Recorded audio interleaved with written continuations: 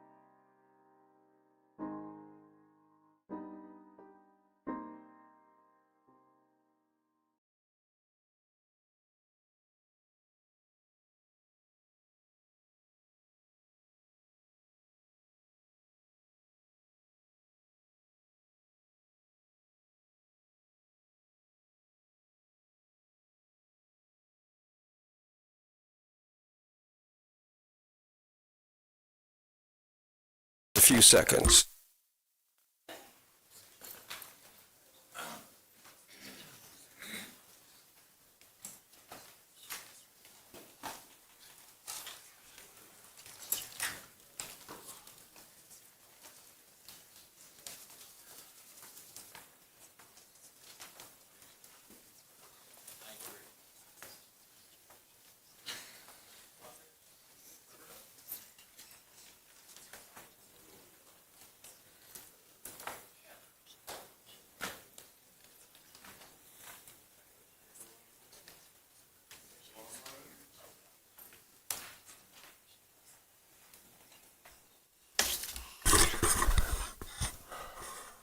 Everybody's so quiet. Is that because it's so cold outside?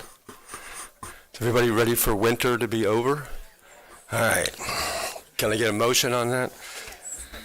Okay, we will call the Volusia County Council meeting of February 3rd to order at 9:02.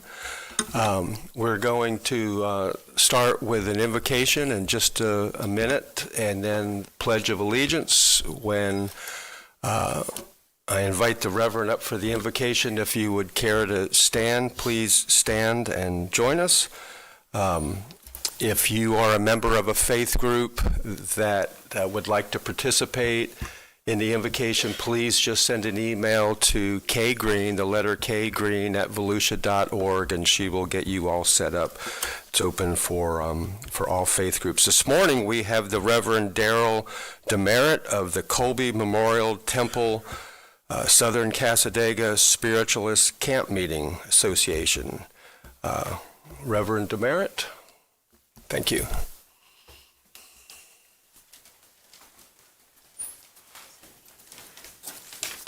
Good morning. Thank you for the introduction. And it's a pleasure to be here with you all this morning. Please join me in a moment of silence as we assume an attitude of prayer. Loving and infinite God, who created and watches over all that is, we thank you for your ever-presence with us and within us. We ask that this morning in your presence you guide our council members as they consider the opportunities and challenges that have been brought before them. We ask for your support in their collaborative work this morning to do what is best for Volusia County and its residents and businesses for today, tomorrow, and into the future. And we ask this in all grace and gratitude. Amen. I pledge allegiance To the flag of the United States of America and to the republic for which it stands, one nation, under God, with liberty and justice for all.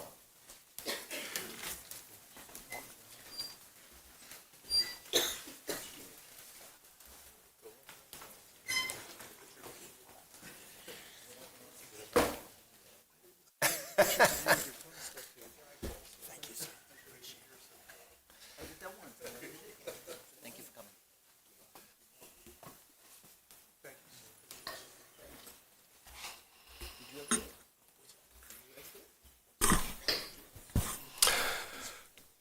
Carissa, would you call the roll? Mr. Dempsey. Here. Mr. Johansson. Here. Mr. Kent. Here. Mr. Reinhardt. Here. Mr. Robbins. Here. Mr. Santiago. Mr. Brower. Here. We're all here. We have a quorum.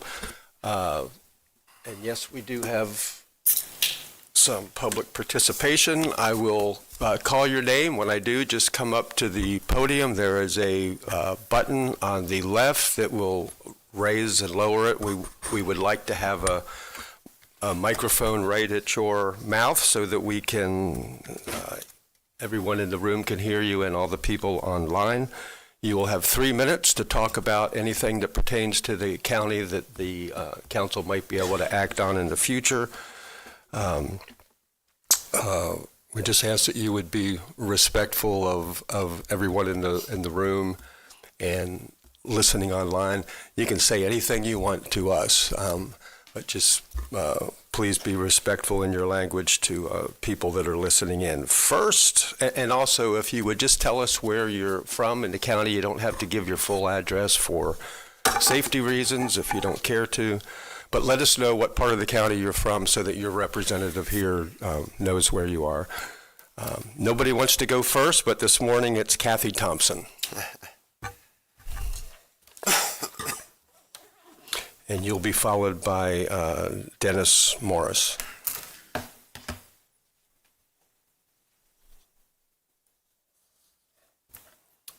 Kathy Thompson, Ormond Beach.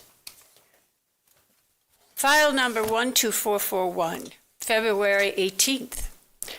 Tim Bailey presented the Cultural Council's updated recommendations for modifying the Community Cultural Grants Program, and operating budgets of $40,000 or less would receive a maximum grant of $8,000 with no match required and a maximum of 3 applications over the organization's lifetime.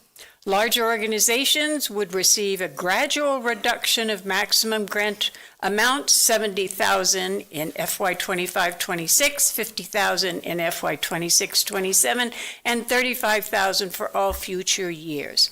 The formula would be 20% of the first $40,000 in expenses plus 10% of expenses over $40,000. A 1-to-1 match would be required, and the program would transition from operating grants to program-based grants. Additional recommendations included 1 capacity building grant awarded annually to up to $25,000 to help applicants hire consultants, maintaining the current per capita funding rate of $1.08, adjusting for population growth.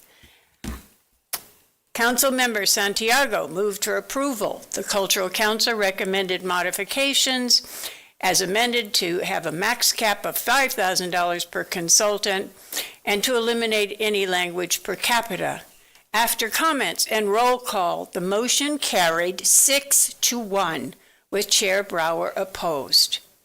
So my question to you, gentlemen, is can we trust our government when you promise us something and we do everything that was asked of us?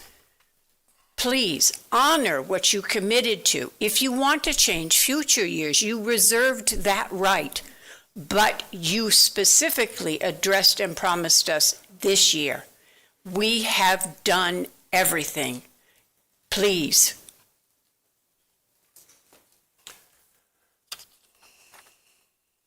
Dennis Morris?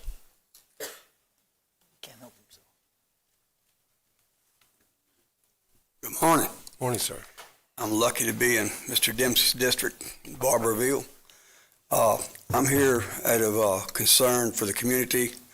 It's an older community and growing very fast with the 17 and 40 dual laning. And they finished the 40, one side of the project. It was coming from Ormond in, so they paved it as of November. It was all completed. They haven't done the south side yet, which is the remaining 4-lane. And of course, we've got a new Dunkin' Donut and a new Circle K, and the little intersection is getting pretty crowded. And my concern is when they're coming from Ormond Beach, and I don't know if you're familiar with the area, but when you come into our little town, there's a pretty sharp curve to the left right before the last 500, 600 yards before you get to the stoplight. And when you're coming from Ormond, you're in the country all the way, and people are running pretty good speed limits. It's nothing but empty wilderness. And when you pop around the curve there, you dive right into the center of our little community. And they're coming around there at 60, 70 miles an hour. My driveway's right there, and you have the Volusia Lodge is right there, Church Street, Pine Street. You have a couple other homes. Of course, we got the Ultimate Grill. It's growing. And when they come around the curve at 70, there's people backed up there because the southbound lane hasn't been built yet, so it's dual purpose on the other lane going west. And so all the traffic, when you come around the curve, they're backed up to the lodge, and there's nowhere to go. And those people come around there, and we've had 2 wrecks. Last Sunday there was a turnover because Church Street, where it comes off of 40, actually goes back to the right. So you can't just stop and turn. You almost got to completely stop to cut back, and especially if you're carrying a trailer, and there's ferneries in there. And anyway, we've had 2 wrecks. Sunday before was a turnover, and then another one Friday was a turnover. And both times they went across the double line to avoid a rear end. And if it had been somebody coming, it would have been disastrous. But I just wanted to basically get this started, maybe get some help from Mr. Dempsey and with FDOT. And I noticed at the other end at the Speedway that when you get to Route 11, at the other end of the project, there's a flashing light and a blind curve also. And the light comes on and tells you that the light's getting ready to turn red, so you can prepare to stop. And if we could have something like that, or maybe really, please slow down the speed limit a little bit where it would warn people of the danger ahead, it would be very helpful. And I'm spoken to a lot of the residents right there, and there are a lot of elderly people, and I'm just trying to avoid disaster. I appreciate any help y'all could give me. Thank you. Thank you very much for coming in. Debbie Kruk Forrester.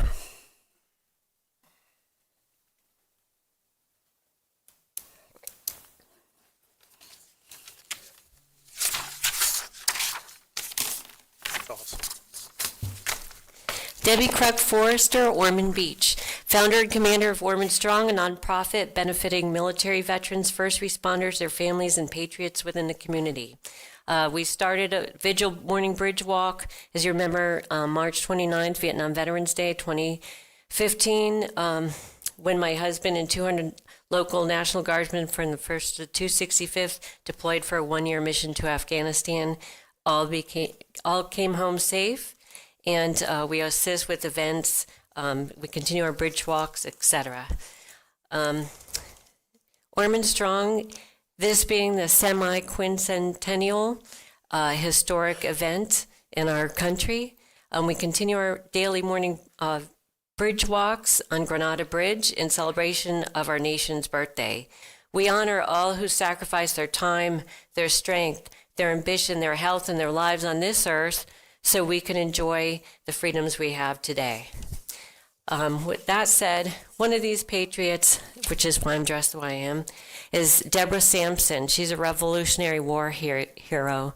Deborah, she cut her hair, bound her bosoms, and served in the Continental Army under General George Washington.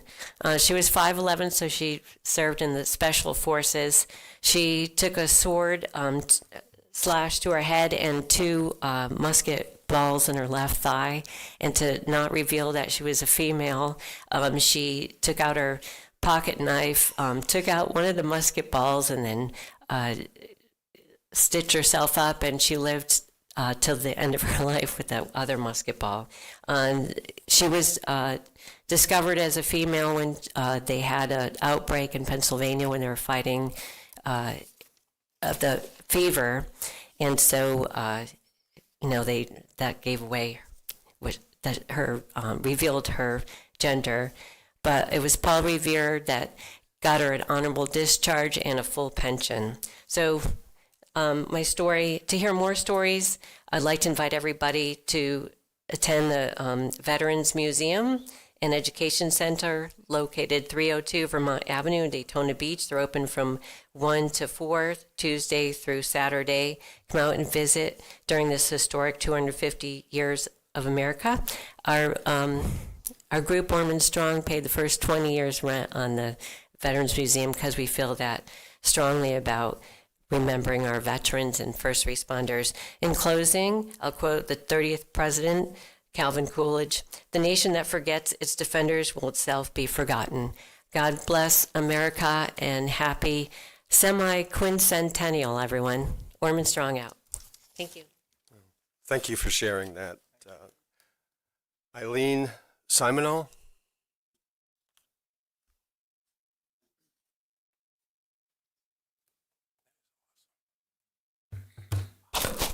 Good morning. I'm Eileen Simino, the Education Officer at the Commemorative Air Force located at KDED, DeLand Municipal Airport. Ironically, February 18th, 2026, we all would have been able to hear the roar of a P-51 completely restored Tuskegee Airman Mustang. At least 5,000 Volusia County students would have been able to hear that roar, touch that plane, view a 360-degree film about the restoration and the legacy of the Tuskegee Airmen. Now let's think about this. If a child does not have a connection to aviation and they drive up to an airport, what do they see? Barbed wire. We offer an open gate, an open hangar, a way for all children to see an opportunity and a future in the skies. That programming was canceled due to the loss of the grant. I humbly ask you to reinstate that program so children throughout Volusia County can see a future in the skies by looking upward and hearing the plane, and by looking forward to their possibility of being an aviator, and looking backwards to the legacy of the Tuskegee Airmen. When children can see themselves in the cockpit, they have a future. Thank you. Thank you for your comments. Michael Don Johnson.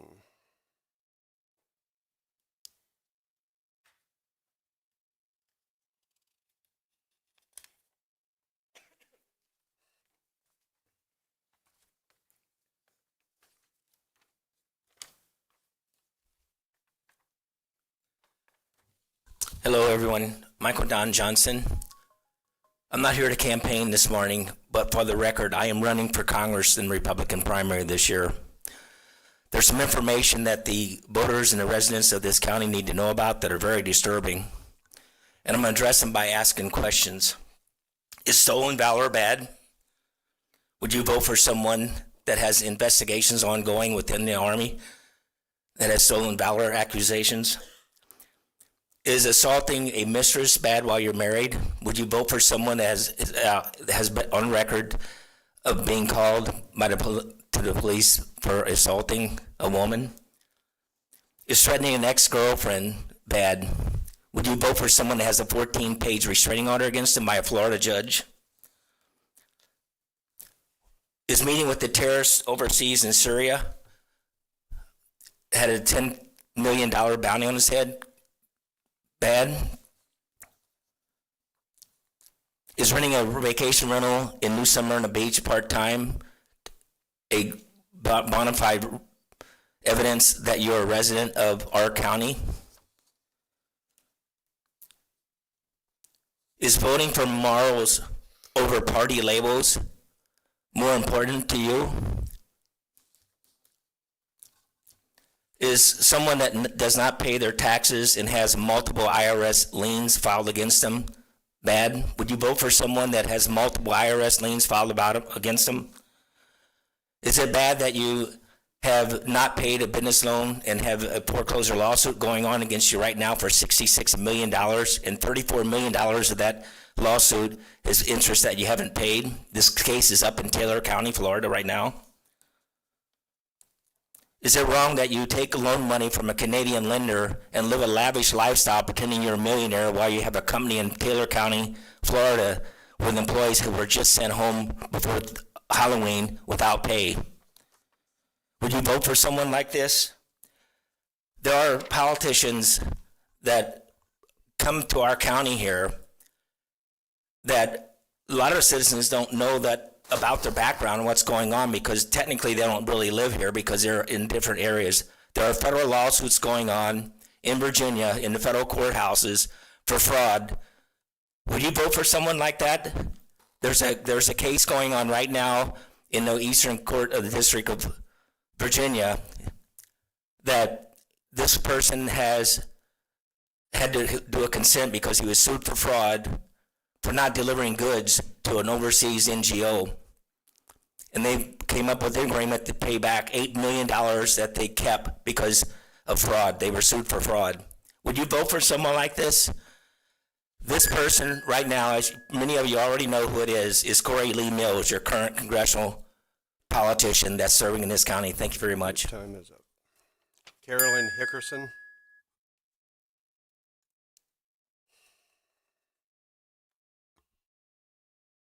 Good morning, Carolyn Hickerson from Deltona.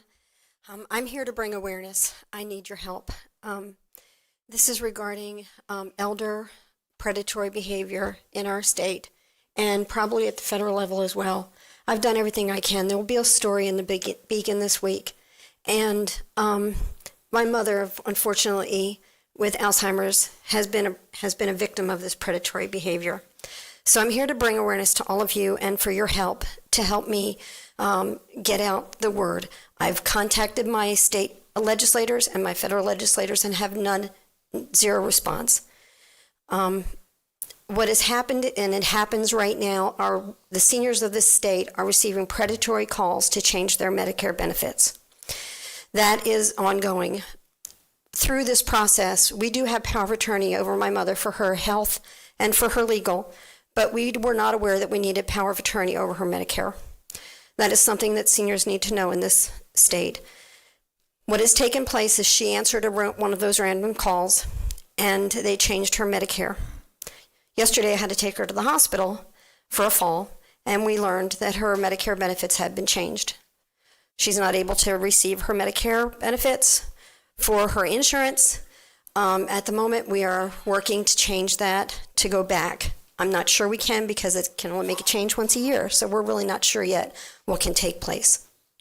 These calls need to stop, especially with an Alzheimer's patient who really is not in her mind. When you pick up the phone, it is obvious she's in assisted living. It is obvious that she's not in her mind, and this person was able to change her Medicare benefits, her insurance, without any signed documents, without any family interventions, with nothing that has taken place to help her, to protect her. I have now gotten a block on her phone. You can order this little device on Amazon that blocks all unwanted calls, and I'm trying to do the same with her cell phone. I'm trying the best to protect my mother. But these predatory calls that are happening, and I'm sure members of the community are receiving them as well, as I have, in our right mind, we can make educated decisions. But when you're not, that is predatory behavior that has taken place. And I need your help to help me get the word out, to get legislators involved, to stop this predatory behavior, that the elders can then make the decision on their own to contact a representative to make a change, but not to prey on the most vulnerable citizens of our state and our federal levels. This needs to stop. My mother is a victim. I need your help. And so I'm asking you to help me make connections with the people that are not returning my calls. I've gone to the state attorney's office. I've done a police report. I've done everything I can do to help, but I need your help. Thank you. Thank you. You just started the process. Ellen Wintermuth.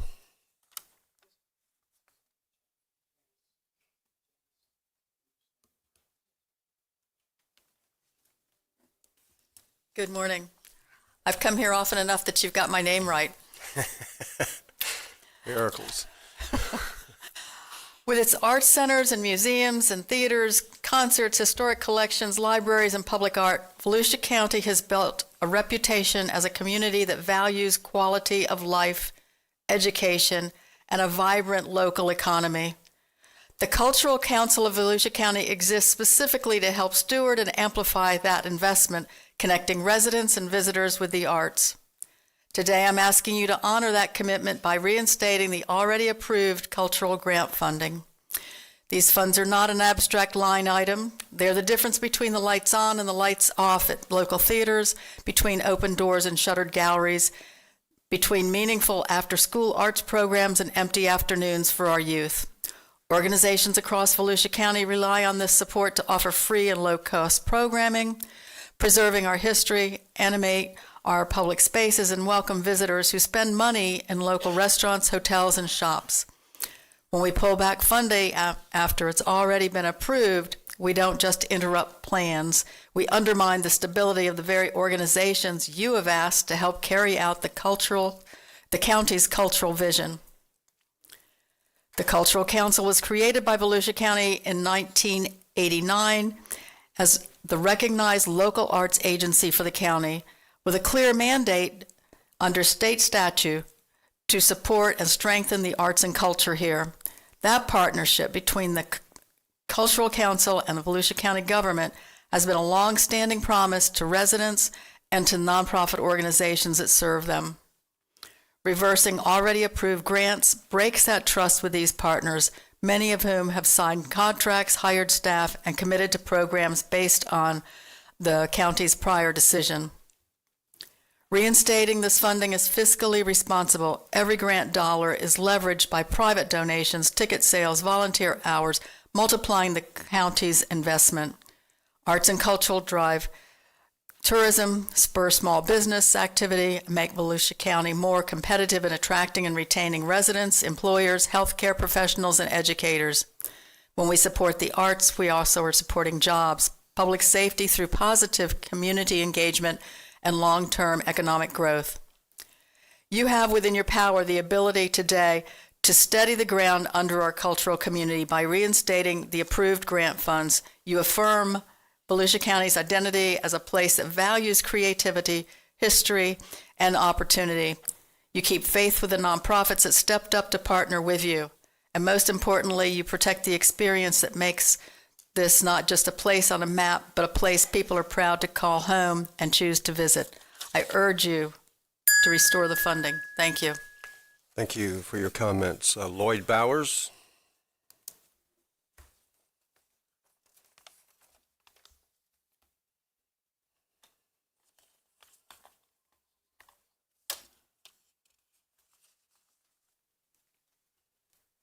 Thank you, Chairman Brower.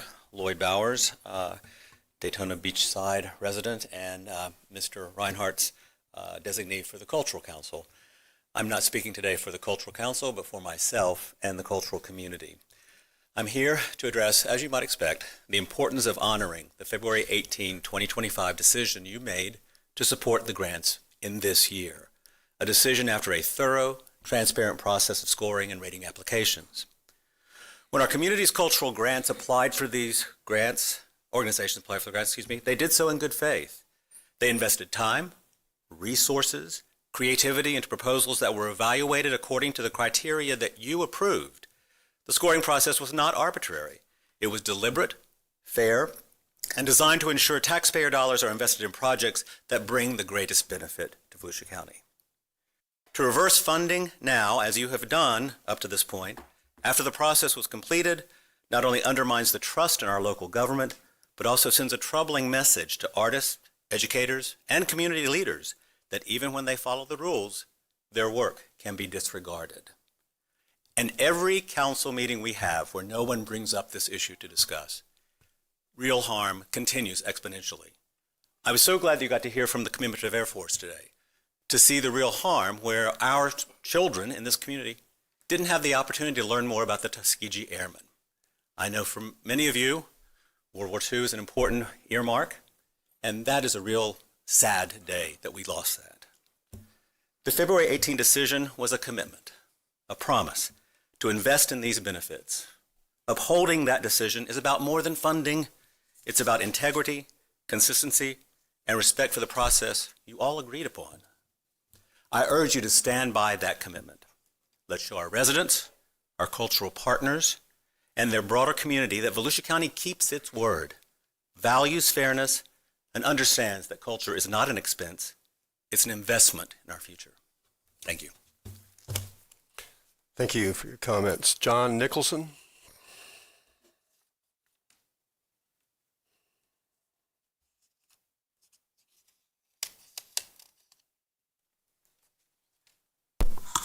John Nicholson, Daytona Beachside. Couple of things. One, on the consent agenda, item H, renaming the lighthouse. I thought we were in the process of looking into renaming. Didn't we have a discussion about Kirk Road or something? And we were going to discuss how we're going to rename, et cetera. Isn't this a bit early to do so? Secondly, historic names, I'm not really fond of changing. I would not like Daytona Beach name changed to some other name like Trumpville or whatever. I would ask us not to do this. I would wait until we have a firm consensus of how we're going to rename and what we're going to rename. Secondly, with regard to the cultural arts, again, I thought we had agreed years ago to enhance our cultural arts, and I think it was $1 a person from each of the communities to go to cultural arts. Secondly, I thought your assignment last year to cultural arts was that you wanted them to enhance the cultural arts. In other words, to reach out to people that would not normally, like the poor, the elderly, et cetera, that would not be able to enjoy the cultural arts, which they did. And then you condemn them for the first thing they did was to cut these back because you're not funding what you asked them to fund. Didn't make sense to me. So I'm asking you to look at this again. I thought at your workshop that Don had come to the realization that your word was your bond, and that since several of you had made a comment that you hate pulling the rug out from the cultural arts, that you would revisit this, and last meeting you didn't, which kind of shocked me a bit. Lastly, I think I've convinced David that Daytona Beach has a value to this county, that tourism has a value to this county. I've asked several times to find a Republican somewhere who would look into the problems in Daytona Beach. They are now doing that, but they're looking in the wrong direction, all right? It's our system of government. We cannot base a government on race. We cannot determine that one race will dominate and that others, you'll stick all the white people out west in one half of the city. One half of the city is in one zone. And we have 25,000 people in one zone. All the rest of the zones are 11,000 apiece. They're supposed to be equal. And this is not being addressed. That's our core problem on the beach side. Thank you. Thank you for your comments. Cameron Vinson?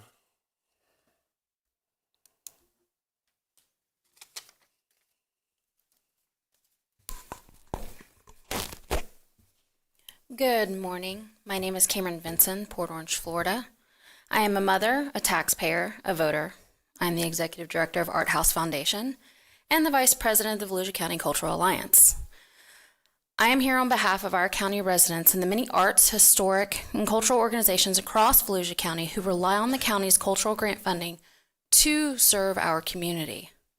I want to respectfully urge this council to release the already approved and budgeted cultural funds from the Volusia County Cultural Grant Program. Delays in distributing these funds are no longer administrative. They are actively causing real damage and losses throughout our cultural sector. Volusia County residents have already spoken clearly on the importance of this work.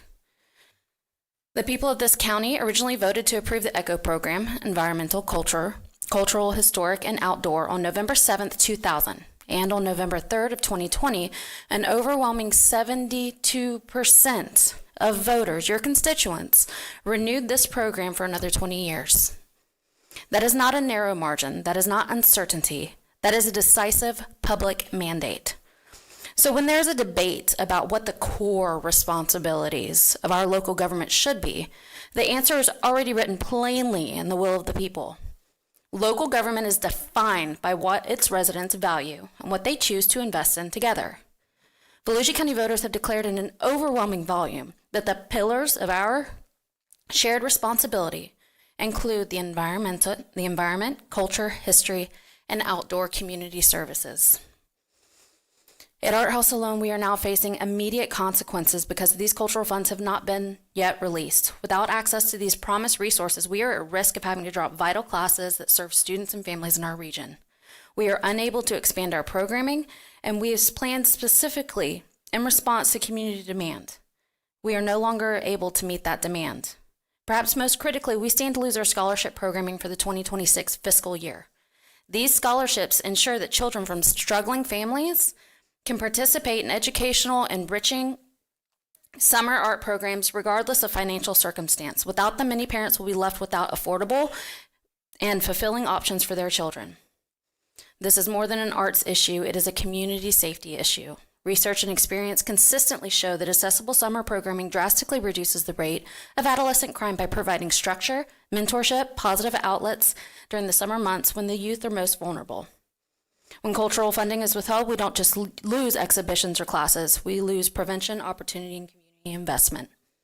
I ask you tonight, respectfully and urgency, or today, please release the cultural grant funds so that we can stop further program loss and continue serving the people of Volusia County in this partnership. Thank you for your time and support. Thank you, and that concludes the public participation for the opening of the meeting, and we will move to item 1, the approval of the agenda. Can I get a motion to approve the agenda? Motion to approve. Second. We have a motion to approve by Councilman Robbins to approve as presented, and the second was by Vice Chair Reinhardt. All in favor, Councilman Robbins. Good chairs for the next Just working ahead? 9. Okay. All in favor of approving the agenda as written, please say aye. Aye. Any opposed? The agenda is approved 7-0. The consent agenda, does anyone have an item they would like to pull for a vote or a comment after the vote? Councilman Robbins. Item N, please, just for discussion. N?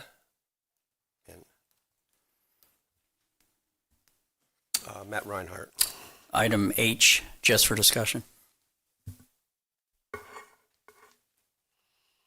Troy Kent. Item H for a vote. So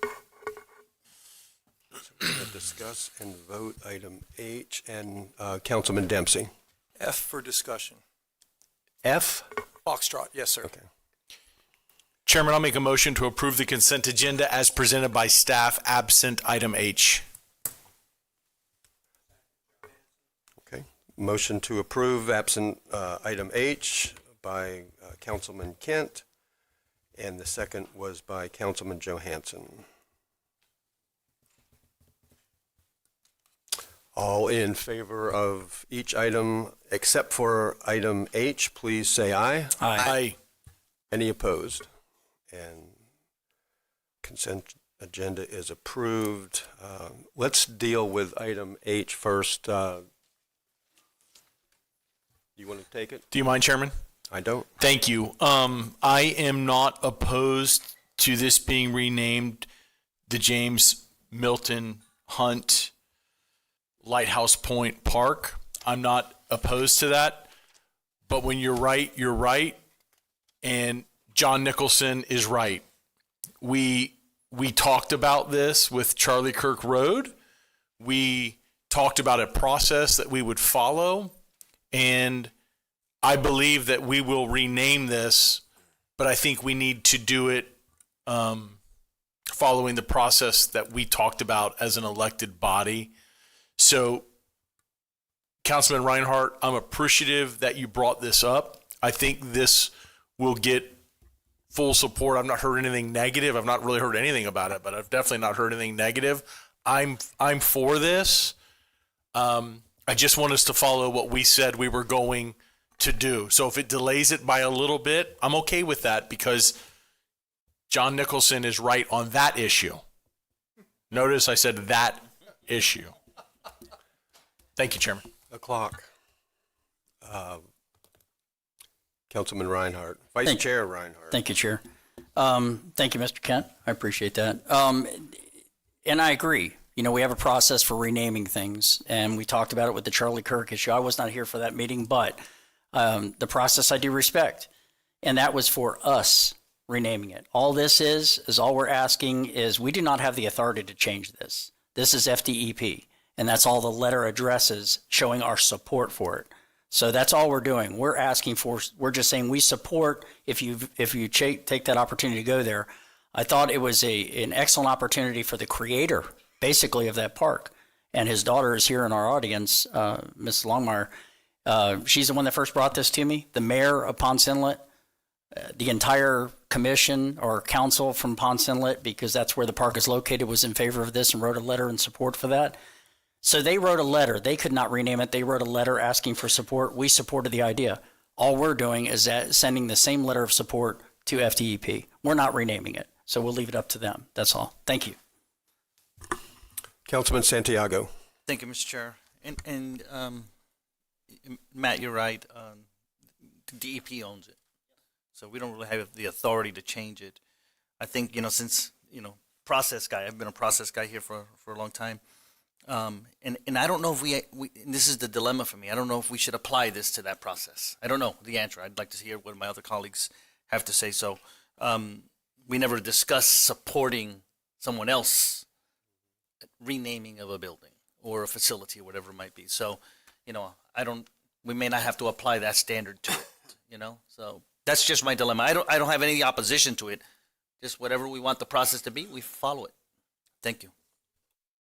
Thank you, Councilman Kent. Thank you, Chairman. I am so glad that his daughter's here, and I'm glad she heard me say that I'm excited to support the name change. But Councilman Santiago, I think you pose a really good question, and I think we could argue it either way, that we don't need to follow the process because it's DEP and it's not us doing it, but we are putting our name on this.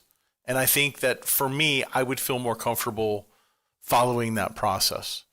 That being said, I still reserve the right to vote yes on this today if it goes that way. But I wanted Mr. Nicholson to know that he brought up a very valid point, and I think that Mr. James Milton Hunt is extremely deserving.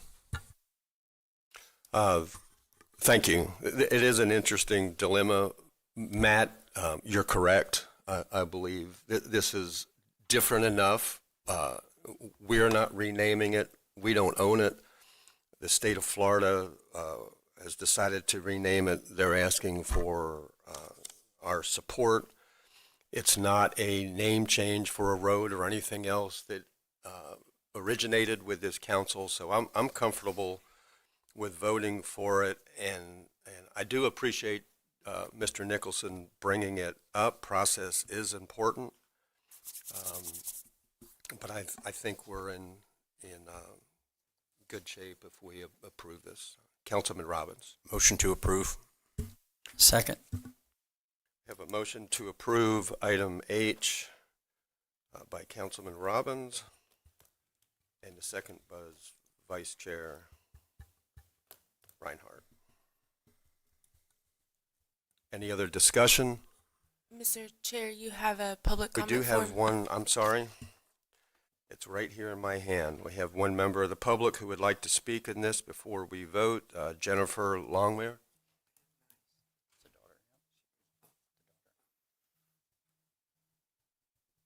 Hi, I'm Jennifer Longmire from 684 Margaritaville, Daytona Beach. I'm speaking in favor of the James Milton Hunt Park name because that was my dad. And my dad grew up in Wilbur by the sea.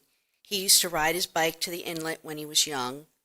He loved that piece of land even when he was a child. And he rallied the community because so many people were shocked by the idea of having mini malls and 500 condos on the point. Once he saved the land and it became a park, he went several times a week to watch people enjoy it. He was so proud of it. And with this being the 40th anniversary of the park, I do hope you'll agree to send a letter to the state to help them make the decision to grant the name change to James Milton Hunt Lighthouse Point Park. Thank you. Thank you very much. Staff, have we had any negative feedback from the town of Ponce Inlet? No, sir, there's a letter of support in your packet from them. I believe Correct. they initiated this effort. Councilman Santiago. Thank you, Mr. Chair. I think for me, I'll vote yes on this today, but I think Troy makes a very valid point, and I'm voting yes for it. Nothing against the individual or for the I don't know the person, but we didn't identify this particular area when we discussed the process. But I think going forward, we should consider this as being part of that process that we've outlined going forward. So that's just my thoughts.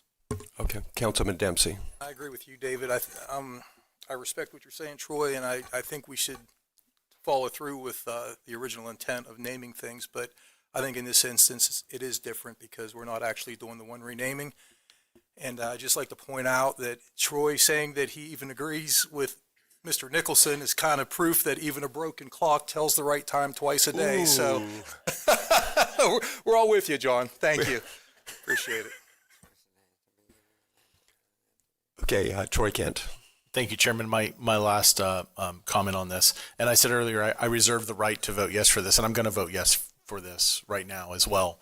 And I just want to remind the council and the public, your participation and public participation is impactful. Even though I'm glad that Mr. Santiago agrees that maybe going forward we'll include this as well. I'm glad that we're talking about and we're going to have a process in place for this. I think it's cleaner and will create possibly less problems in the future. Thank you, Chairman. Thank you. Council attorneys, I think you hear the will of the council here, I think, on this. So just add that to the rule when we discuss that.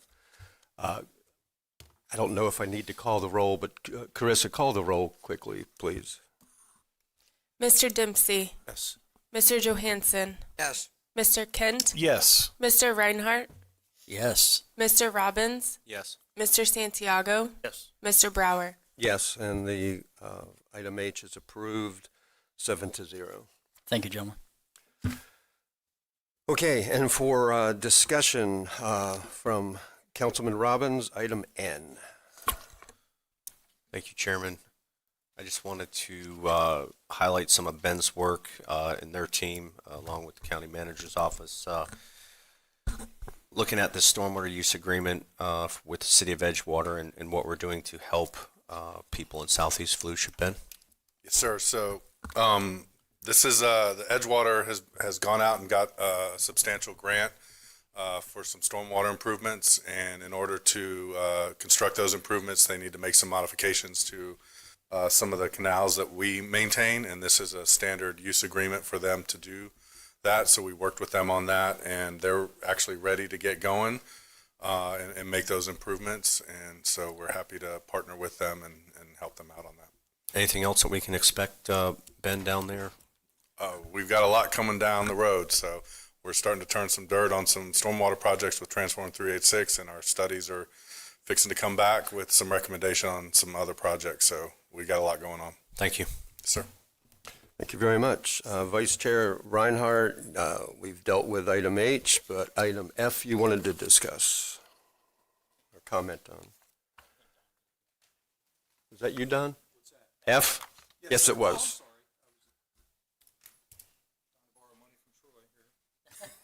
Good luck with that.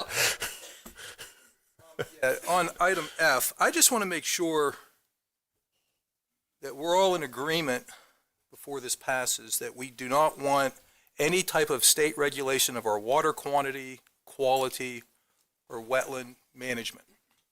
And I'm assuming by doing this, we're all aware that we're asking the state to stay out of Volusia County's business when it comes to our water quantity, water quality, and wetland management.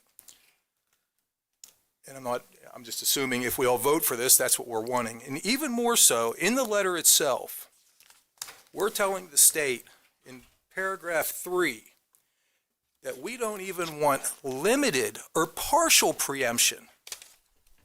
Represents an unwelcome revocation of local decision-making power and undermines the ability of our county to tailor policies to the unique conditions, infrastructure, and community concerns of our county. So I just want to make sure we're all in agreement that that's where we're at petitioning the legislature not to do. We do not want them to even have limited or partial preemption powers over Volusia County. Because that's what it says in the letter. And when we pass this, I'm hoping that we stay consistent in all our other votes in the future about not even partially or limiting our home rule. That's how I take this, and if anybody disagrees with that interpretation, I'd love to hear it now before I vote. Thank you. We already voted on this and passed it. So I'll go sit with John. Councilman Santiago.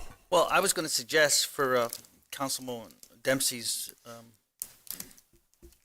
preference, possibly, if you're interested, since that was already voted on the complete consent agenda, we can, unless legal tells me we're wrong, we can motion to reconsider this, and if you want to state your vote on that individually, you can do that separately.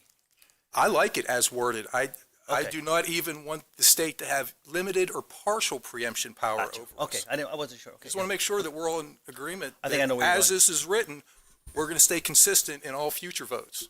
Understood. Thank you. Councilman Robbins. Thank you, Chair. And Mr. Dempsey, and I'm smart enough to put two and two together here. I see where you're going with this, but let me tell you the main difference in this. With these preemptions, this is a blanket policy, right?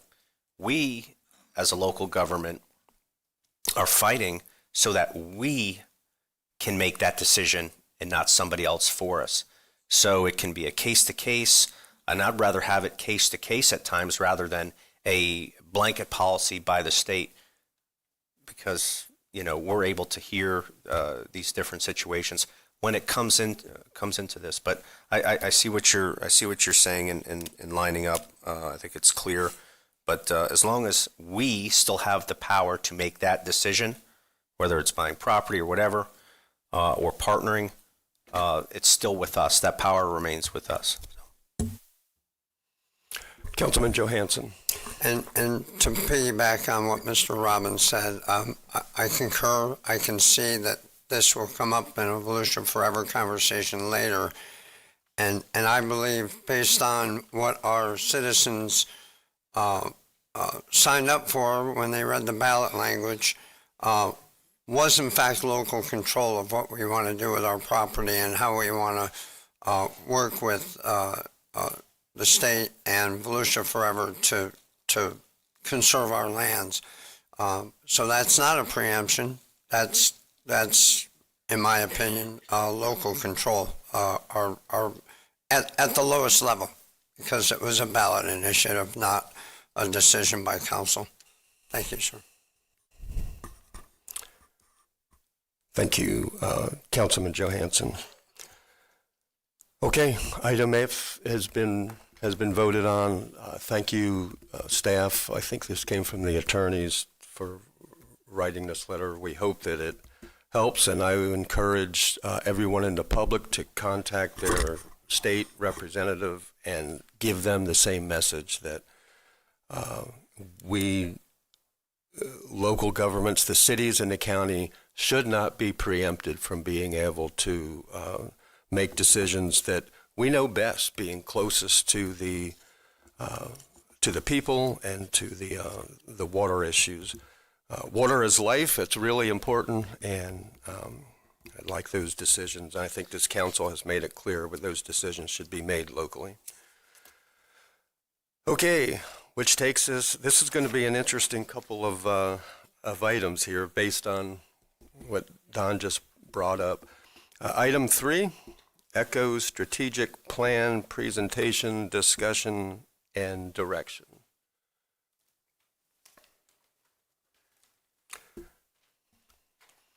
Brad Burball. Good morning, council members. Brad Burball, Community Services Director. Nick Dunham is going to be joining me. We're going to tag team the presentation today. So, this is a council-approved strategic plan and funded at the recommendation of the ECHO Advisory Committee. So they've come back and given us about 30 recommendations for program improvement, increasing transparency and accountability. There are 11 of those that require council action. So they're policy decisions that would create a new category, require more funding, and would be typically out of an operational control. So we're going to go through each of these. So just a brief kind of understanding of this was the most comprehensive engagement that we've done with the ECHO program since its inception in 2000. So we'd hired Stetson in the, about 2009 or 10. We did another workshop, I believe around 2015, and then we also did listening sessions when the ballot was reauthorized. So we went to the public several times. This is the most ever that's responded. So through the survey, we had nearly 1,600 individuals. The last survey we did, the highest we got were 943, I believe. The way that the consultants did the study is it was a mixed method study. So they had the survey and it was open for 30 days. They analyzed the data from the survey. They came back and presented it to the ECHO Advisory Committee, and they used that to inform their questions that they have with program stakeholders, like grant writers, parks and rec directors of municipalities. And that's typically how you will triangulate the data to make sure that they're informing each other. And then lastly, they briefed the committee as well as a select group of stakeholders as well on, okay, here are the problems we're seeing. Help us generate solutions. So this is a grassroots informed strategic plan. All right, I'll just go over the summary of the results of the survey real quick. I'd like to point out that 64% of the survey takers indicated that ECHO does well or very well in meeting their household needs. That is up 14% from the previous survey in 2022. They indicated that environmental learning facilities was the best experience. The most important was the water access. The most visited was sports and recreational facilities. And the highest priority was trails. Again, interestingly that it still tracks with the number of voters that voted for ECHO, right around 72%, the last 3 surveys that we've done, saying that they enhance my quality of life.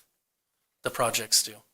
So survey takers were asked to rank what is their highest priorities in the ECHO categories. This also tracks with previous surveys where trail systems and water access were the highest ranking priorities for survey takers.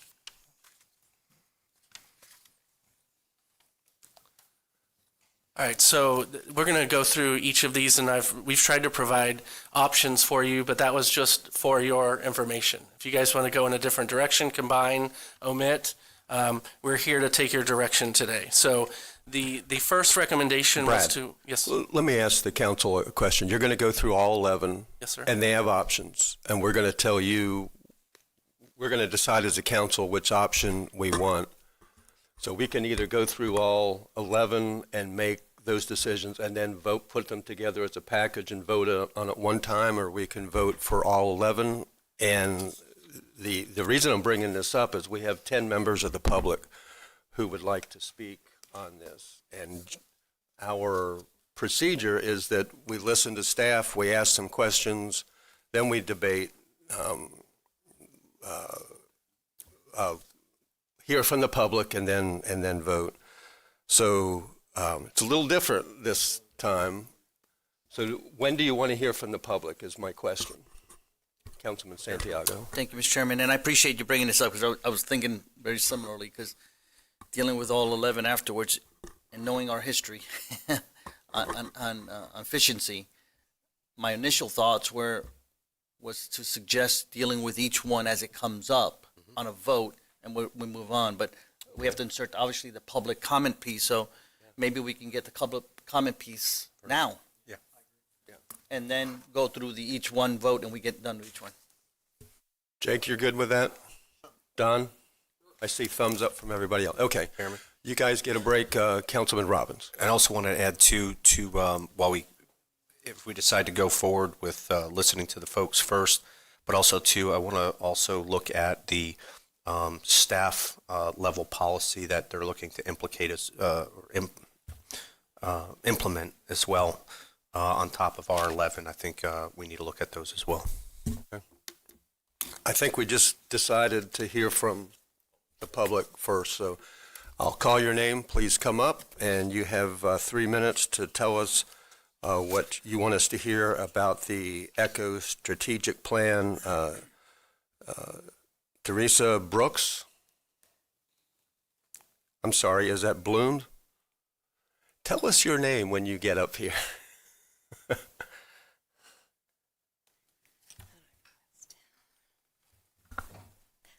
Good morning, Chair Brower, Council, County Manager, and staff. My name is Teresa Brooks.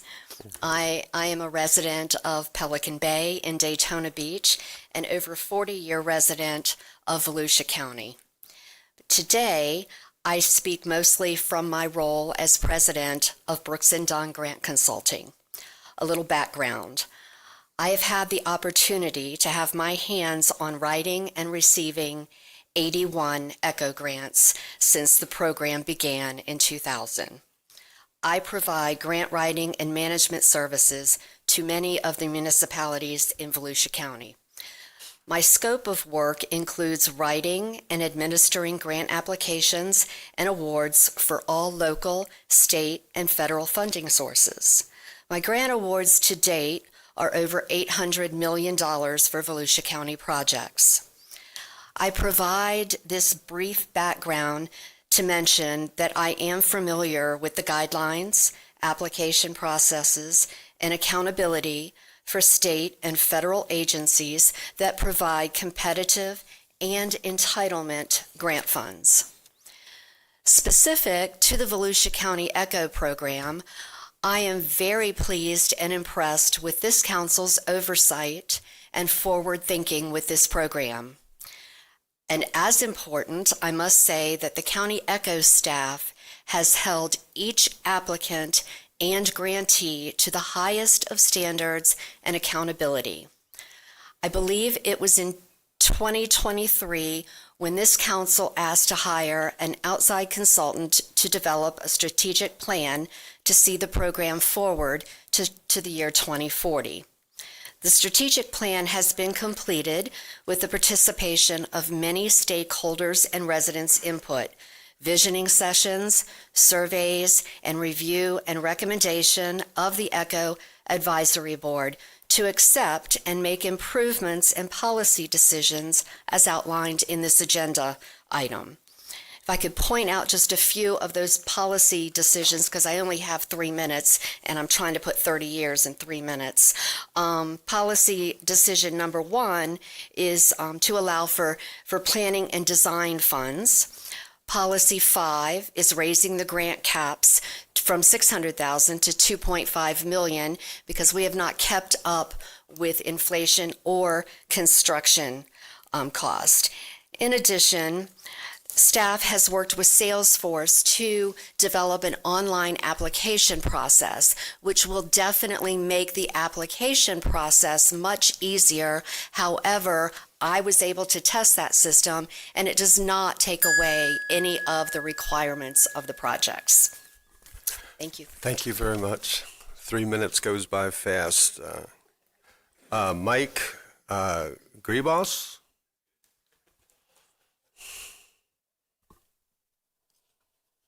All right. Good morning, everybody. My name is Mike Gribos. I'm the Assistant City Manager for the City of DeLand, speaking on behalf of the City of DeLand. I've worked with many of you in the past, but I just wanted to say that the city appreciates that the County Council is reviewing the ECHO process, and all things change over time. Programs offered by the government also need to be updated from time to time. The city has been an applicant and a longtime proponent of the ECHO program. Quality of life is one of the top deciding factors of when somebody decides where to live and where not to live. ECHO increases that quality of life and makes our local communities and Volusia County a destination of choice. The city, with the great help and work of Teresa Brooks, has worked on many successful projects over the years that have been assets to our community and the overall community as well.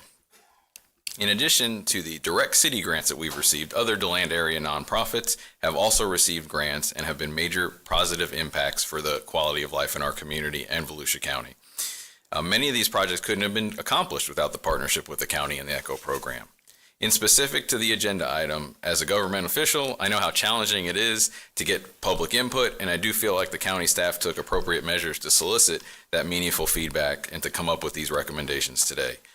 DeLand supports the recommendations for streamlining the application, the annual reporting streamlining, administrative approval of non-scope changes, consideration of planning and design for the grants, placemaking and public arts grants, increasing pre-award cost recovery, looking at maintenance grants for helping keeping these projects in top shape, recognizing sustainability features of projects, and updating the grant limits and phasing out the exceptional grant category.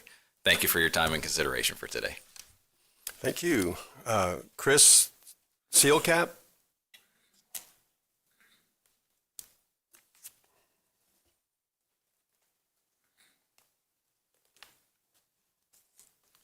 Good morning, Council. Chris Silcop, Rich Avenue, about 2 blocks that way. I'm in Don Dempsey's district, and he leaves as soon as I get up here, so I'll have to talk to Don about that.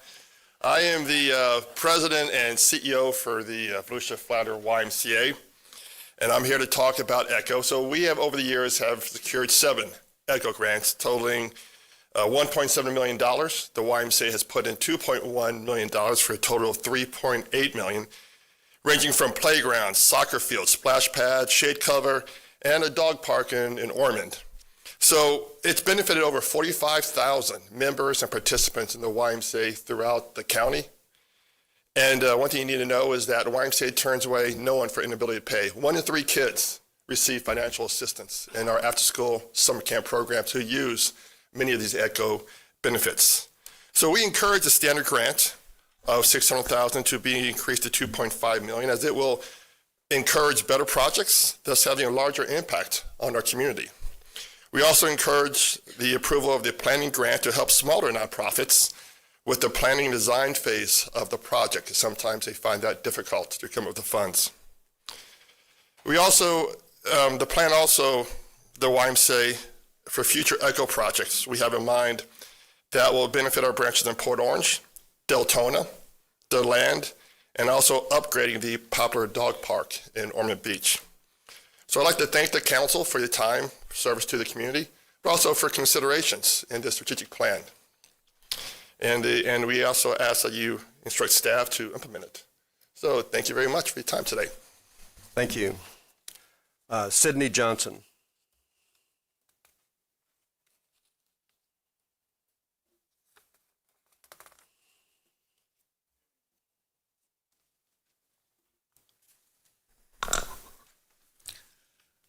Sidney Johnston, 5th generation native of DeLand. The Volusia County Council political war on arts and culture is going very well. Having recently dismantled our decades-old Arts and Culture County Grants Program, the council now takes aim at the Volusia County ECHO Program. A small vocal minority of disgruntled residents are leveraging their voices to help alter and destroy our successful construction grant program that since 2000 has built 319 projects to enhance our environment, culture, history, and outdoor recreation facilities. In 2020, your electorate voted overwhelmingly, 72%, to sustain and advance the ECHO program. At a 0.2 millage rate, the ECHO program represents one of the smallest county government taxes and one of the county's best long-term construction investments in culture, environment, history, and recreation. Despite the landslide vote by your electorate, no doubt some of you are still listening to a small vocal minority, perhaps as large as 1% of our population and largely recent transplants to our county, who are out to mitigate or destroy the ECHO program. Too often, a small, angry minority makes 95% of the noise. Many opponents of ECHO, a recent transplant, who simply hate taxes, hate environmental initiatives, hate our culture. They simply hate. And for some transplants, the hate also extends into history. They believe there is no history in Volusia compared to back home, none worthy of documenting and sharing with others because they are so busy hating. In contrast, over 25 years, the ECHO program has invested $123 million of county resources in 44% of project costs, totaling $283 million.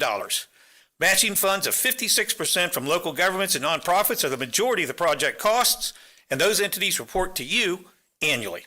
In addition to the millions of dollars and hundreds of good jobs the ECHO program has supported in Volusia County for over 2 decades, the facilities brought great joy and pleasure to our residents and visitors.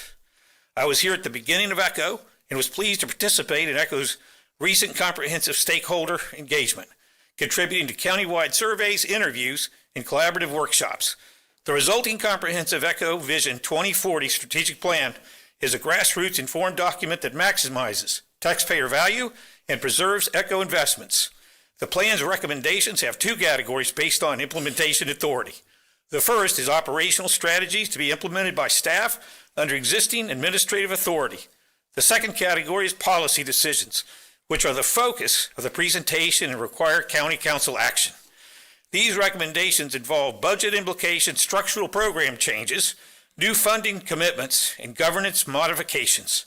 Please accept the ECHO strategic plan recommendations as presented and direct staff to proceed to advance this successful grant construction program to 2040 and tune out the noise and the hate. Thank you for your service. Thank you for your comments. John McKinney. John, welcome to the Volusia County Council. John is the Finance Director of City of Deltona, correct? Yes, sir. Good. Thank you for coming. Chair, Council, good morning. There's not a whole lot I can say that Mike and Teresa didn't already say, but for the City of Deltona, as the Chair said, I'm the Finance Director, and we find that ECHO is very important to the residents of the City of Deltona, along with all county residents. We find it's very detrimental to us, the funding that ECHO provides for our parks, and we would support also streamlining the application and reporting process annually. Thank you, Chair. Thank you for coming. Christine Davis. Thank you for coming as well, the City Manager of Orange City. Hey, good morning. Nice to see you all. From Orange City, we have benefited as a partner with the ECHO program in the past by implementing or constructing both environmental projects and recreational projects, with Orange City matching 50% of the construction cost, along with us maintaining the maintenance of those construction projects. We do support the strategic plan, and we also respectfully ask for consideration for increasing the cap based on the increased construction costs that we've all experienced. And with that, I thank you for your time. Thank you very much. Connie Colby.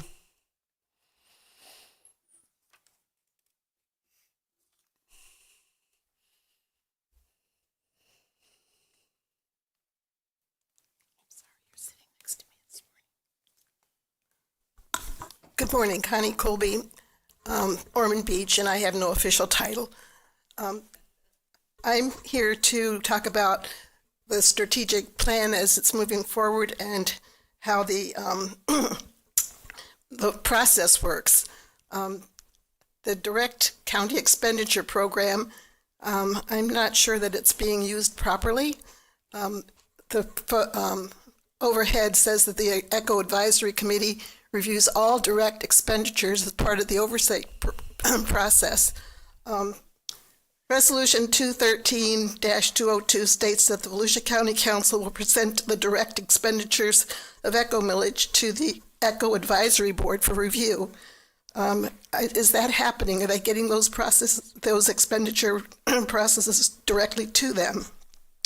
The Advisory Committee is charged with reviewing all ECHO plans and recommending or denying them directly to the Council. This includes the DCE plans as well.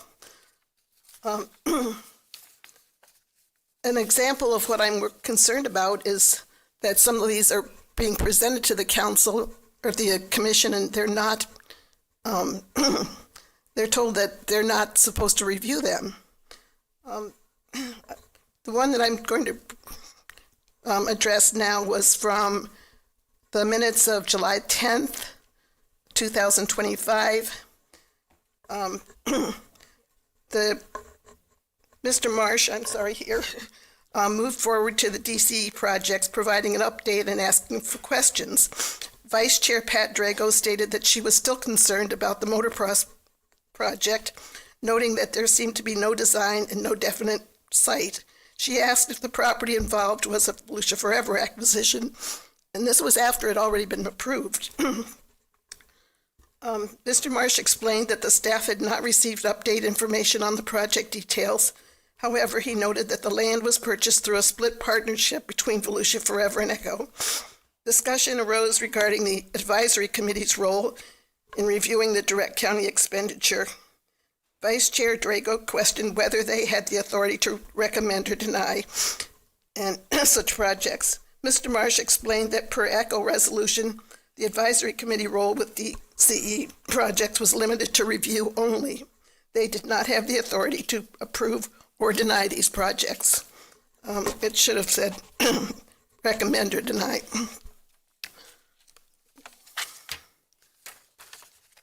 Well, I'm going to go down to the end. Chair Santilli clarified that they had made a motion on record at a previous meeting that the committee did not recommend this project.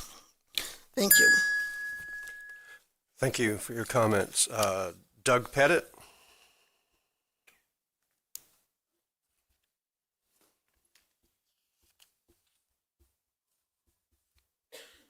Doug Pettit, Ormond Beach.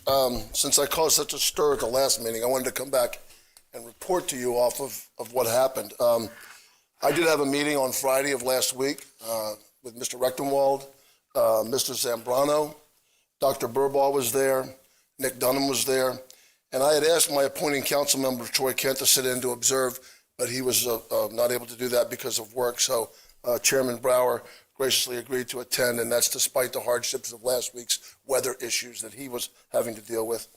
It was a productive meeting. It really was. I learned two things, and I'll get back to that in a second. But there was back and forth. There was a lot of candor in the room, back and forth on the issue that I brought up, particularly the issue of my email stating that the county, that the advisory board had not reviewed this document in full. And I was pleased to say that at the end of the meeting, we agreed that that was actually an accurate statement, that the county, the advisory board had not reviewed that document as it states. We had reviewed this document, which is what I think you're going to see today. Mr. Burbaugh continued to insist that this was the final plan, and that's fine. But my point was that what I agreed to and saw here changed when I saw this.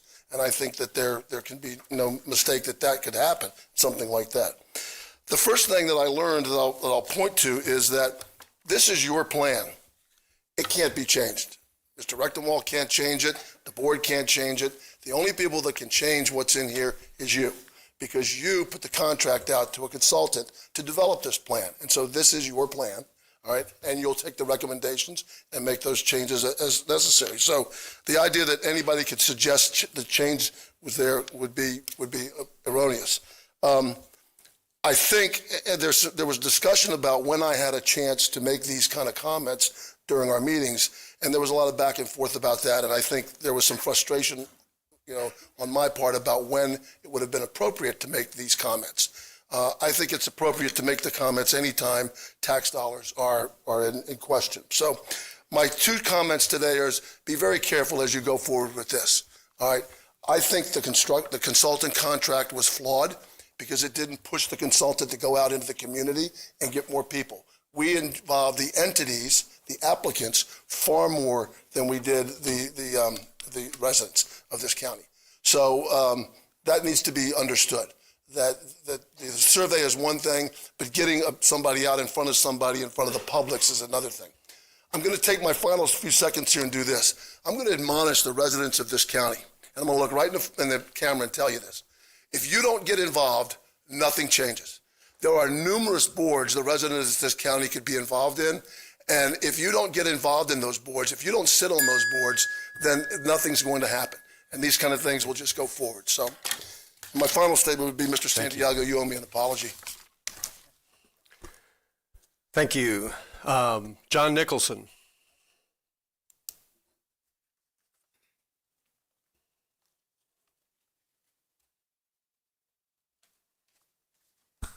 John Nicholson, Daytona Beachside. That was hard to follow. Couple of things on ECHO. I want to bring up again about having the arts and culture go under ECHO. I understand that it's brick and mortars. We discussed this 30 years ago, all right, before we voted for the first ECHO at Volusia Forever. The concept was we didn't want to go through something that Daytona Beach was going through, festivals, all right? And the money is basically wasted. Once the festival's over, the money's gone. We wanted something that was substantial. We wanted to help create buildings and places for people to go, all right? That was 30 years ago. Things have changed in 30 years. Things have changed 25 years ago when we voted on it. You have changed things that we were not expecting in ECHO. If you recall, the trails, that did not go out to a vote for the public. That was decided by the council to take $1 million off the top, which we said specifically that you guys could not do, but you did it, all right? Then you did the idea that, oh, we're going to take money for parking on the beach. So you took land that the cities needed for income, because that's the most valuable land many of these communities have. So you took $5 or $6 million from a community every year because you took their land and put in a park for free parking. So there are things that you have changed that did not go out to a vote. That's why I'm asking you, you have time to put this on the ballot for November and ask the people, we have excess amount of money. All right? We have gone to two terms for every year to get rid of this money. We have built most of the buildings that we've got to build. That's why we did the trails. That's why we did the parking, etc. You have an opportunity to make use of these buildings. And part of that is these people, the elderly, the children, the poor, get to use these buildings. It's a community event. It's a community building.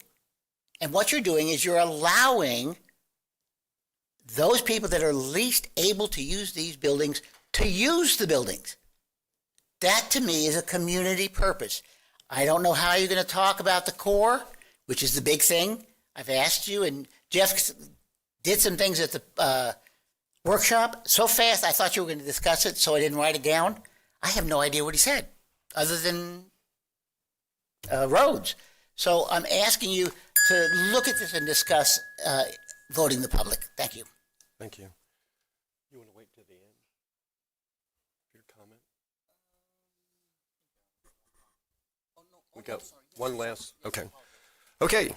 We have Nancy Maddox from the City of Daytona Beach Shores. He's a Community Engagement Director, and I would also mention that we have the Mayor of Daytona Beach Shores, Nancy Miller, here present today. Good morning, Chair, Council. Thank you for this opportunity to speak. And first, I would like to thank Mr. Marsh and Dr. Burball and the ECHO staff for their thoroughness during the strategic planning process of this, and the opportunity to be a stakeholder in this also. ECHO program is very special to me because I was once an administrator, and I was the Daniel Marsh. And I've also received ECHO grants, so I've had both sides experience. The ECHO is integral to our community, and one of the reasons why Volusia County is such a special place to live, work, and play.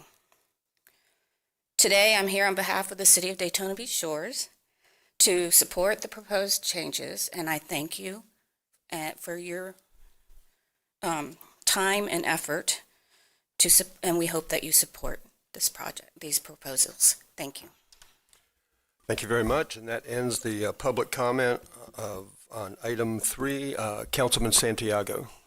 Thank you, Mr. Chairman. And I was prepared to just go into the discussion on the individual topics, but apparently my name was invoked, and I don't stay idly to my name being invoked, given the perception that I did something misleading. So since Mr. Pettit explained the meeting that he attended and his point of view, this council directed our county manager to have this meeting and report back to us the outcome of that meeting based on the commentary that was submitted at the previous meeting. So, Mr. Chair, I'd like to have our county chair give us a synopsis of the meeting and maybe some questions. The county manager. Chair. Sure thing. Thank you. I'd be happy to do that. Yeah, I think first off, the characterization that Mr. Pettit said that it was full of a lot of candor and was productive was actually very correct. That's what I saw. Thought it was very productive. We had a very good discussion. I will say some things I took out of it, and I think what came out of it, the part about the plan was not done in its entirety. That is correct.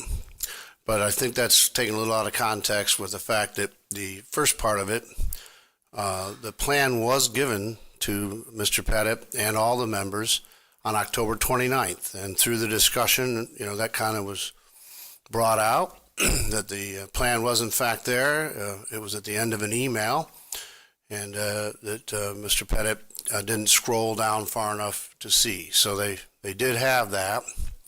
And so Mr.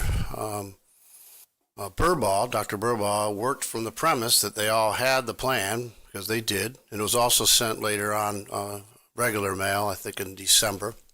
So they had 2 times they were sent the document. Now, the document that he held up, of course, has a lot of boilerplate. It has a lot of background information.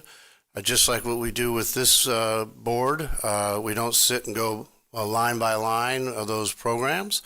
And Mr. Burball chose not to do that either. He did a summary highlight, which was what the other document that was held up of the changes. Most of them are what you're going to be talking about here today.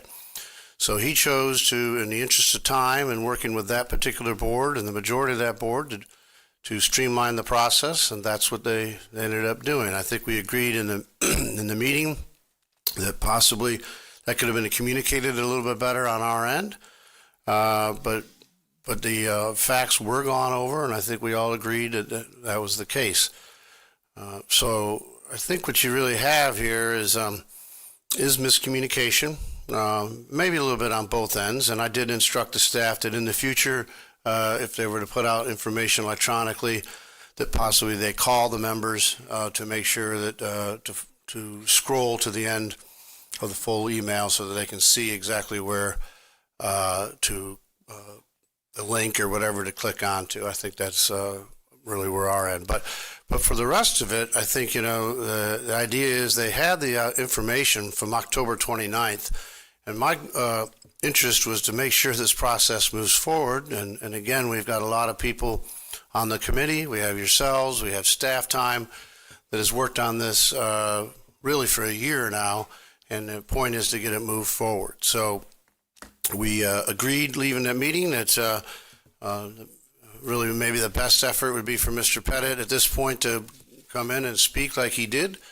on any concerns he may have, because he had missed that opportunity in the committee meeting to do that. We also expressed the fact, and Dr. Burbaugh offered, that, as he's done on many occasions, to meet with any committee member at any time, have lunch, do whatever, so that we have the ability to work out any issues before we get before this board, or that so everyone can feel like their voice has been heard. And I think we agreed. And again, Dr. Burbaugh was very gracious to offer that. And again, that also phone calls, any other kind of question, because again, we really had from October 29th to now, the beginning of February, to have all that stuff worked out.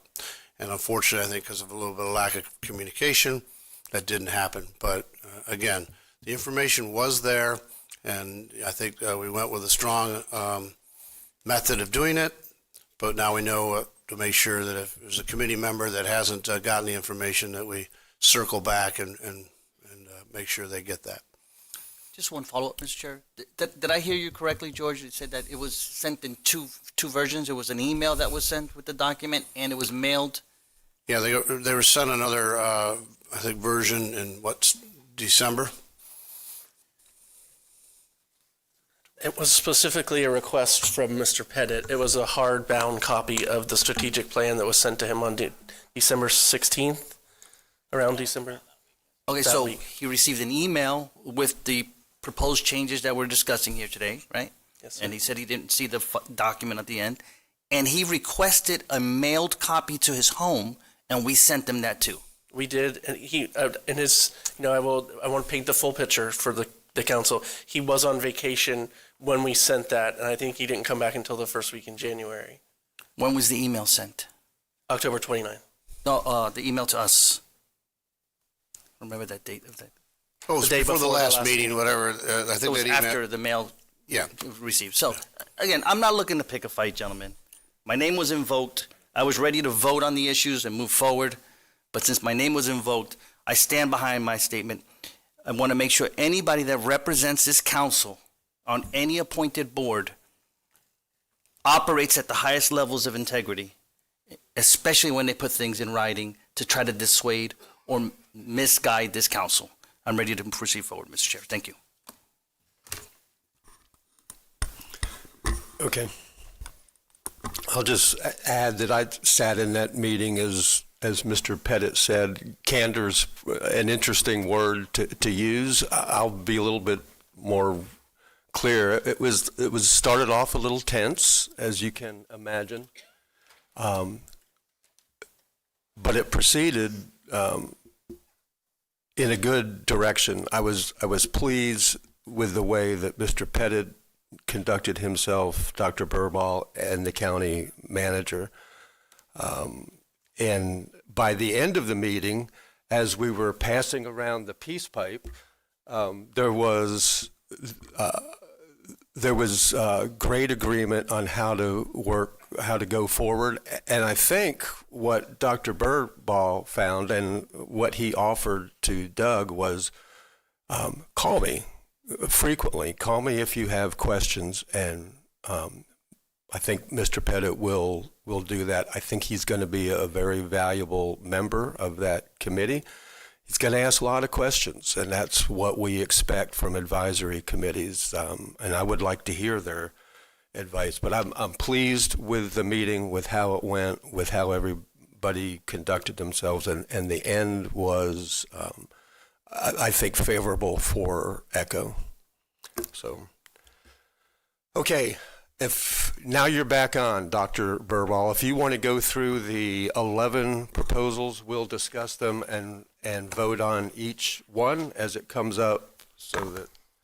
Sure. Correctly. I think as we move forward, one of the things that I would like to do is correct the public record when there's misstatements. And so one of the things that I would like to just kind of go through the previous speakers' questions or comments very quickly. Number one, in terms of motocross, motocross is outdoor recreation and aligned with the ballot language. It is a eligible expense for ECHO funds. We have a very long history from the 1986 program, which was kind of a different focus than the 2000 Forever, which in 86 we bought parks, a lot of big parks. So you think of Lake Beersford, and what's the one in Pierce? Chuck Lennon, thank you. Where there's, general fund dollars were mixed with other dollars. So we conserved a large portion. So there's 136 acres, I believe, at Chuck Lennon. It's not all developed. So we have a portion on the waterfront that is conserved. Same thing with Lake Beersford. So this kind of hybrid approach to funding projects using ECHO and some sort of forever conservation dollars is a thing. And we've done it for a long time. So to talk a little bit about trails, the trails is a direct county expenditure, which is authorized by the ballot language. The language, there's two funding pathways that we can use ECHO funds. That was the resolution that put it on the ballot. One is the direct county expenditure, which this council has full control over, and separately, the grant program. Now, sometimes people like to conflate the grant requirements with the DCE, but you have full latitude so long as it meets the ballot language to fund DCE projects. So two separate programs. I will say, however, we have adopted the compliance measures that we place on grant recipients for county projects through the direct county expenditure. I think it's fair that we be held to account just like they are. So I just wanted to share that information. The parking piece was also in that resolution that put ECHO on the ballot, so it allows us to do some of that. All right, pre-construction grant. We're good? Can Yes, sir. I ask one question? I think that came up from the public. I think the question was, and I would be interested in knowing, did the committee get to discuss the motocross? Yes. Was it presented to them? So their job is to review. It's strictly the way that when the resolution was implemented in 2015 was to keep them abreast of the county's spending, because at the time they weren't understanding that the county was using some direct county expenditure money and it didn't go. Now we bring it as a good practice. They review it. They do not vote on it. They do not score it like a grant program because, again, it's a separate program. But we're bringing it for public, just for the sake of transparency. So, and that's all good. Do they, as an advisory committee, do they get to advise us of what they think about it? Yes, so we take their comments and we include those in the agenda item. Okay. We needed to discuss that. Don Dempsey. Yeah, you had mentioned trails. What is our biggest, in the last 10 years, what has been our biggest expenditure out of the TCE? Out of all the projects? Direct expenditure? Yes. Oh, the direct expenditure. Well, so the direct expenditure for trails is probably the largest because it's an annual set aside. So 1.5 million. And that's to what program? It's the trail set aside program and account. So this is used for, Tim Bailey could speak better to this, but this is to help us construct the trail system. Although we are fully funded by FDOT, I believe in their 5-year work plan to complete the River to Sea Loop, there are some things that we can't use FDOT money for. So that would be eminent domain, if we have to practice that as a tool to build the trail. So if we have to do eminent domain, we also have to get more money? No, it comes out of the trails account. Which is funded by ECHO? Yes, sir. Okay, and how much have we spent in the trails program? I'll have to get you the number. Is it in excess of 20 million? So it's a $1 million set aside. So 5 years, we've had 7.5 so far. And the reiteration, our previous council increased it to 1.5 million from 1 after reauthorization. And I cannot remember when it was implemented, what year it was. So you would have $1 million for each of those years.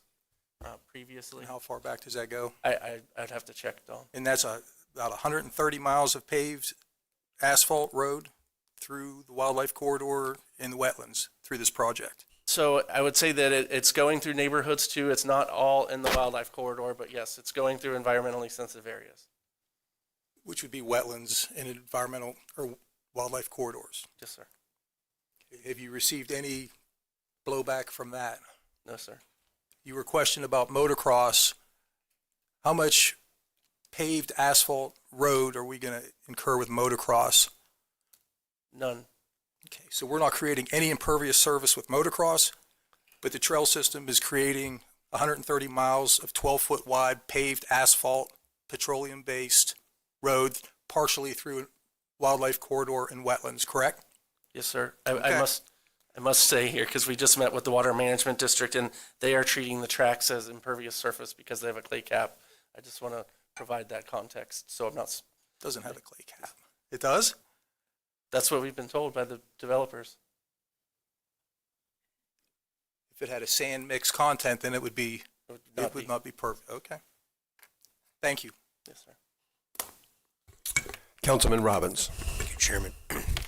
Brad, just kind of want to circle back before we get into item one. I saw the response is 1,500. There was about 16 participants. Can you refresh my memory? What were those agencies or organizations? That's 16? What 16 are you talking about? I was just taking notes based on your earlier. So there were 1,500 responses and 52 individual interviews that we did, or the consultant did rather. You say the survey was open for 30 or 60 days? I believe it was 30. How many times could one person take that survey? They could take it one time. So there was IP blocker. So standard practice in the industry for any of these software survey tools like Qualtrics or SurveyMonkey is that you will typically put the IP blocker on when you are doing a survey. So individuals even in the same house could not do it. Now, if one could do it on their phone and one could do it, in a hardwired computer, they'd have a separate IP address, I believe. So it does that. Also, our consultant looked at the number of minutes it took, and we have an estimate based on the open-ended questions and the qualitative questions as to how long the survey should take. So 10 to 12 minutes. If they're completing the survey in 2 minutes, we know someone's cutting and pasting. And so they will flag those, and we actually did flag 10, and they were the consultant threw them out of the analysis. How did they get flagged if there's an IP blocker on? Because the time. The time. But if the IP blocker is on, kind of filtering that stuff, how did they get through? The IP blocker keeps people from doing the same thing over and over again. Right. So. Okay. So let's say I'm Brad. I sat at home and, well, I'm not going to say that. It'll end up somewhere. Let's move on to item one. Yes, sir. Are we ready? Well, can I ask one last question? Because Yes, sir. in the briefing, or the opening summary, you said, what's the difference between a stakeholder and a resident? Same. They're stakeholders of the program. So residents are stakeholders in the ECHO program. So I'm a stakeholder, all these people in the crowd are stakeholders? Absolutely. So it's just a fluffed up way of saying taxpayer? Yes, sir. Or even non-tax, residents, I should say. Residents, yes.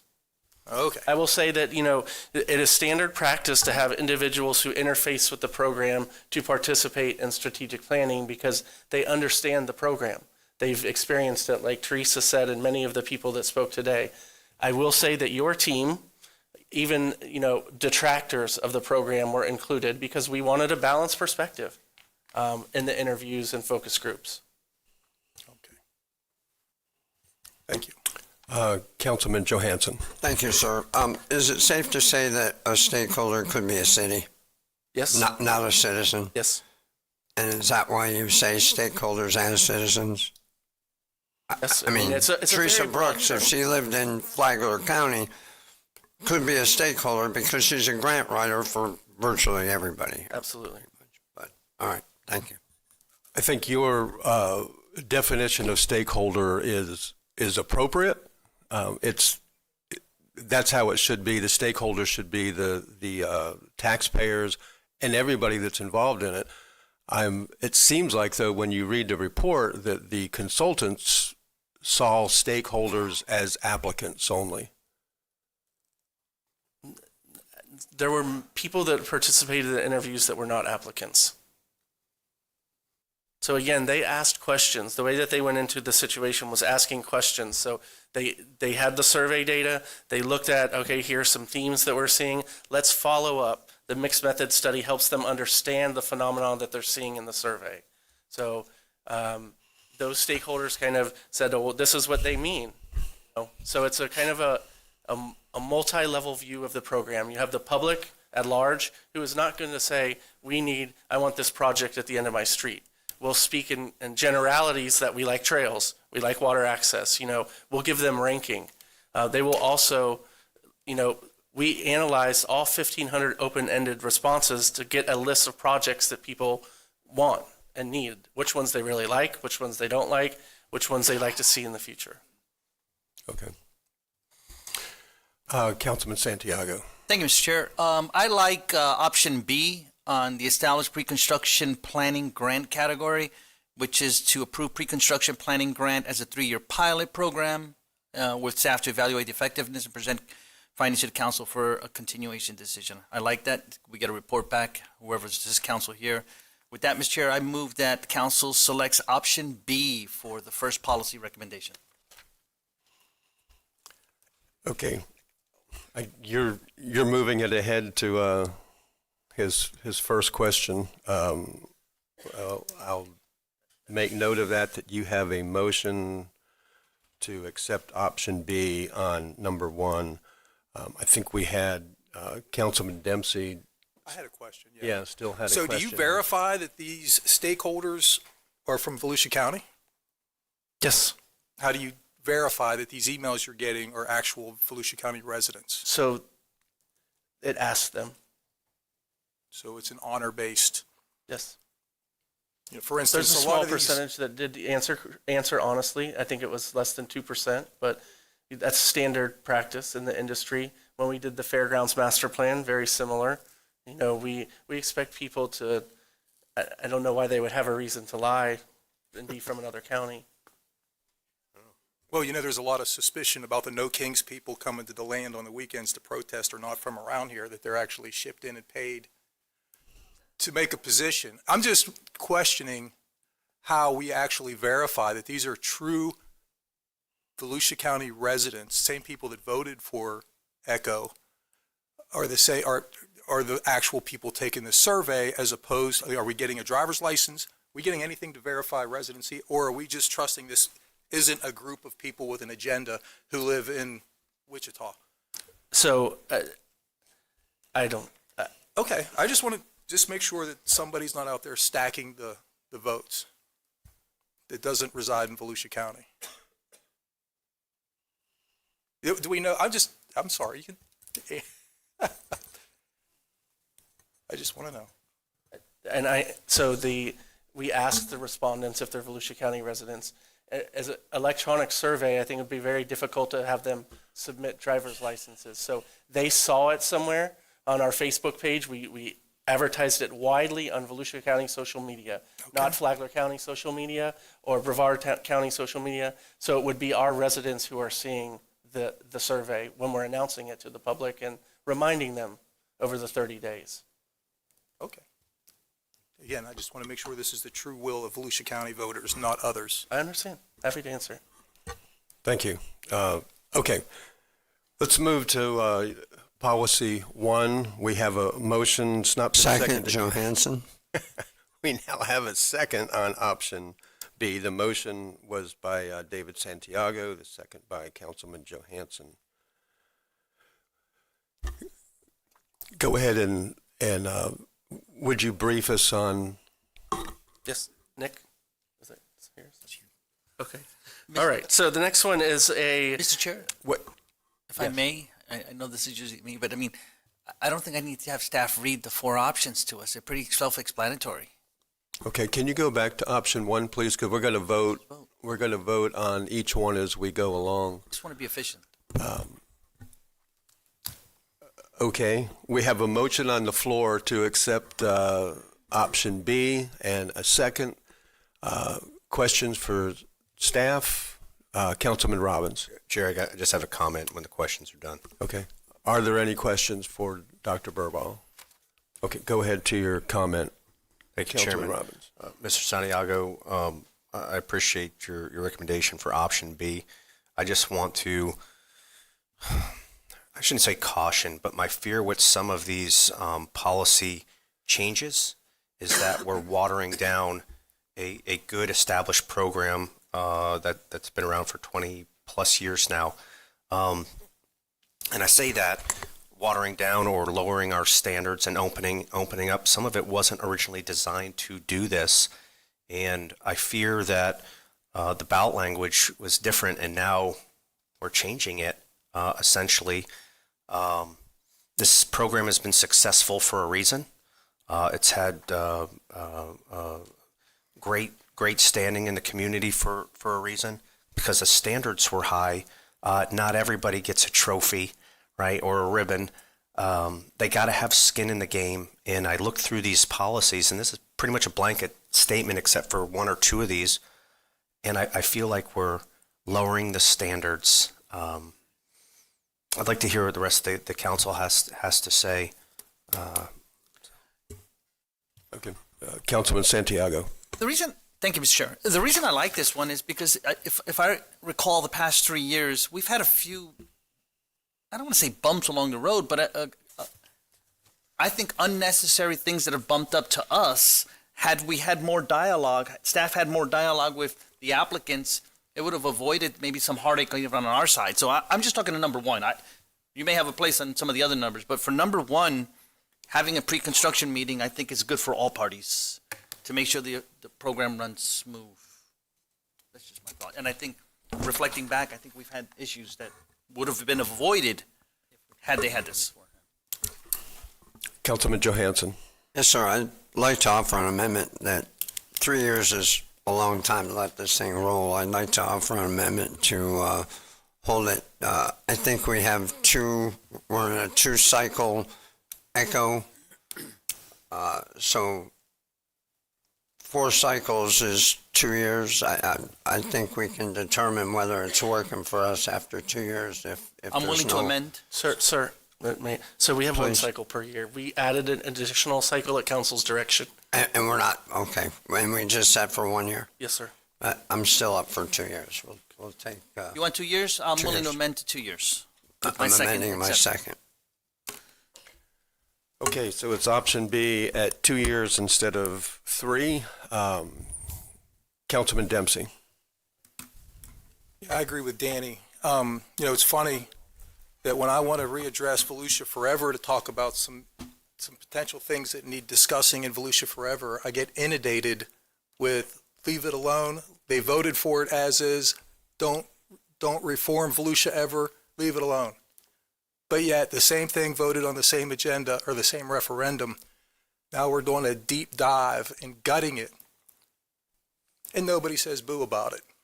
I don't see any protests about leave it alone. This is what we voted for. Don't touch it. Leave it alone. It's exactly what I'm hearing about Volusia Forever. And we'll have this discussion in the next meeting. Discussion. And I think discussion is healthy, but from what I'm hearing from the whole county is leave it alone. Don't touch it. We voted for it. Don't touch it. Well, why are we touching it? I'm for option D, like Danny apparently is heading. There's nothing wrong with it. It's got a 63.9% approval. It says it meets their needs. If it's not broken, don't touch it. I do have some questions about this. It says that the council, that we need reform because the politicians are not, here it is under weaknesses of the current program, 350, page 350 on this package. And it says, a lack of political leaders' understanding that somehow we don't understand how it should be run. Nobody's ever come to me and briefed me and said, Dawn, do you understand this? I don't know if any of you've received this. They don't brief us. And I haven't heard any problems in the 3 years I've been here. But you guys are sitting there saying that we don't have understanding. And then there's another part here where it's designed to stop pet projects. And I'd like for somebody to tell me what pet projects we've had that needs to be rectified. What does that mean, pet project? So I would say that there's none, and that I would clarify this is the consultant's work, it's not staff's work. I understand, it's the consultant. So, But what, just name one pet project then we don't have one. that we've ever had. We do not have a pet Well, then project. why is that word put in there? Because it was heard by the stakeholders and it's the surveys. And a slush fund. What does that mean? So, That the ECHO's been used as a slush fund or is being used as a slush fund for pet projects? no, for the direct county expenditure program, some people characterize it as such. However, we follow the ballot language for every single project, and we are audited every year by Jonathan, and we've had clean audits since the reauthorization. I'd like to know why that was put in there. But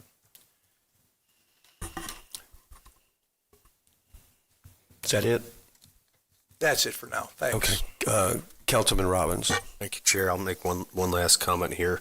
You know, this program is entitled for brick and mortar. It was intended to keep the standards high, reward the good stakeholders that go by the book and show positive results. I'm going to vote no, and I'll be more than happy to make a motion for D if needed. Vice Chair Reinhardt. Thank you, Chair. You know, I have to take the words from my colleague, Mr. Kent, when I was leaning one way until we hear Don Dempsey talk. So, you know, talking about this program and its success and the amount of people that have voted for this in the current ballot language, and I respect your opinion. You're right. I love the fact that we can talk about things beforehand as well, but I think I have to side with Mr. Robbins and Mr. Dempsey on this one as well. May I provide the rationale for the change that may help? That would be appropriate, yeah. Thank you. So when the program was reauthorized, one of the problems that we were seeing is that it was taking projects 3 and 4 years to be completed rather than the 2 years, which is the standard. So what we did is we implemented, and it was, I believe Mr. Robbins and Mr. Brower, you were here. We implemented that they have these construction documents. They have a shovel-ready project when they come to us. That has been highly successful. We've asked Jonathan to do the analysis for us. And so in the previous iteration of the program where the average to completion was nearly 3 years, 2.5, 2.6, we're at 1.7 years now to finish a project. The biggest feedback that we hear from that the consultant heard from the community, and you heard Carmen Rosamondo say it when he came here for Alexander Island, is it's a risk mitigation factor. So why, if we're going to, invest all of this money up front on drawings, $100,000 for, feasibility study drawings, with no guarantee that we'll get funded, it's like, do we bring the projects to ECHO then? And so this was why this recommendation was in there, was to say, the changes we made are working very well because we're getting shovel-ready projects, but the biggest feedback is the risk mitigation and also, putting taxpayer dollars out there. Now, I will say that one of the things that we've tried to do is make sure that they have skin in the game. I've heard that from all of you about, our partners. So it's a 50% match program. We'll match dollar to dollar up to $50,000 is what the recommendation is. Okay. Councilman Santiago. Thank you, Mr. Chairman. Don, I'm not married to the B or these options. I know where you're going, right? And I'll say it. There's a orchestrated effort to try to stop the you know what I'm talking about, the motocross, right? And I'm supportive of it, of that project, right? For the valid reasons that is good for the community. And I think what you were trying to, is some of the commentary and some of the comments that have been made to the consultant trying to undermine that. I think so. I'll say it too, right? The plan itself, the people voted for ECHO and they voted for Volusia Forever for the core principles of what the project does, right? We still govern the process on how we implement that. And that's what we're discussing here today, not whether or not ECHO continues, or I know Forever's not today, but not any of that. It's about how do we manage the program. So taking all of that aside, if someone says to me, is it good to have a pre-construction planning grant category to help the program run smoother, right, on a project that we already approved? I think generally speaking, that's a good idea. Separating all of the other motives that people that are trying to do, if I take all that out, I think there's no one has said a valid reason why that's not a good idea. And please, in order for me to vote no on this, tell me why that idea is bad. Take away all the other stuff. I get it, and I'm supportive of all we're doing. Tell me why I should vote no on this, on the specifics of the question. Oh, I'm sorry. I didn't know if that was a question to me or. Anybody. Okay, I'll wait my turn. You're next. Councilman Johansson. Thank you. The option B is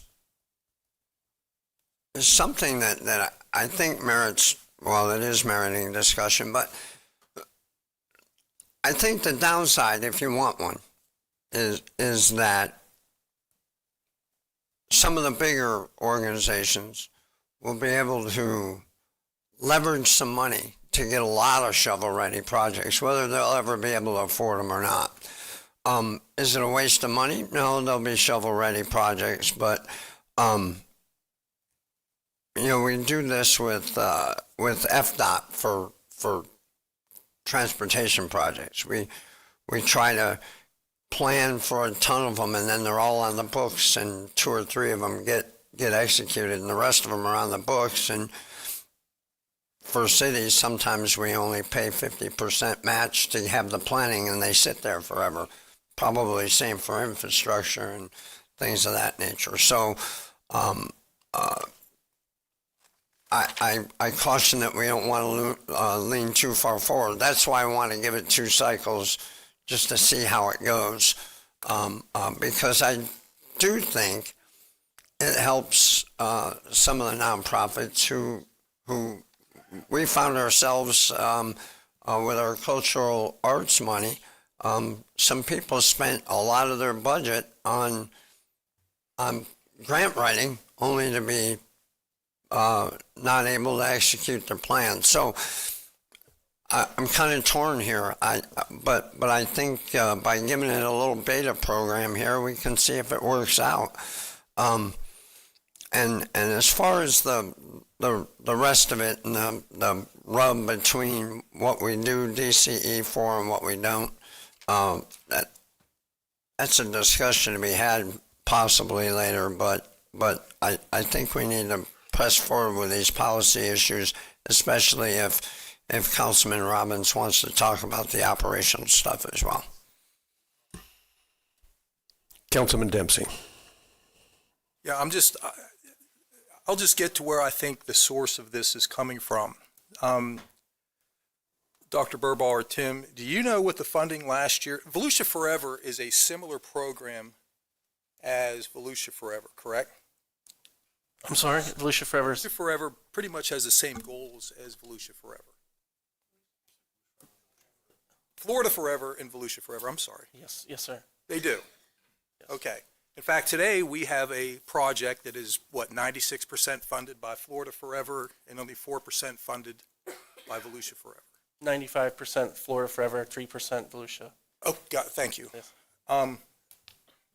So there's a part in here, it's on page 323, and this is how many pages was this package? Almost 300 pages we were presented with to read through? The strategic plan? Yeah. 270 is what we... 270? Yes, sir. So I hope we're not going to pull a Pelosi, let's pass it and then figure out what it says later on. I hope everybody's read this because, again, the devil is in the detail, and that's what I'm concerned about. Okay, how much funding did, and we do a lot of partnerships with Florida Forever for these conservation easements, right? Fee simple and conservation easements, yes, sir? Yes, sir. Designed for conservation. Yes, sir. Which I have no problem with. I like conservation. I don't like being in bed with the state and having them have preemption over our water and other items, i.e. solar. But Volusia Forever, for these acquisitions last year, had how much money in their budget? Chairman, this is an echo conversation on policy 1. Can we get to it? Yeah. Last year, it was $229 million in funding for Volusia Forever for land acquisitions. Florida right? Forever. For Florida Forever. What is it this year? 18 million. The legislature has cut over $211 million from Florida Forever, correct? So last year, they zeroed out the funding lines, I believe, but the governor reinstated it through his power. With 229? I think it was 300 million across the program. So Florida Forever and the Rural and Family Lands Program through the Department of Ag. But what is Florida Forever now? It was, so interestingly, I did not know the governor could do this, but he added it back to the budget after the legislature zeroed out the lines. Okay, good. Glad to hear it. But this was in place while all that happened, correct? This project that we're doing now was in place, correct? It came to us in 24, so I believe it was 24. So here's the question. Why are we looking to put under page 323, why are we looking to make environmental and conservation priorities within ECHO? It says here that we need to make sure that we implement, what does it say here? Green infrastructure. It's 323. So there's concerns as a top priority for ECHO in future years, and noted the need for flooding. Several stakeholders noted that there seemed to be enough and too many sports facilities and pickleball at the expense of the environment. Isn't it true that basically what they're trying to do here is take some of this ECHO funding and shift it over to Volusia Forever? No, so it will not be land conservation. It is, so what this council adopted a low impact development guide for green infrastructure. It's strictly stormwater. So it's using innovative methods, natural systems. The stakeholders that were interviewed, and even some in the survey, said ECHO, given the perception of overdevelopment, which was talked about in some of the meetings, and there is a perception out there of that, and that, we're still continuing to fund capital projects, build more buildings. So why can't ECHO be the leader in low impact development or green infrastructure? It's already an allowed expense, green infrastructure as a standalone project. What the consultant is providing to you, Dawn, as a recommendation, sorry, Councilmember Dempsey, is this is a way to make the ECHO a leader in developing sustainably, given, flooding concerns and overdevelopment concerns. Okay, well, it's paragraph 3.6 on page 3-83. It's titled "Coordinate More Intentionally with Volusia Forever." Mr. Chairman, I'm sorry, Mr. Dempsey. Mr. Chairman? Yes, Councilman Johansson. We have a motion, and this conversation so far has not been germane to policy 1, pre-construction planning grant category, option B, the pilot program to evaluate the effectiveness of the continuation decision on the pre-construction planning grant category. It's a great conversation. Can you relate your argument to ECHO? Before we go down the primrose path of going through all 11 of these, we need to first, I think, address whether we want to change anything that the voters approved of. So let's vote on this, and if it votes down, then we'll proceed with another motion. I just don't want to speak all day about the efficacy of ECHO when we have a motion and a second on the floor right now. Okay, well, finish it up in a paragraph, because 3.6 says we need to coordinate more intentionally with Volusia Forever to supplement land preservation. That to me sounds like they're trying to shift all this money from ECHO under the guise of this reform to supplement Volusia Forever acquisition. That's my concern. Yeah. That's why I agree we should just leave it alone. 63.9% of those polled said they're happy with it the way it is. If it's not broke, don't fix it. So the Councilmember Dempsey, the coordination comes in the amenitizing our purchases. So we use Volusia Forever funds to purchase the property, fee simple properties. If it is purchased, then we come to actually this council for a request for direct county expenditure to add the amenities. So if you remember, we came before you with the land management plan, Councilmember Dempsey, or Councilmember Robbins at a previous meeting, where we provide kind of a conceptual recreation plan of the site. And that's what will be funded by ECHO. And it has not been done in the past, but after authorization, we actually had a joint workshop with ECHO and Volusia Forever to see how we could better coordinate using ECHO funds to add amenities, pavilions, trails, stuff like that. Well, again, my point is, just like overwhelmingly, don't touch Volusia Forever, I say we shouldn't be touching ECHO either. And I'm just concerned why this is in there. Have we not been coordinating with Volusia Forever? Because it says here we need to do more coordinating with Volusia Forever to supplement their land preservation. And I just think it's getting morphed together. I want them separate and apart. What the voters voted for, leave it alone. Thank you. Okay. Councilman Robbins. Thank you, Chair. Getting back on track, it comes down, is David here? Chairman, it comes down, I believe, to the price tag, and the program is assuming all the risk. When we go into any business deal or any contract, there's going to be risk on both sides, or both parties, or multiple parties. So if you're serious, you're going to have some risk in there. So to Mr. Santiago's, to respond to Mr. Santiago, that's why I'm more inclined to go with D. David, did you hear all that? There's got to be risk, and when you asked, what's the pretty much what's up with the 3-year pilot project? Well, it comes with a price tag too, where we can take some of these burdens on, that's stated in the recommendation. So I'd like to call a question. Yeah, let's vote on, we have a motion on the floor to approve pre-construction planning grant as a 2-year pilot program with staff to evaluate effectiveness and present findings to council for a continuation decision in 2030, which is longer than 2 years. Yeah, so what we would do is the recommendation included us implementing it in 27, because it'll take us a while to get the scoring rubric up and work out the details of the program, because our cycle starts next month for the current grant cycle.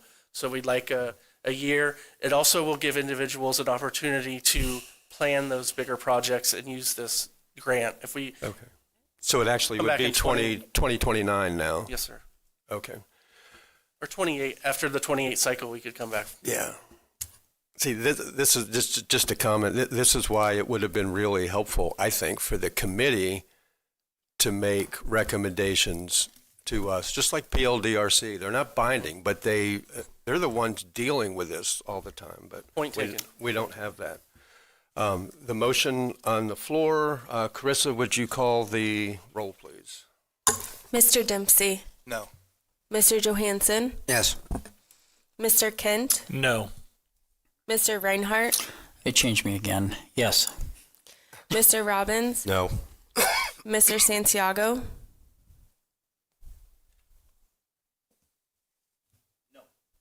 No. Mr. Brower? No. So the motion fails. Is there a motion is there accept another option D? We have a motion on the floor for option D, no action. Second. And a second motion by Councilman Robbins, second by Councilman Dempsey. Chris, would you call the roll again, please, for option D? Mr. Dempsey, Yes. Mr. Johansson, Yes. Mr. Kent, Yes. Mr. Reinhardt, Yes. Mr. Robbins, Yes. Mr. Santiago, Mr. Brower. Yes, so option D. Policy 2. Policy 2 is to, currently there is a pre-award match credit for grant writing expenses for nonprofits. So we will allow them to use up to $7,500 to match our funds. So it would really be has no budget impact because we're providing the match already. They're just using it for a source of their match. After talking to some municipalities, they've said, we have laid off our grant writers to decrease our staff level, so we hire consultants as grant writers. So could we have this as a, if we're paying a grant writer, could we use it as match as well? So that's kind of what this recommendation is to, you have some options. It was implemented in 2015 at the $7,500 level. That was the cap they could use for match. There's a few options here for your consideration to whether to raise it, extend it to the full, nonprofit and municipality sector, or maintain the program as is. Okay. Councilman Robbins. Thank you, Chairman. Brad, how much does it cost to write a grant? I don't know. I will tell you, so I think an ECHO grant, I heard from, I just happened to be sitting in a fair board meeting when they were discussing it, and I think it's over $10,000. Wow. Partly is because the rigor of our application. I will tell you that some of our grant writers and will tell you that ours is harder than a federal grant. But it's a test. If you can get through that. Okay. Any other questions for Brad? Is there a motion on option A, B, C, or D? Motion for D. Second. Dempsey makes a motion for D, maintain the current $7,500 limit and existing eligibility restrictions, and the second was by Councilman Robbins. So policy 3, I believe I mentioned this to many of you when I briefed you. We need to vote on policy 2. I appreciate you're trying to move it ahead. Any discussion on D? Okay. D is maintaining the current status. All in favor say aye. Aye. Aye. Any opposed? Now you can go to 3. So if we can just forego 3, it was a recommendation, and it would have helped some folks like the 2 that were here previously, given them a match grant to help them not maintain but do some capital investments, because ECHO is a capital program. I feel that the 20-year restrictive covenant as part of this new program, you got to maintain everything. But those that had 30 or 40 years, the consultant recommended this program using investment income, not the ad valorem. However, my team went back, and there's only 9 organizations that in the small to medium category that would qualify, and they're all very well capitalized and maintaining their facilities. Motion to forego this one.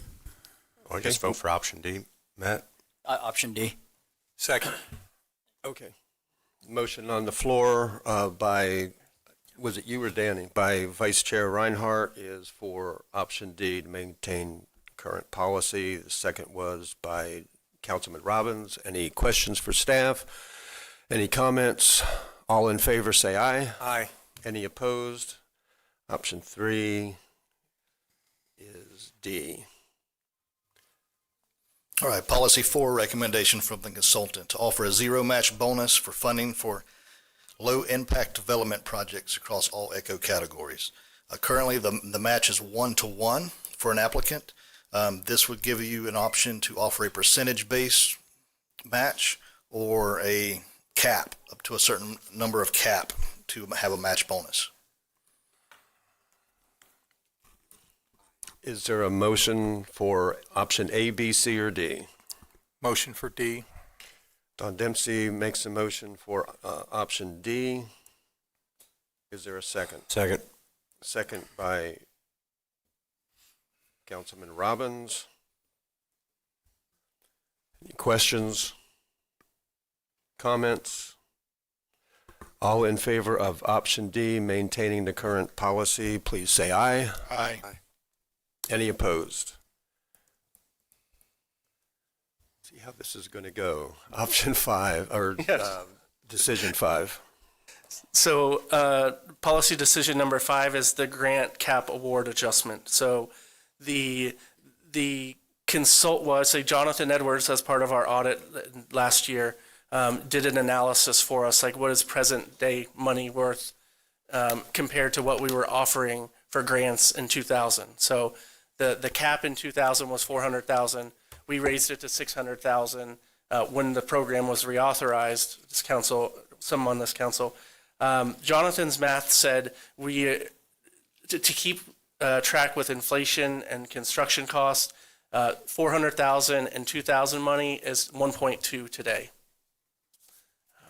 The consultants also looked at the exceptional grant program and made a recommendation to do away with it. We've had 8 exceptional projects in 26 years, and it's not been for a lack of projects that have the scope. It's a lack of there's 2 criteria you have to meet as an exceptional project, and that is has to provide a benefit to a significant number of folks countywide. Okay, and it has to be paramount countywide importance. So applicants struggle with how do you provide evidence to support those. So when we got here, Kendra and I and this team, we tried to operationalize them. So we said if it's countywide importance, you could have a resolution from the county saying, this is an important function, like Jackie Robinson is one. You need to have a consultant do some sort of math on what the visitors would be. As you remember, Carmen's consultant provided the number 26,000 people from across the county would visit that project based on their survey. So it's a nebulous kind of thing, and it's a super at the ECHO committee, it takes 7 of 9 members to grant exceptional status. So you have minority rule. That's what the. Okay. Councilman Robbins. Chairman, motion to adopt option C. Councilman Robbins makes a motion for option C. Second. Okay.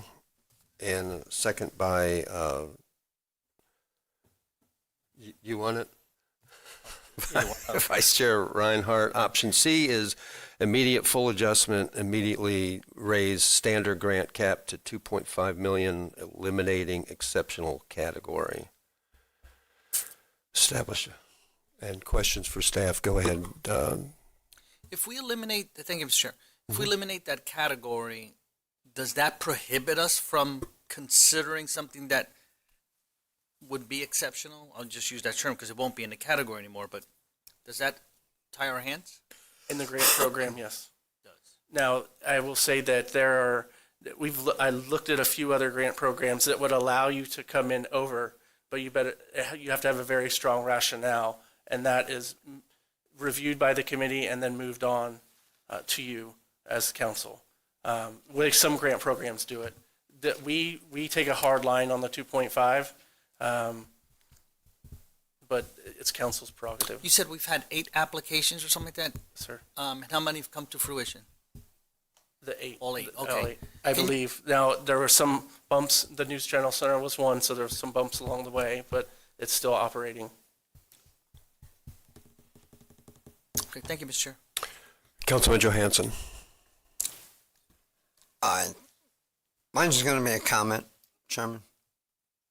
Don, did you have a question? Comment as well. Okay, go ahead with your comment. Jay, no other questions for staff? Okay. Jake, hold on 1 second, because Sure. you just said something that you take a hard line on the 2.5 million, but explain that. So they're not allowed to submit a project for 3.5 million. For exceptional, or? So no, the question was, do we allow to go over our cap? Could a project be submitted if they're Okay. asking for 3.5? And the answer is no. Okay, go ahead, Jake. So, this is Eco Vision Plan 2040, and what I don't want, and Mr. Kent and I talk about it, everybody talks about it, is to not increase for 20 years and then make a huge jump, whether it's a benefit or a cost. Is there any plan to just, going back to Jonathan's audit, is there any plan to take a look at costs of inflation and come back to us for adjustments as required in intervals?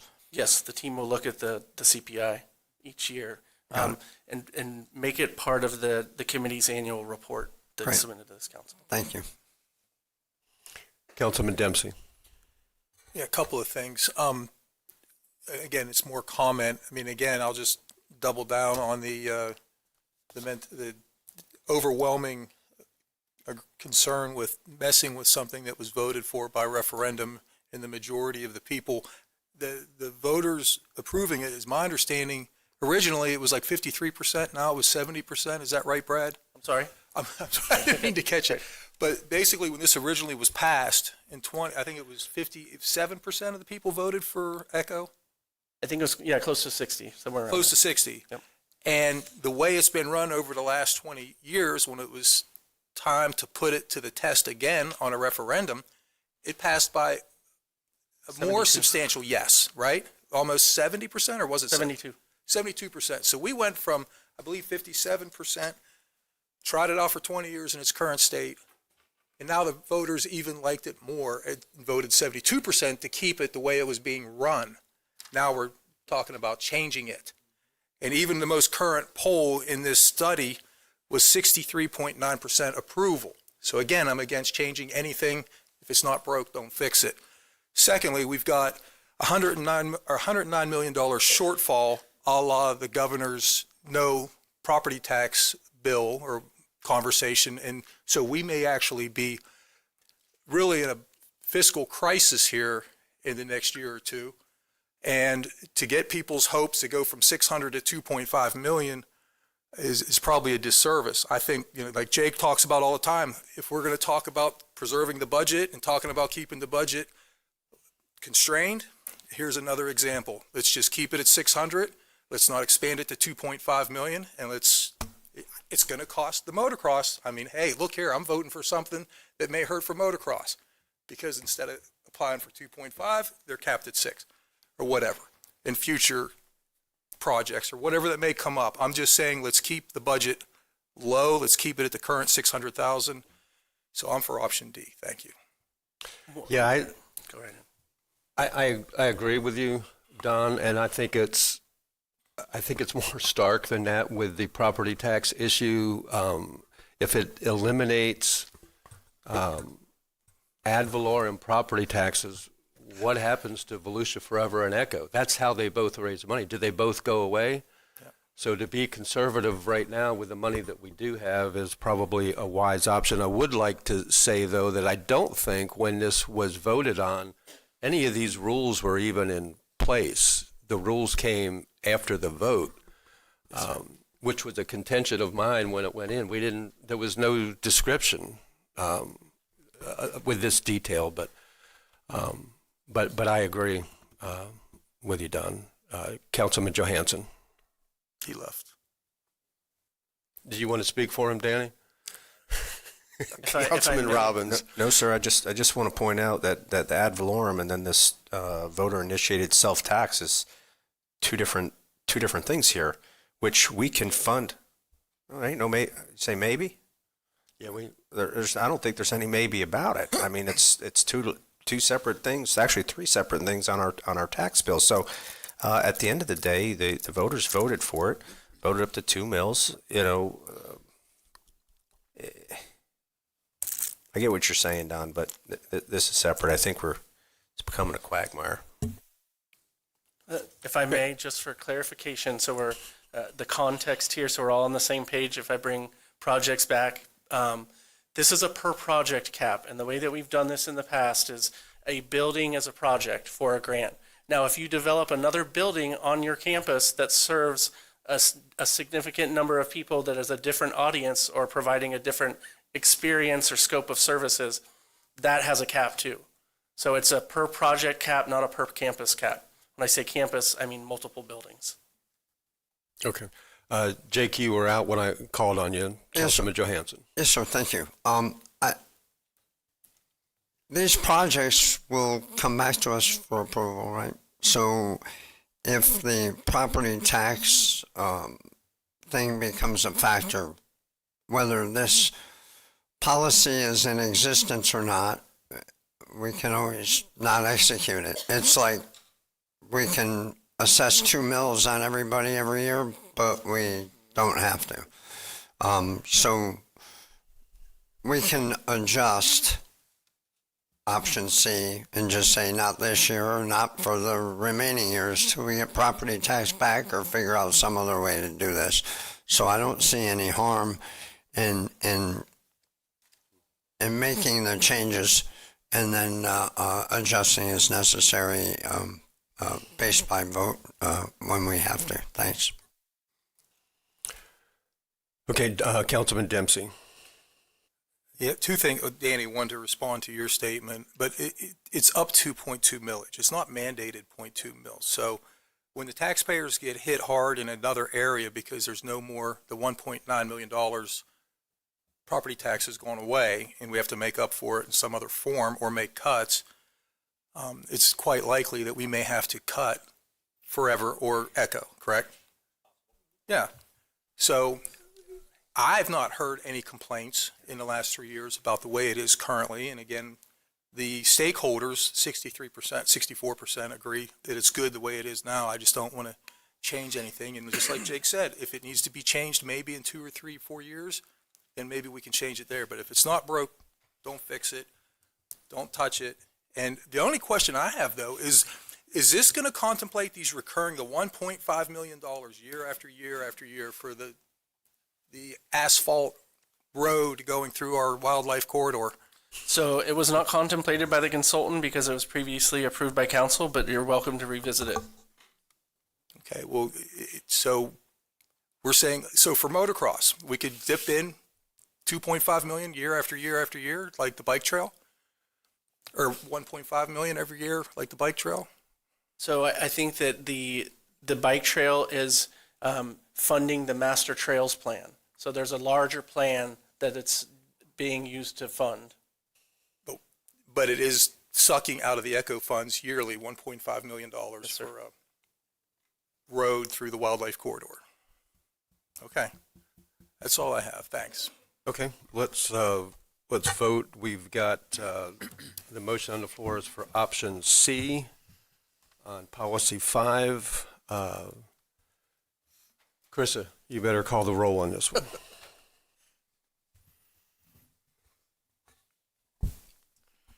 Mr. Dempsey? No. Mr. Johansson? Yes. Mr. Kent? No. Mr. Reinhardt? Yes. Mr. Robbins? Yes. Mr. Santiago? And to close it out, yes, it passes. Mr. Brower? No. And so option C fails. Is there? No, it doesn't. Passes 3-4. Or 4-3. Oh, it did. I wrote no for Mr. Santiago. He did. Okay. Yep, it's me. Decision 6. All right, policy recommendation number 6, to require a streamlined application for direct county expenditure projects to increase transparency and accountability. The options range from creating a formalized direct county expenditure handbook to enhancing public reporting through our dashboard, website, and media, and or maintaining the current process as is. Thank you. Councilman Santiago. So, yeah. Mean to increase transparency and accountability. We talk about these things right here out in the open publicly. So how did that get in there? So it would be, so let me explain the process to you now and how it would compare. So I think that's, the goalpost that they use to say, one is better than the other, for lack of a better term, is right now we take things on a spreadsheet to the advisory committee with a small box description of the project. We, the ECHO staff, and including myself, have looked at the project and make sure it qualifies for the ballot language. And so it's a very simplified, streamlined process. The consultants heard, unfortunately, right at the time that we were talking to the public was when we approved the motocross deal. I will say it was very disheartening for your team to know that we did the right thing and it was a qualified expense, but people kept repeating it. So this was based on the public feedback. Now this is giving up some of council's control as well. I think I've heard enough. Yeah.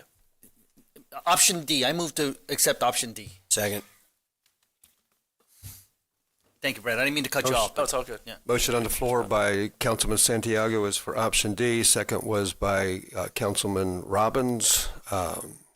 Questions for staff? Comments? I'll call for the vote then. The motion on the floor is option D, maintaining a current process. All in favor say aye. Aye. Any opposed? And that option D passes unanimously. We're halfway there. All right. Policy decision 7. So 7 is about 30 to, I think 32 the last time we did the analysis of our projects charge fees, which is allowed under ECHO. They just have to be uniform for all Volusia County residents. That prevents a hindrance for some people who may not have the means to attend, these publicly funded events, amenities, plays, whatever you want. So there is a program in Allegheny County in Pennsylvania that you can check out passes. Like if you wanted to go to, a theater show, if you have a library card, you could see if there were passes available at the library. You could check them out. Now, 2 options here.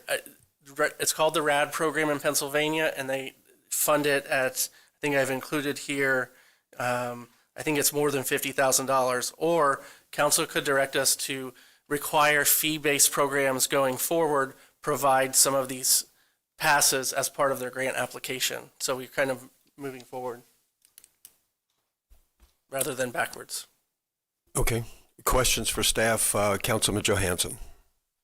Brad, is the Allegheny, how long has it been going and how successful is it? So they're actually a recreational asset district. That's what RAD stands for. Been highly successful. It's an independent district that manages all their sports facilities. So think Pittsburgh Steelers, and local rec projects too. And this has been going on, I think, close to 10 years. All right, thank you. Questions for staff? Councilman Dempsey? Just a quick question, Brad. How does this apply to the P3 situations?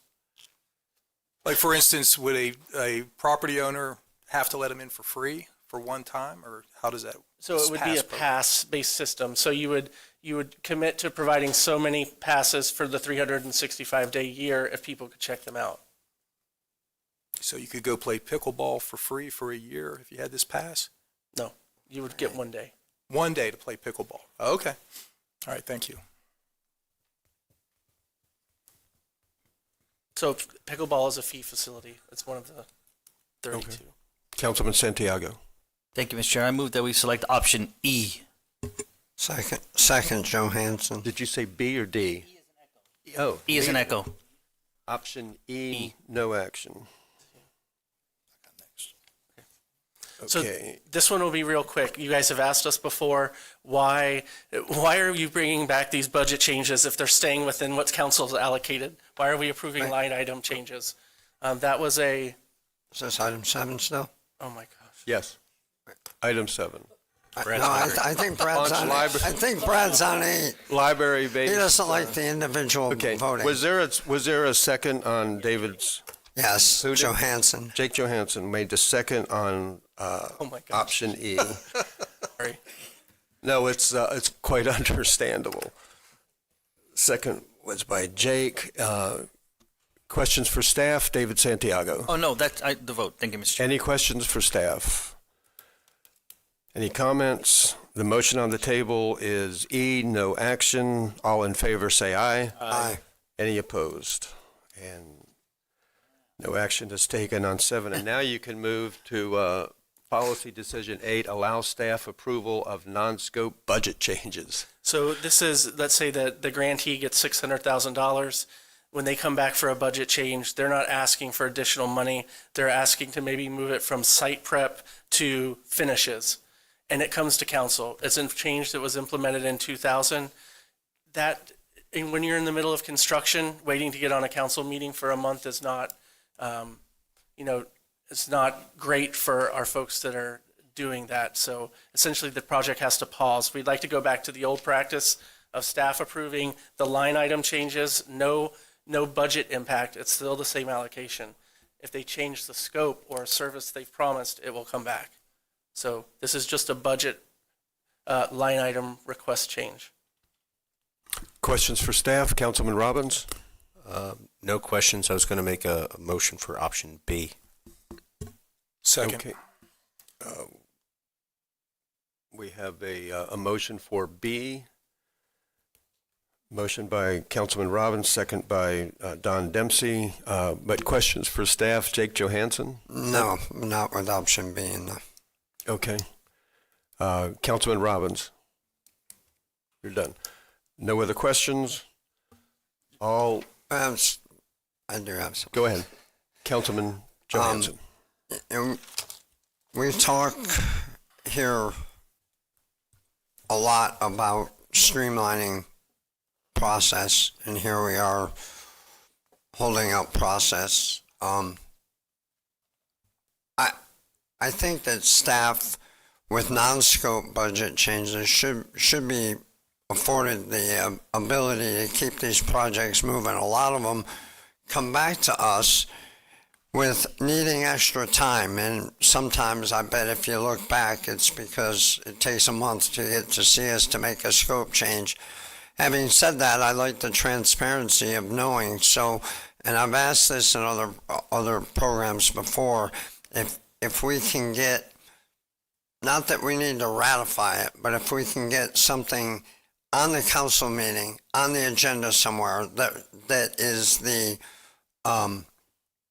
like the ECHO report on staff approval of non-scope budget changes. So we have the essay. It can be a consent agenda item or a presentation item, or we can have conversation about it if we have a problem. And if we keep having problems, then which I don't think we would. Most of them are consent agenda that we don't pull. Then we can make some course corrections. But right now, I think this gets government basically out of the way of people trying to do business. So I'll be a no on this. Okay. Councilman Santiago. Yeah, Jake, I agree with almost everything you said. Because I don't know if it needs to come back to us either. I mean, we approved the line item for the overall arching budget, and staff is competent enough to know whether or not the change complies with our requirements, and it's just an inefficient way to manage the program. So we should allow these types of change. Doesn't change the budget, and like you said, every day in construction that goes by, the cost traditionally just continues to go up. So I'll amend my motion. Go ahead. I'll amend my motion to reflect option A. You changed option. So you're withdrawing your motion and now submitting option A. Is there a second for option A? Johansson, second. Second by Jake Johansson on option A. Councilman Santiago? Yes. Councilman Kent. Thank you, Chairman. I don't know if I would have been able to help Mr. Robbins with his decision on this. I wish he would have waited 30 seconds, because it very well could be that the change is that they need more time, but we've sat here before when these projects have come back with not one change for needing more time, but 2 and 3, etc. And I know that I have said, I'm going to grant it this time, but I want the applicant to know this is the last time I will approve this. You will lose the funding if you don't have this done in a timely manner. And I don't think there's anything wrong with the current process that we have. So now that you've changed your motion, I'll be voting no on this. Councilman Dempsey. And I'll agree with Troy on that. One, for the reason I've already said, people voted on it. 72% voted for it in 2020. There's a 64% approval rating now. We have been accused of having a lack of understanding of what's going on in the current ECHO process. So to sit here and now say, yeah, and don't educate us on non-scope budget amendments. I mean, that's hypocritical. If you're saying that we are, and I quote, we have a lack of political leaders' understanding of ECHO, then shouldn't we go with option B to where they have to educate us and we vote on these issues, especially with the hardships of our budget in the next couple of years? So I want to know what's going on and vote on it with everything. So I'm with Troy and I'm a no on the current motion. Thanks. Councilman Johansson. Yeah, I have no problem getting reports from staff on these things. I communicate with Dr. Burbaugh and his staff often on many things. I don't feel like I'm uneducated or uninformed about these things. I just don't think it has to be formally brought up here to get my knowledge and my situational awareness of what's going on with the ECHO program. I would like to keep it where it is too, with so I'll be a no on this. And the reason is because I think the public likes it when it comes here and we get to make a recommendation on changes, but it also gives the public a chance when that happens to speak on it. So, and they don't like it when we take those options away. So keep it the way it is. Councilman Santiago. Thank you. I just want to get an example of a non-scope budget change. So let's say give me a minor example. There is a threshold right now, and it's more than 20%. So if you had a $100,000 project and you put $20,000 in site planning, okay, or site prep, and now you've found someone who's going to donate that site prep to the organization. If you're going to move that $20,000 now to landscaping or finishes, you have to come to council, even though it's still in the allocated amount of dollars that the council has Now, approved. does this council approve the landscaping? No. We don't. So we don't get involved at that level. No, sir. Right? And So we never even see that at today's process, meaning how much landscaping they're doing and stuff like that. No, sir. Okay. And there lies in my point, guys. We are not project managers. That's a project manager detail. We are policy makers, and we should not really be in the weeds of that. And it's to be reviewed by the ECHO Advisory Committee too. So they meet on a quarterly basis. So if you're in the middle of construction and you need to change something, you're waiting till that quarterly meeting, or we call an emergency meeting, and then another month to come to council. So it's, And it doesn't change the overall budget amount. No, That's sir. still the same that we approved. No, sir. Guys, let's not get into the weeds. It's not our role. And Don, the commentary that happens in all this, there was a lot of organized effort in there, just so you know. And I know some of it was specific. So I wouldn't put too much into that, meaning, and not to take away from someone's thoughts. However, there's motives with some of the commentary. Not from you. I'm talking about what was submitted that you're reading. Yeah. Yeah, so know if there's motive there. So we have to do our job. Councilman Dempsey. I know those were zingers, Yeah. but that has nothing to do with what I'm saying. Okay, so that same 20% rule applies to the annual $1.5 million asphalt road through the wildlife corridor. It's a separate program. So it's the grant program versus the direct county expenditure program. But that's, okay, so that, if there was a $300,000 modification, a la the 20% rule, this wouldn't apply to any modification to their budget? So it's a $1.5 million set aside. It goes into account, and it is spent. There's no allocating dollars. It's used on an as-needed basis. So if DOT is going to construct a part of a trail, and we need to build the bathroom or the amenity, then we would use those funds to do that. Okay, but when you keep saying DOT, but it's still 1.5 million a year out of the ECHO budget, out of our county tax dollars. Yes, sir. It's a separate program. So the grant program has rules. The DCE has got latitude as long as it meets the ballot language. And so what's the hardship? 3 years on the dais up here, I don't feel overwhelmed with the current process. How So many times has the current process bogged us down?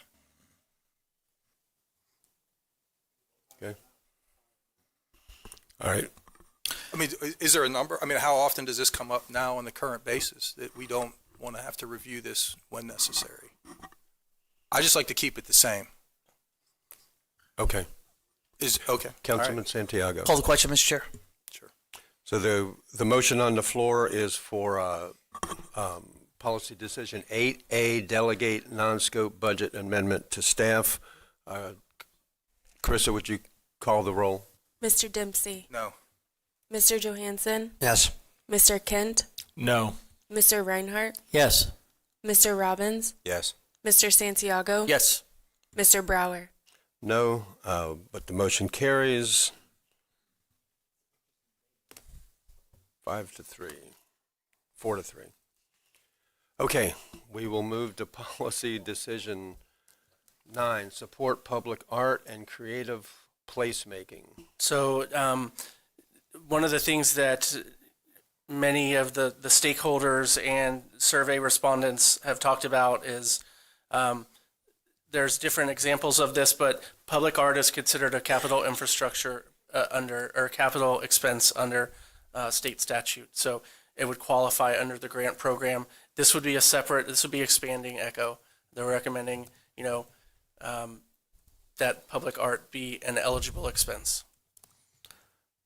Okay, Councilman Robbins. Chairman, motion to accept option D. We have a motion for Second. 9D by Robbins and a second by Councilman Kent. Any questions for staff? Councilman Robbins? Can you explain the arts and the, excuse me, do we already have like arts in public places program where we dedicate about 3% to a build, or if there's? Yes, yes, sir. So if it's, up to 0.5, if it's over 0.5%, if the building's over $1 million, capital construction, there's a threshold. Okay, thank you. Okay. Any other questions? Any comments? The motion on the floor is for 9D, no ECHO funding for public art installations and creating placemaking initiatives. All in favor of 9D, please say aye. Aye. Aye. Any opposed? 9D passes unanimously. Decision 10? Is that where you're going? Yep. Decision 10 is to develop an advisory committee selection guide. Some committees it's dictated by the state who has to serve on it.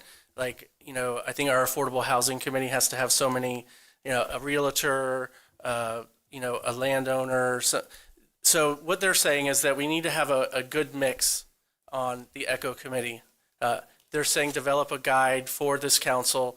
We need a CPA, we need an architect, we need people that have the experience in these fields. And we've got a pretty wide bench, or a deep bench at this point, but one of the things that they recommended was to help the next councils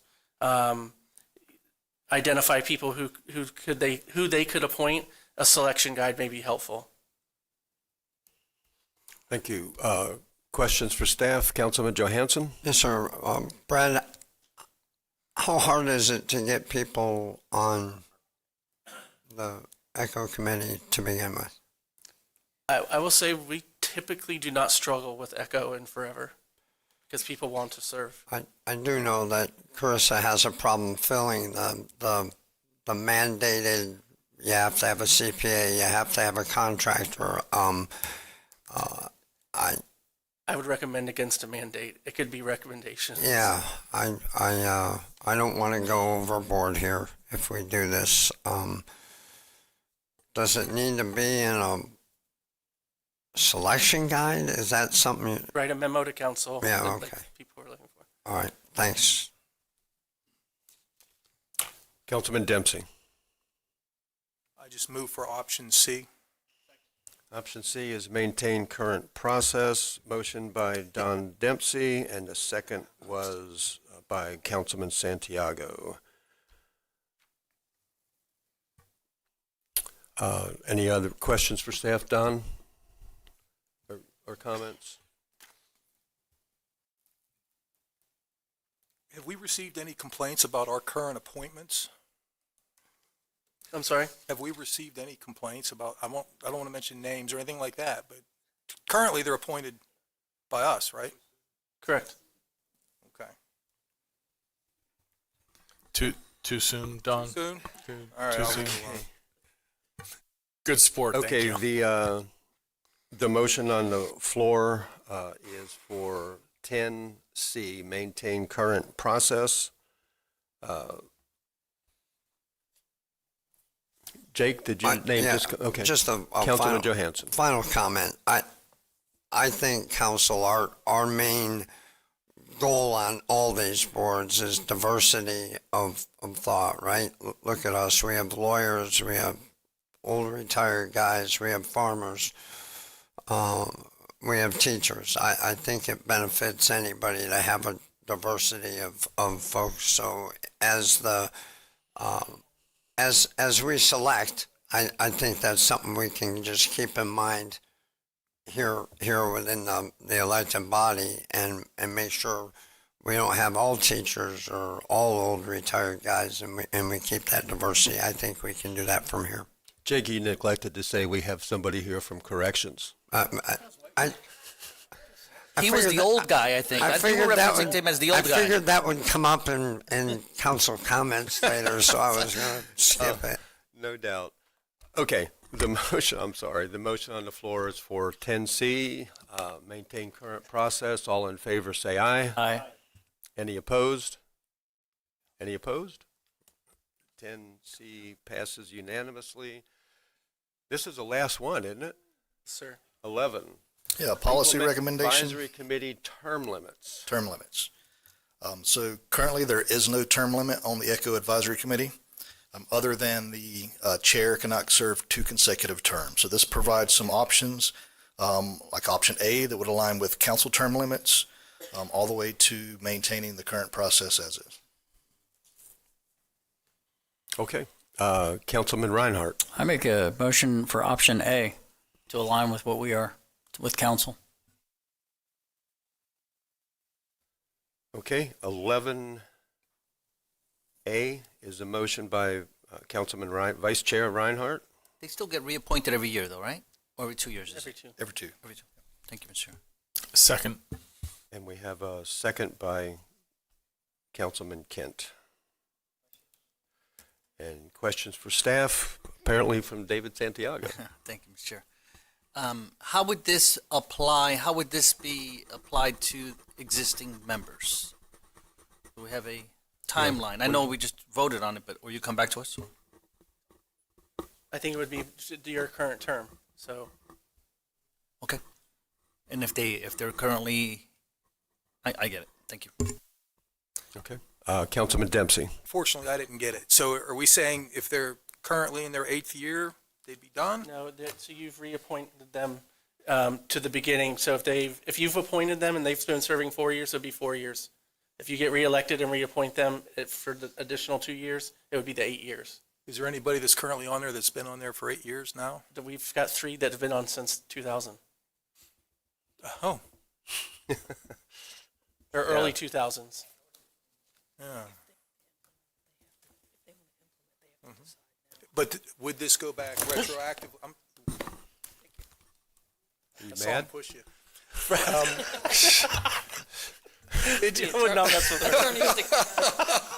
talk to you later, Sabrina. Yeah, you don't want her to be mad at you. So are we saying that if we pass this, if they've already been on for 8+ years, then they would be done? So Sabrina's telling me that you guys need to decide on how you'd like to implement it. Right, you'd have to decide how, Sabrina Slack, Assistant County Attorney, you would have to decide how you would want the term limits to apply, whether it would be applying to current terms served or whether you want to start with a policy from today, or however you want it to do it. I'd like to hear what you guys think about that retroactively being applied or not. Thanks. Okay, Thank you, Sabrina. we have a 11A. Do you want to, Yeah, I can expand on the chair if Vice Chair possible. Reinhardt. I think aligning it with our elections, and I know what you're concerned with, Don, with the other issues as far as ballot language. This was not on the ballot language. This is something I think that needs to be modified. I think that if you came into office and there's somebody in that particular seat that necessarily you wanted someone else, you might have to wait 2 years or 3 years or 4 years until their term is up before you can make that selection. I think what this does is allows us, if we make it alignment with the times that we took office, you see what I'm saying on that? That's the policy I think that we need to set, and that's at least my interpretation of this. So if I may interject, or would we go back, because we all stagger every couple of years, so would we go back every 2 years and reevaluate the entire board?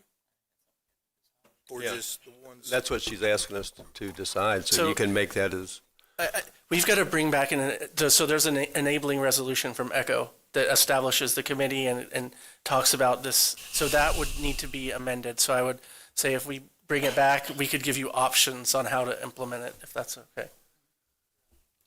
okay, that'll save us some time too. Councilman Johansson? Okay, so 11A, and you're going to bring back options at the next meeting for how that's implemented. Can we have 2 meetings? If we need Okay. to do some research. I mean, the current board is seated. Yeah. Council okay with that? 2 meetings, okay. All in favor of 11A? Aye. In 2 meetings?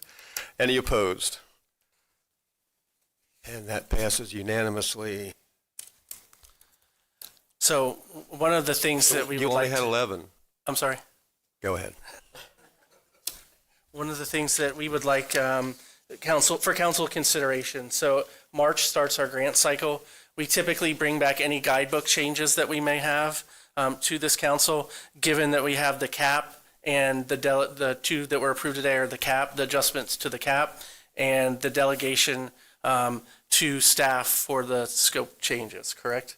So instead of bringing back the guidebook, can we just implement, they're very straightforward, add them to the guidebook and send it out to our grant recipients? Because the grant cycle starts next month. We want to give them some, with that, if you agree to that, 2 things that we would like to include is, in the past, we've always had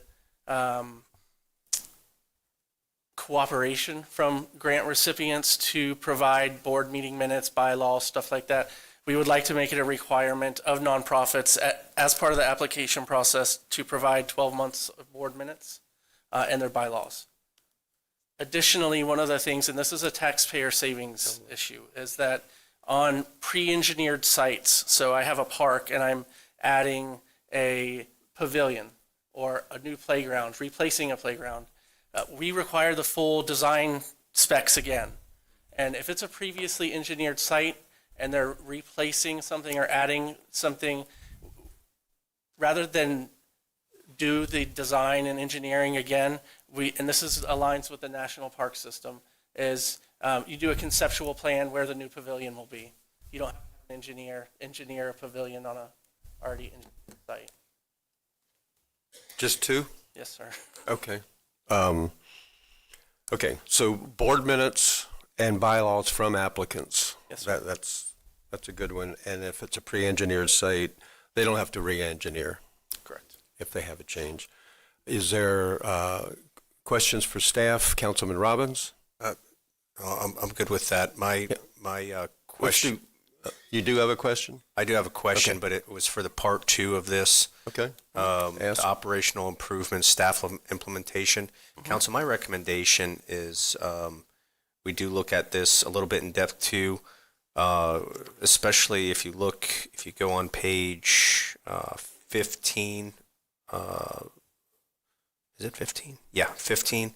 You'll go through, it'll say enhance accessibility and sustainability in certain sections.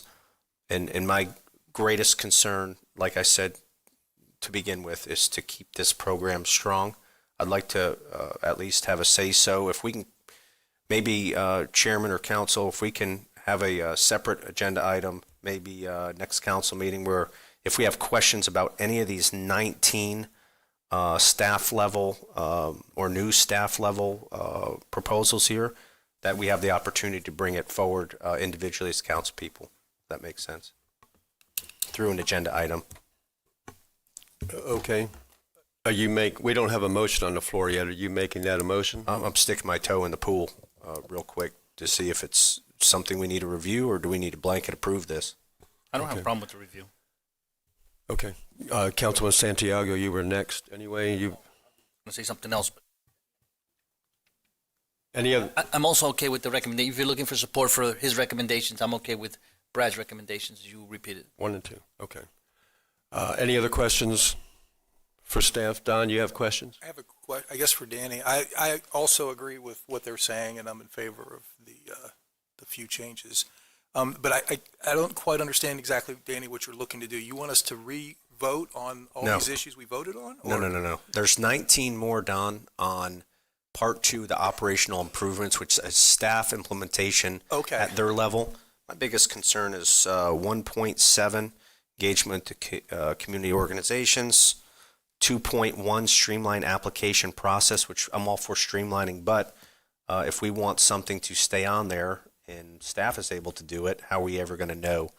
And then section goal 3, direct county expenditures. So they want to obviously clarify the process there. So I think there's a couple sections that we could talk about if it interests people. If not, the ship's going to sail. So, Can we go through them now? 19? Just the ones that there's concerns about? I would hope that we would look at the ones that we voted on today as approved and not say that every other one is automatically approved if we accept this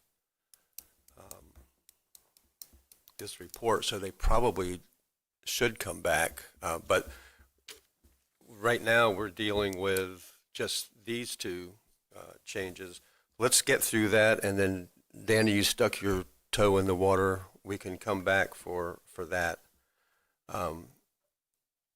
Right now, the question on the table looking for a motion is board minutes and bylaws required, and no required second engineering. So moved.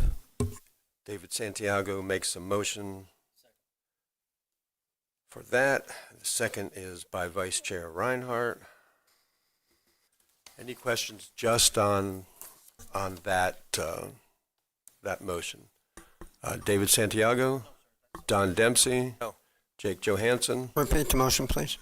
The motion is that applicants are required to have board minutes. Actually, nonprofit applicants are asked to provide board minutes and bylaws, and then no additional engineering. Excellent. Thank okay. On that question, on that motion, all in favor say aye. Aye. Any opposed? And that passes 7-0. Danny, did you want to put a motion on the floor for the final 19? Chairman, Brad, this was an email you had sent me. Are we looking at the same stuff that's on the agenda item when it said Part 2 operational improvements, which is staff implement? It is. So I'll make that motion to allow council to bring this back, and if there's any of those subsections to talk about, let's talk about them. I announced a couple of mine here on the fly, and then we can vote on them, just like we did today. Yep. Thank you. And you're making that as in the form of a motion? Sure. Okay. I don't understand the motion if it gives, Danny, if it gives clear direction on what occurs next from a staff perspective. Are you suggesting that we need to look at these David. I got you. Just I like kind don't of like understand the motion though. well, we need to have the same opportunity, kind of like what we did today. Do we want to let staff do this, or is this something that So council needs to agenda, give direct? Yeah, just agenda the other night, the other remaining items for Yeah. another meeting. Is what you're saying? Sure, Then we'd go through- absolutely. That's I need a second on that motion. If there's no second, the motion fails. And then what happens to those additional items? Are they assumed approved? Brad? So, comment? Councilman Johansson? This is a strategic plan. It's a book. It provides guidance. I think it's a great plan to depart from. We have strategic plans all over the place that we depart from here and there. I don't think this is something to get mired down in here.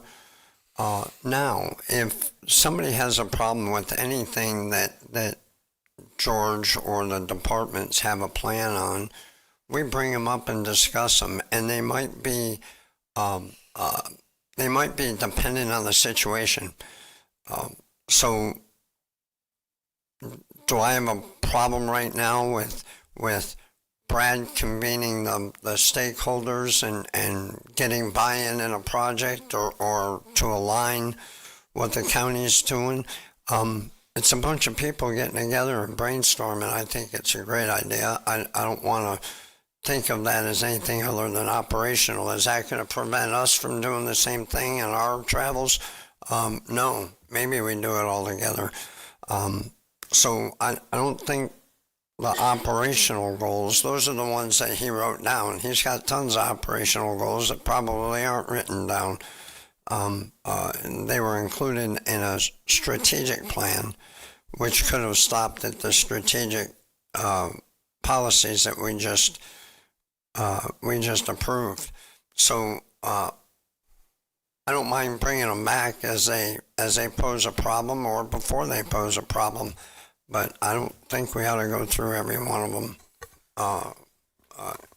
unless we all have problems with one or two of them, and we can relay that information to George and Brad and get it on the agenda. Thank you, sir. That's what I'll do. Okay, because we still don't even have a second. So, did you say you just dropped it? Your motion?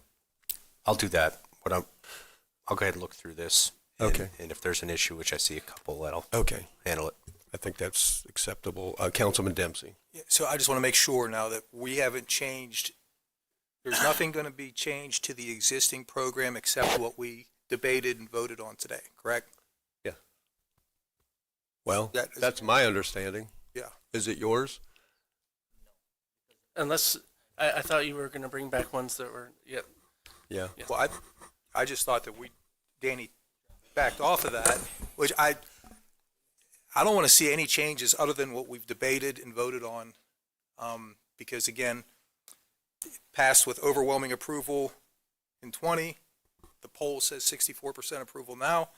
I don't want to change anything except what we've discussed and voted on. If somebody becomes aware of an issue on this program, then we can, during closing comments, talk about it, vote on it, about putting it on a future agenda, and that's how I'd like to see it remain. Here, that's a good question because the recommended motion was moved to accept Echo Vision 2040 strategic plan and direct staff to proceed with implementation planning. That, to me, that says everything on there, even the things we didn't vote on. Councilman Johansson.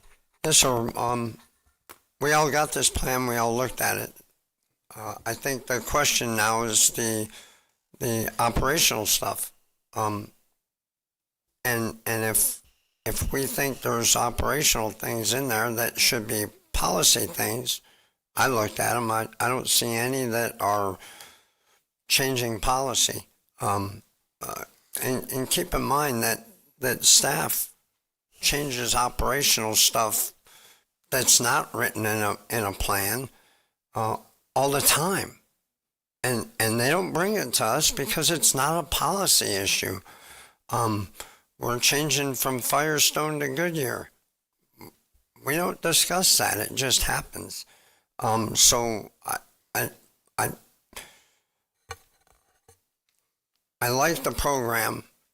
I don't like I don't like having council start to micromanage the operations.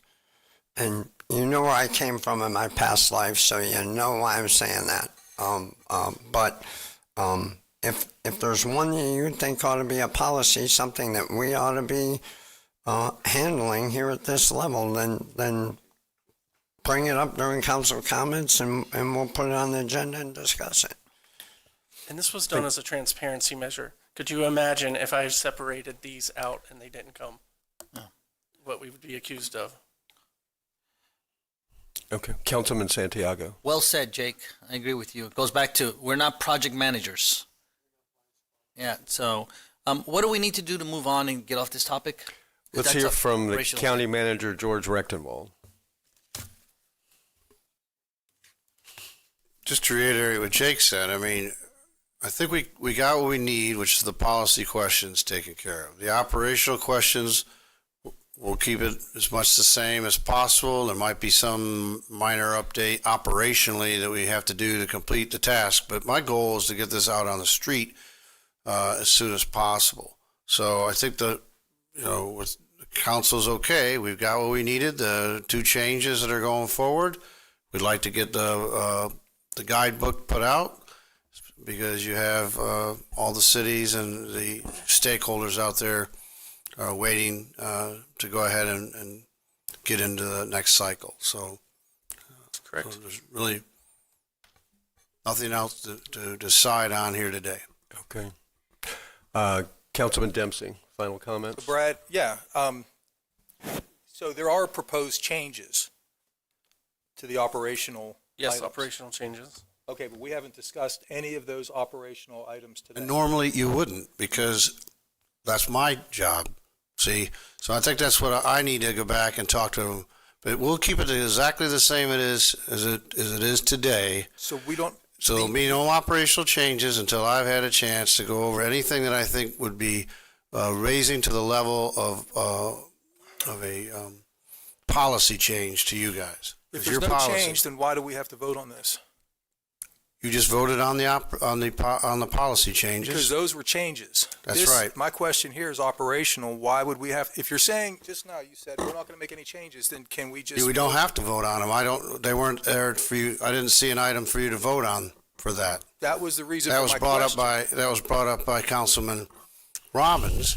So, but we weren't bringing anything forward for you to change as far as an operational change, other than what he put up there, or the final couple questions he added there at the end from that he got, I guess, in the final moments before this meeting, because I wasn't aware of them. Well, my question to the chair and to everybody else was, if anything else we're changing, other than what we've discussed and voted on is there anything else we're changing?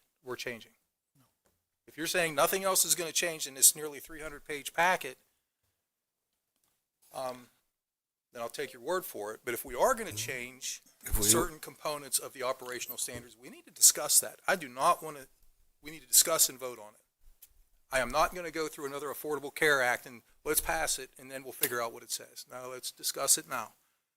My motion is to leave it as is. And I'm fine with that.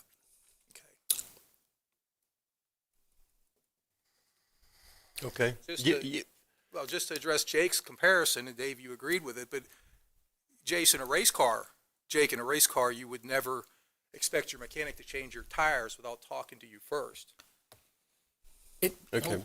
But Don just put a motion on the table to leave the operational things as are. Yes. And you. No second. And is there a second on Don's motion? Second. Second by Troy Kent to not change any operational procedures. Questions for staff or just a comment? No, just comment.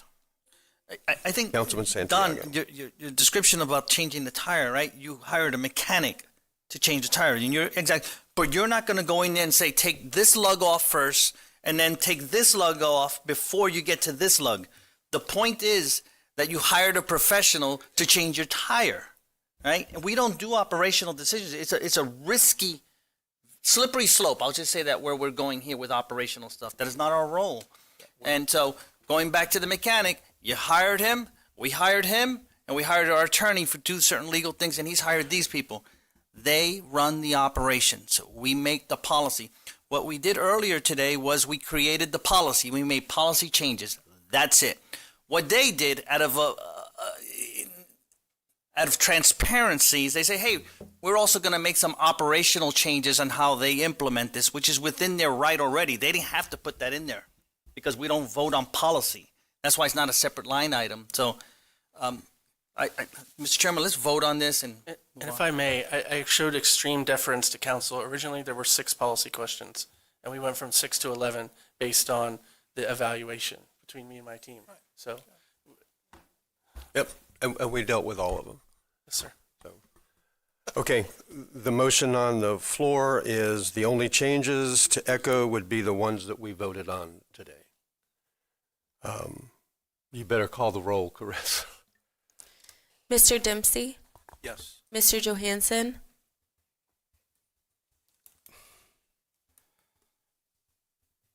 I'm voting on policy. strict policy. I'm voting strictly on policy. Is that a question? I don't know what the, if the motion is to re-vote on the policy that we just voted on, No. what's the motion? No, they stay the same. No. Okay. Mr. Kent, Yes. Mr. Reinhardt, No. Mr. Robbins, No. Mr. Santiago, Mr. Brower. Yes, but the motion fails. And but I do think, Don, that the county manager said if he's going to make a change, you would bring it to us. So you'll get to vote on it. We'll get to vote on it anyway. Mr. Chair, I move that we adjourn for lunch. We do. I was hoping to get through item 4 because we've got a lot of people in the room for that, but I'm afraid we're going to have a lengthy discussion on Volusia Forever. So we will break until 1 o'clock.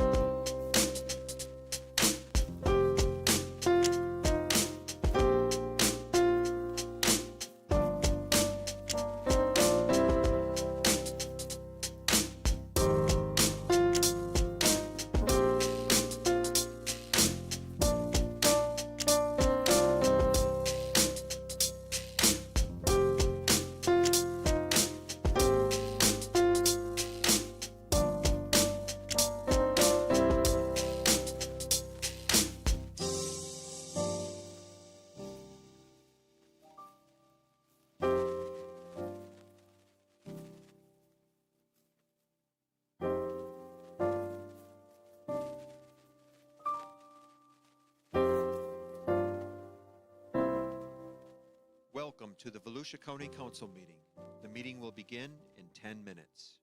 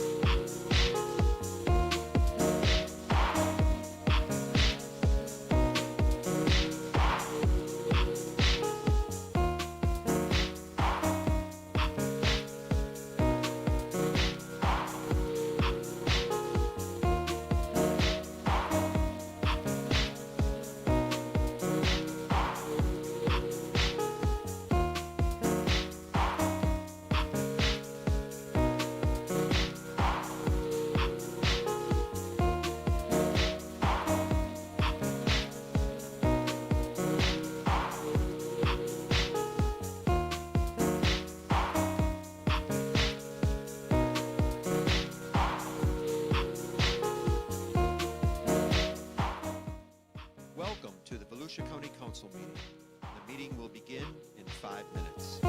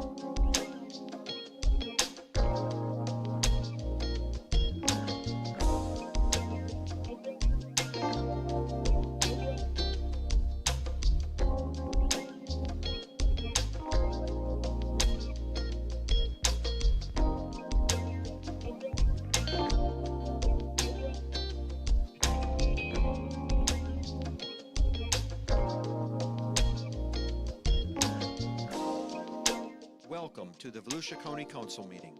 The meeting will begin in 2 minutes.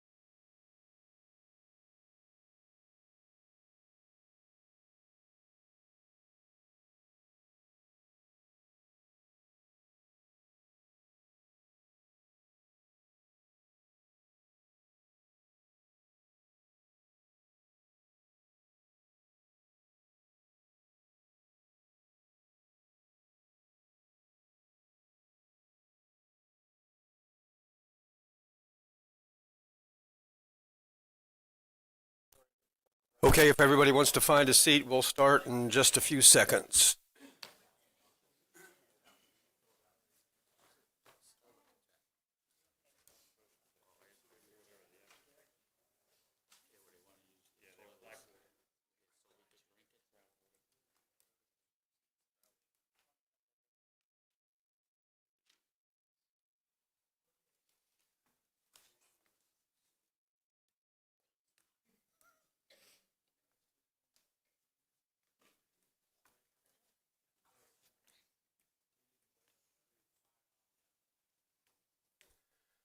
Okay, we will resume the February 3rd County Council meeting. We are already on item 4.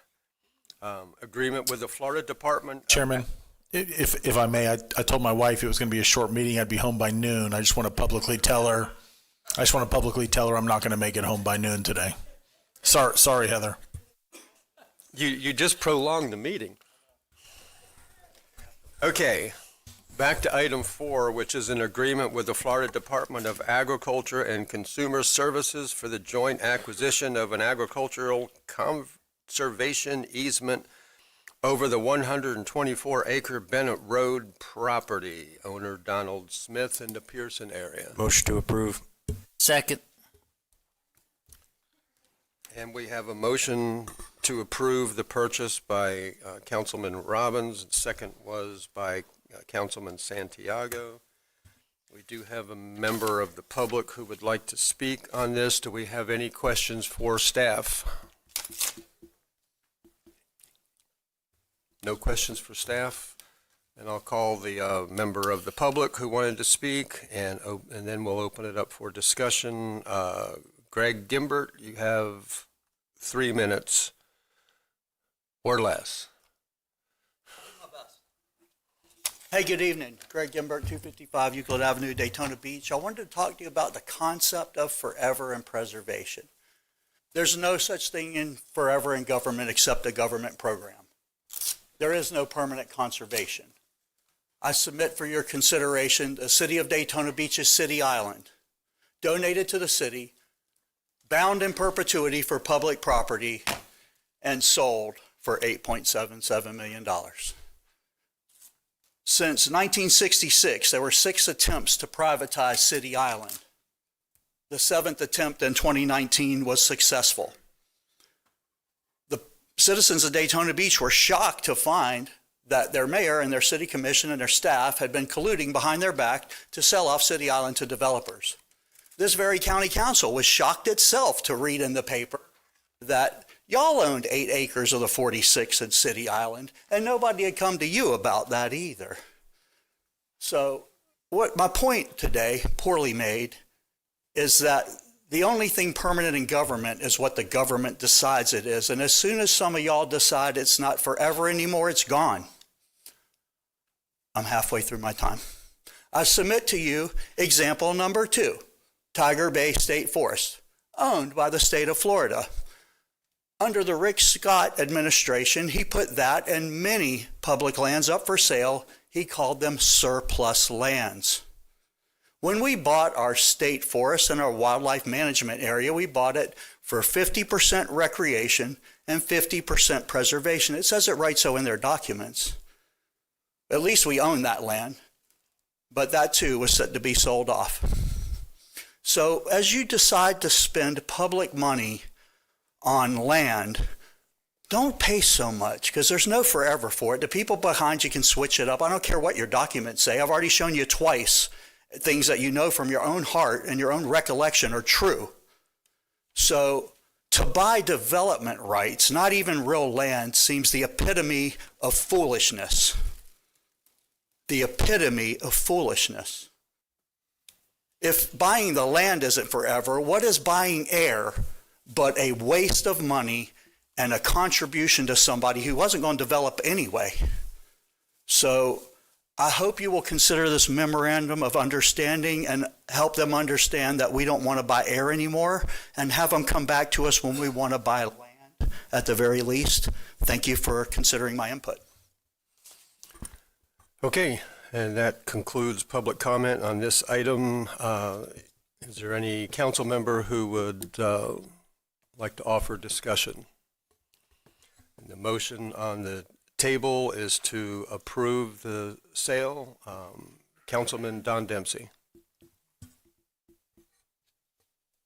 Yeah, I don't see the agreement in the packet. Is it in here? So this is just a memorandum of understanding to begin the partnership process with the Florida Department of Agriculture and Human Services. In the future, when we reach an agreement with the landowner, that easement and sale contract will be brought back to you for approval. So what is the purpose of the vote today?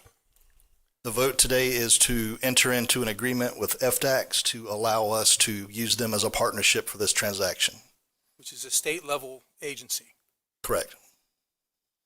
Hey, guys, I'm not comfortable with going forward with this today. I'd like to maybe continue this a couple weeks. We're going to have our deep dive discussion at the next meeting into Volusia Forever.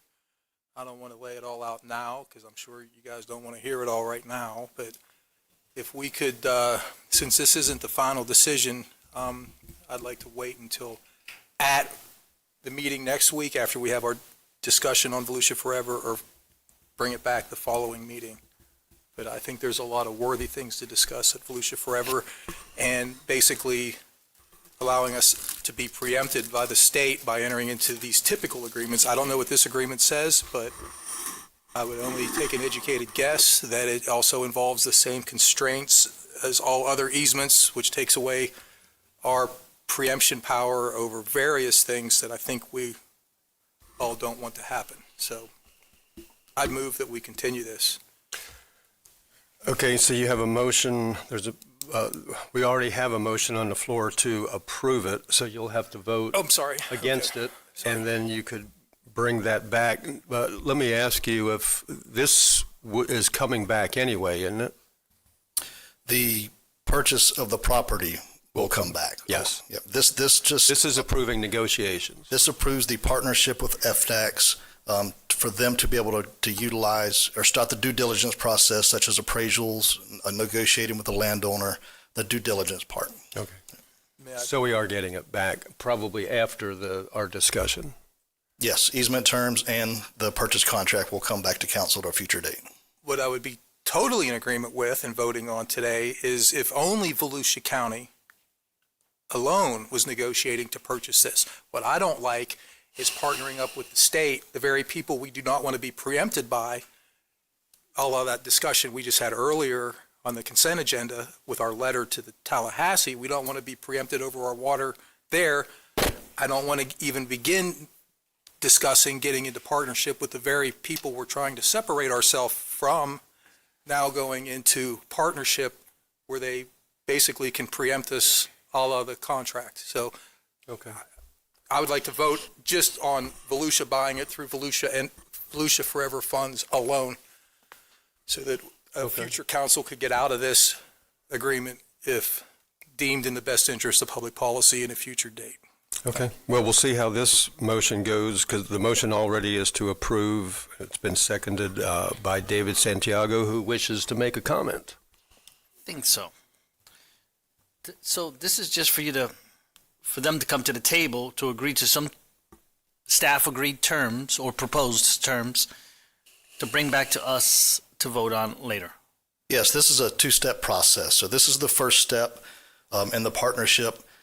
This property is also eligible for FDOC's Rural and Family Lands Program. So this allows them to start the acquisition process with us as a partner. Is there anything that stops FDAX from doing it themselves? No, FDOC's can purchase properties on their own as well. That's it. Thank you, Mr. Chair. Any other comments? If there are no comments, Carissa, would you call the roll on item 4? The motion is to approve initiating the purchase requirements. Mr. Dempsey? No. Mr. Johansson? Yes. Mr. Kent? Yes. Mr. Reinhardt? Yes. Mr. Robbins? Yes. Mr. Santiago? Yes. Mr. Brower? Yes. And so it is initiated. Thank you. Item 5, Don, I assume you're going to love this one too. Volusia Forever joint purchase of a 493-acre Caraway Lake conservation easement. Motion to approve. Second. We have a motion to approve by Councilman Robbins and a second by Vice Chair Reinhardt. And a number of the public would like to speak, so first let's see if anyone has any questions for staff. As staff sits down. No questions for staff, then we'll go to public comments. Dennis Thomas.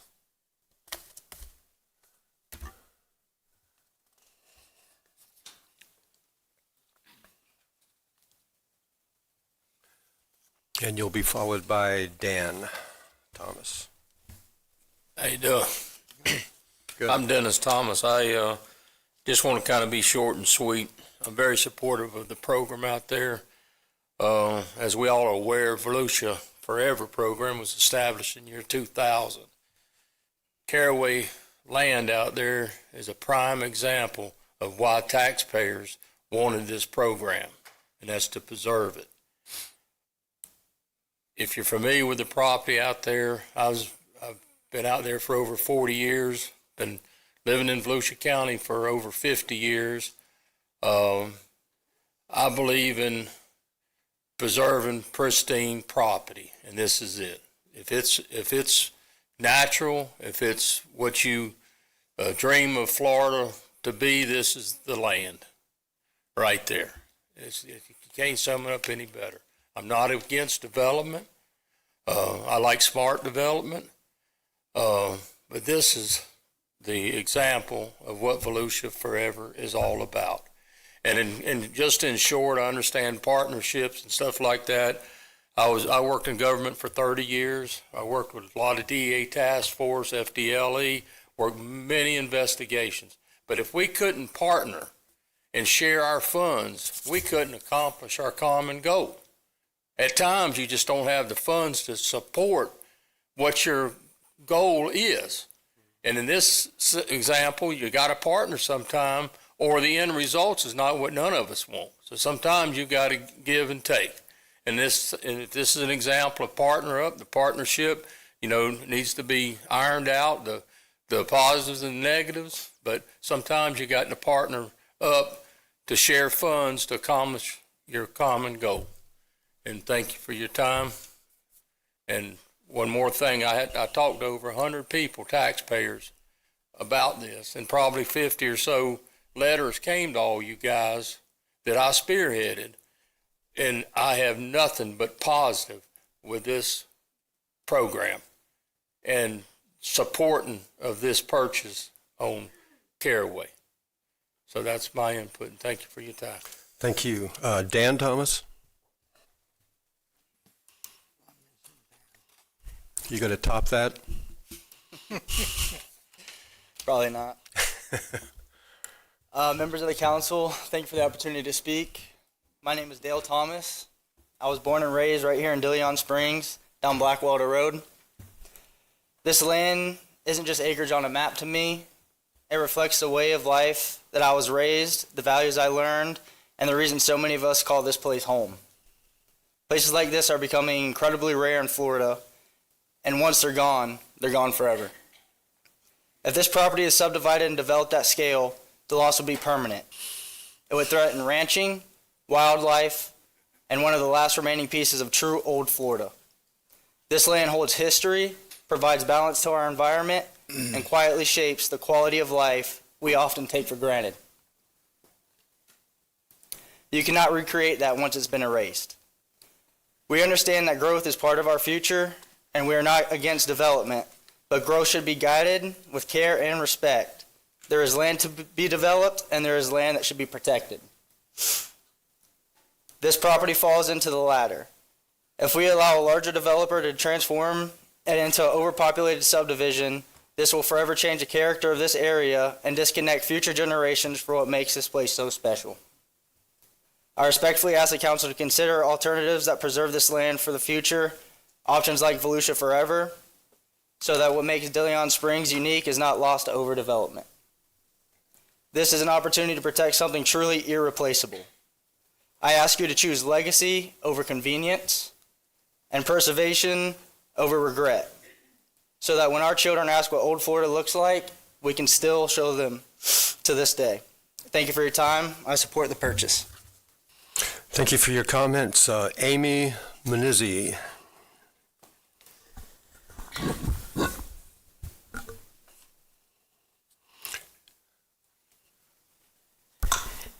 Amy Munizzi, DeLeon Springs Community Association. There's very little I could say that would top what those two guys just said. But when you approved this in 2024, September of 2024, for the active list. The staff went to town on it. They did everything they could to make this work out in a way that was good for everybody.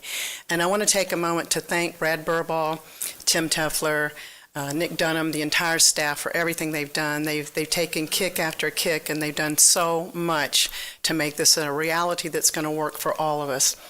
Many of you have been to this property. You know it straddles 2 lakes. It's adjacent to a 3rd lake, so it makes it an incredible water recharge area. It's also part of the DeLeon Springshed Basin, and it's part of the DeLeon Spring Basin Management Action Plan, so it needs to be protected. It's also part of Florida Forever's longleaf pine project. I need to make sure I say that correctly.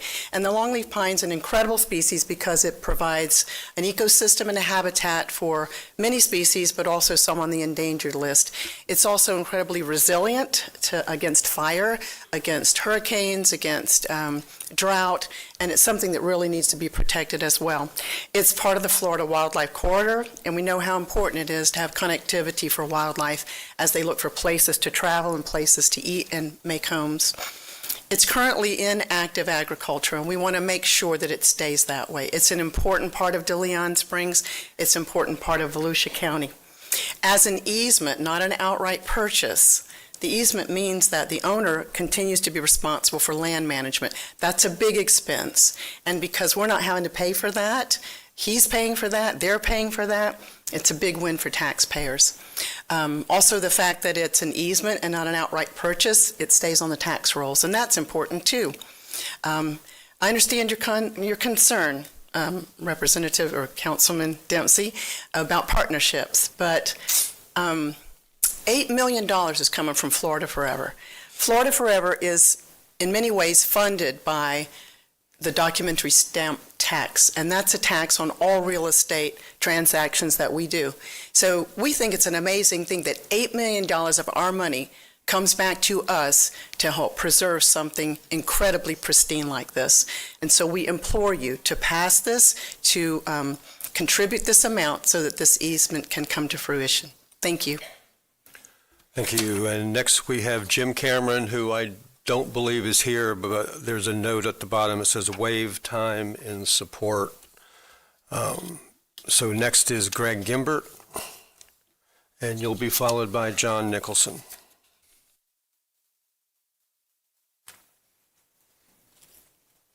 Hey again, Greg Gimbert, Daytona Beach. I'll pick up where I left off. Buy-in air. No doubt, those guys and that lady made an excellent plea of why we should save this land. But the only thing it takes to save these lands is for you people not to change the comp plan and the zoning. No charge. It doesn't get developed. These people seem like hostages. They're saying, what if a developer gets it? The biggest developer in the area already owns it. And he's already bullied the state to give him $8 million for it. And now he's coming to pick our pocket for another $379 on top. If we take what we just discussed, the memorandum of agreement, and we apply the price per acre of this thing to what we just talked about, it would cost us $3 million. Half of that would be $1.5 million for us. Take another $400,000, now we're up to 1.9. The budget for Forever is only $10 million. We're 20% in the budget, and we ain't bought a handful of fucking dirt. Vote no. $8 million's enough for him. Thank you. John Nicholson.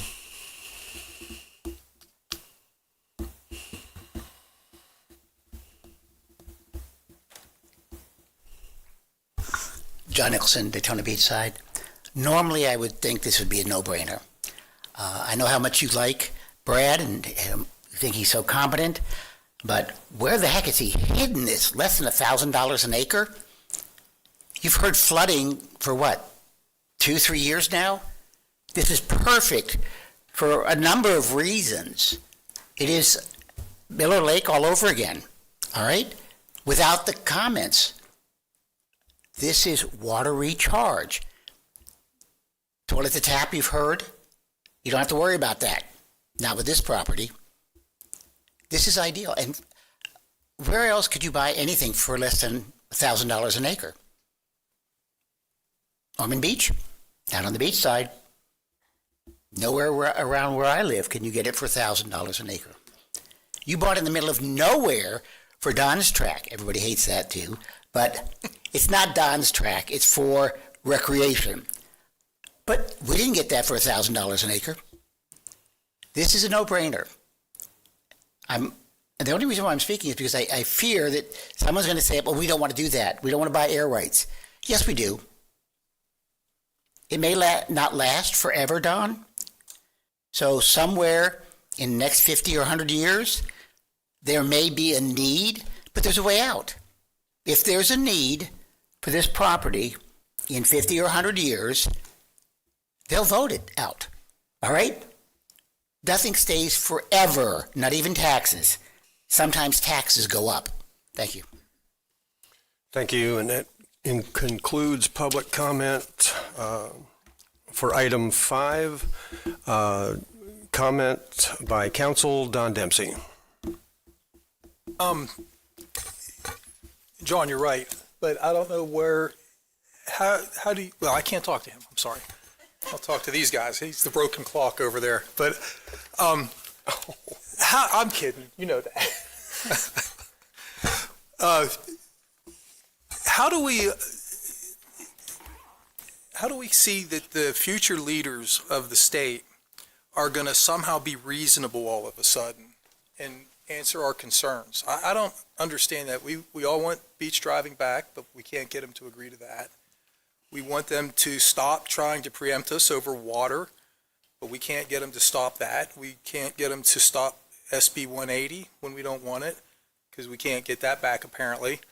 So why are we banking on the state being so reasonable 50 years from now or 100 years from now? I'm not against this project. I've talked to Mr. Vanacore. I understand he's turned down significantly higher offers for this property, more than double of what he's getting from Florida Forever. So he is taking a loss, and even though there's a taxable value on these properties, it's substantially less. I mean, good luck selling a piece of property that you can't even shoot guns on, or you can't even build more than 7,500 square feet of impervious surface, which includes, coincidentally, asphalt driveways. So this is a real tough one for me. If this was a Volusia Forever acquisition alone, I'd be 100% behind it, because I'm not against conservation. I'm not against Volusia Forever. What I'm against, and we just wrote a letter about it today, is preemption. We are partnering up with a state who wants to control everything we do, but yet we're contractually binding ourselves to their wishes. And that's what has me scared. That's what I don't like. There's a lot of legislation going on in other jurisdictions to stop this very issue. And we'll do a deep dive into this in 2 weeks. But this one's a tough one, because even if we didn't kick into 300, he could just agree to the 8 million, and then we're stuck with a Florida Forever restricted property. So again, I just want to make people aware that we are systematically allowing our properties to be preempted, either through Florida Forever or the federal programs, and that's what I don't like. I want, if there's an issue in 100 years from now, or like the song 2525, if man is still alive, what's going to be in the best interest of Volusia County at that time? And I just think it's, I hate to say this word, but arrogant for us to think that we know what's best for Volusia County in the year 2525 and what should be used with this property. And our future leaders cannot make any independent decisions on what to do with this property in 500 years, because we've lied down in bed with the state. And we've got so many of these properties that are happening. This one's a tough one for me, because even if we didn't vote on a 300, he could still go through with it, and we would have the same problem of preemption. I do like the property. It's a wonderful asset for the west side. I'm inclined to vote for it only because there's nothing we could do to stop this, and he's turned down twice as much money for this property. So it's a tough one for me. If we were funding the 8 million, I would be a no, but we're kicking in like 4%, 3% of the purchase price. It is a valued piece of property. It's beautiful out there. I really don't like us allowing the state to control more and more and more of Volusia County, and that's what I'm struggling with. Thank you, guys. Councilman Johansson. Thank you, sir. When we have these conversations, and we've had them a lot lately, we talk about our property. This is not our property. This is Vanacore Holdings property. Upon completion of this deal, it will be Vanacore Holdings property with some restrictions on what Vanacore Holdings can do with that property. At no time does it become the county's property. If we join in with Florida Forever, then we put restrictions on that property as well as the state. So at no time do I feel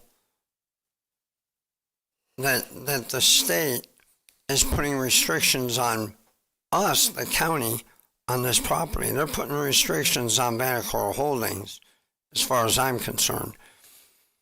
And I'm not too sure, since this isn't, we're not buying the property, that this isn't, like Brad does the stack, when he says this is the stack. Mr. Vanacore has got a Florida stack, a state stack worth about just short $8 million, and then he's got the Volusia County stack, which just hits the top. And it's his deal, like Mr. Dempsey said. So at the end of the day, it's not our property to be preempted. It's his property. And with that comes all the strings attached to accepting this money from the state and us. And apparently he's willing to do that. So I just want to be careful that it's not going to be our property at the end of the day. We're not going to manage it. It's not going to cost us an operational tail. So there's some benefit to that as well as not being developed. So thank you. Thank you. The state of Florida has unanimously voted on a program, every Democrat, every Republican, for the Florida Wildlife Corridor, which is, in their description, perpetual.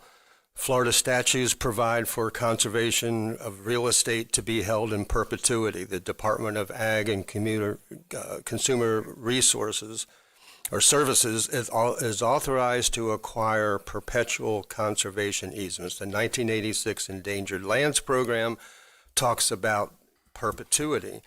And yet, Don, and I don't know if this will make a difference to you, but I think it's the hinge that you're looking for, is the state talks about buying land to conserve it in perpetuity, but they have also allowed for us, the local government, to take it out by a vote. And Mike Dyer, you're an attorney too. Either one of you, correct me if I'm wrong. I'm going to read Article 10, Section 18 of the Florida Constitution. And it says, disposition of conservation lands. The fee interest in real property held by an entity of the state and designated for natural resources conservation purposes as provided by general law shall be managed for the benefit of the citizens of this state and may be disposed of only if the members of the governing board of the entity holding title determine the property is no longer needed to conservation purposes, and only upon a vote of 2/3 of the governing board. So we really don't need a charter amendment to do this. It's already in the Constitution. The question here would be the title holder. Who would Ask you that site again. Article 10, what? It's Article 10, Section 18. Thank you. Of the Florida Constitution. Does that offer Don some protection? That would apply to state-owned lands, not county-owned lands. It says the governing board of the entity holding title. The state would hold the title for this land? Yeah. Okay. Then you still have a problem.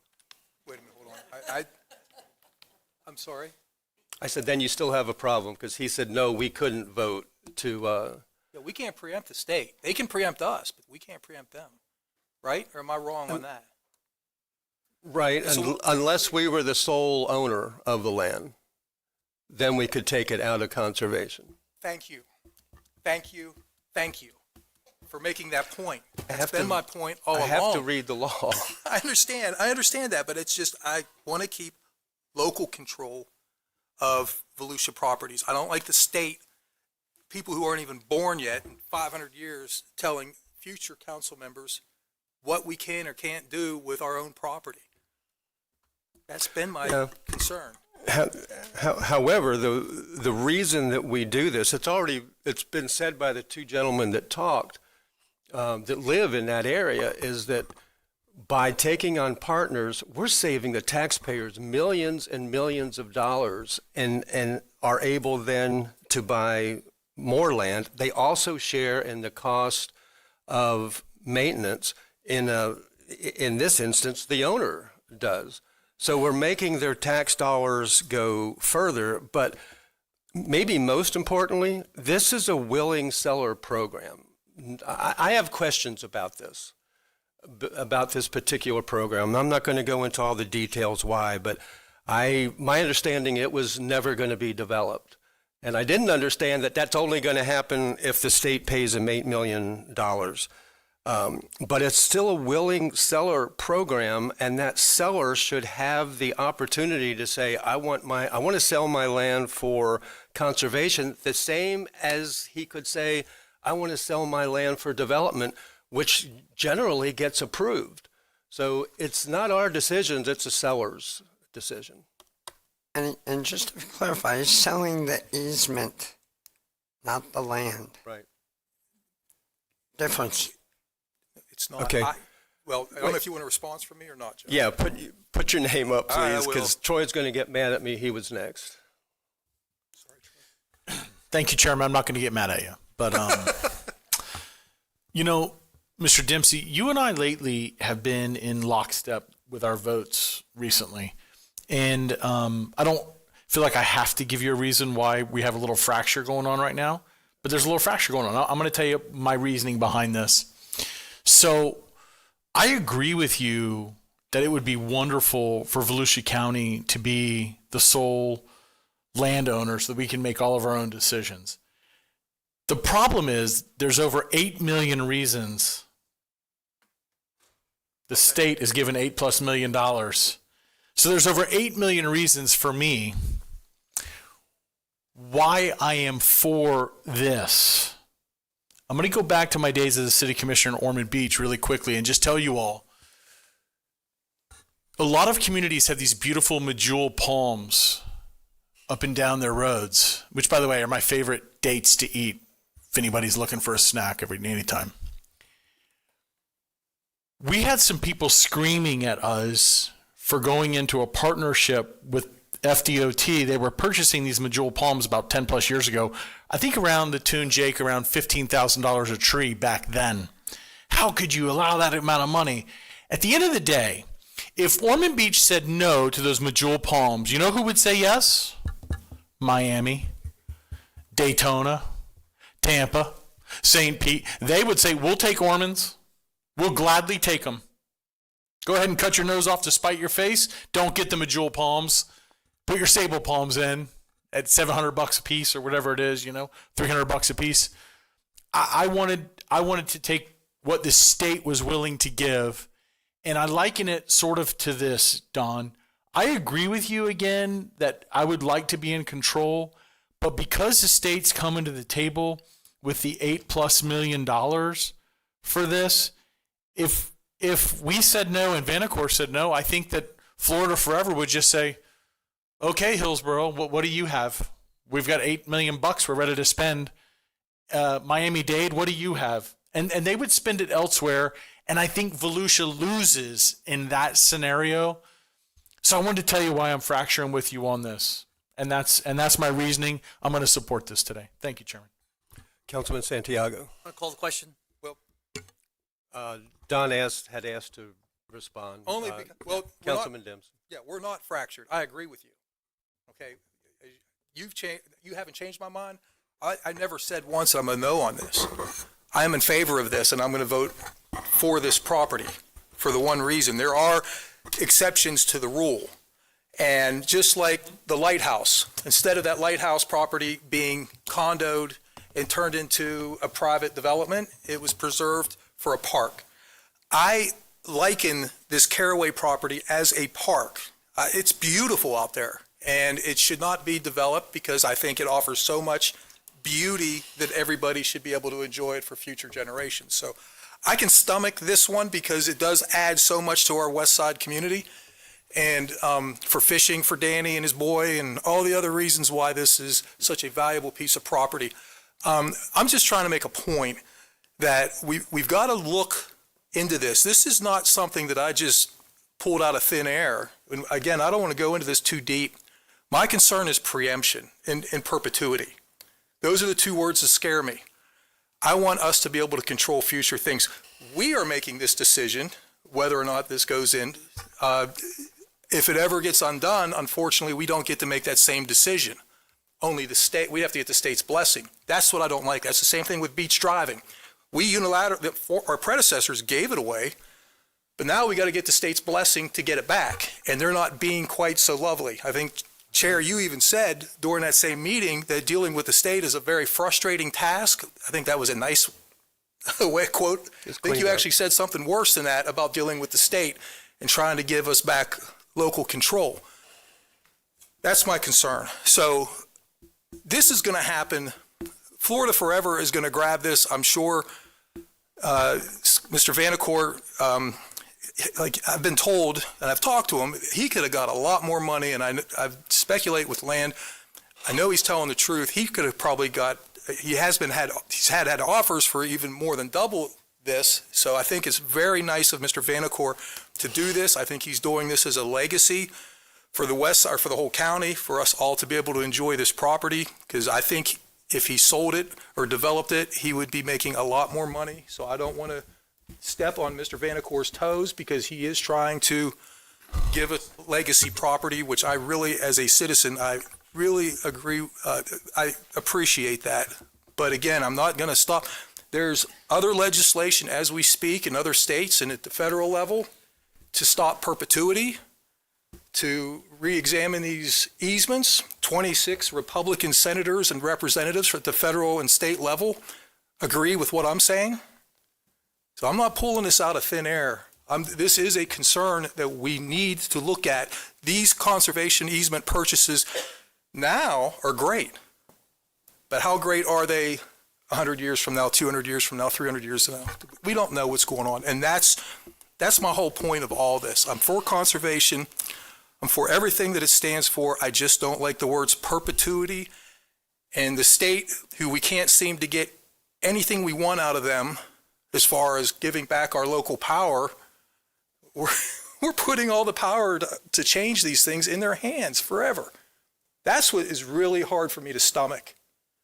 And that's what I want to talk about our next meeting. And that's the only reason why I'm having consternation over this, but I am going to vote for it because, you know, I agree with you, Troy. This is a beautiful piece of property. This isn't just swampland out in the middle of nowhere or whatever. This is valuable property. Thank you, guys. Appreciate your time.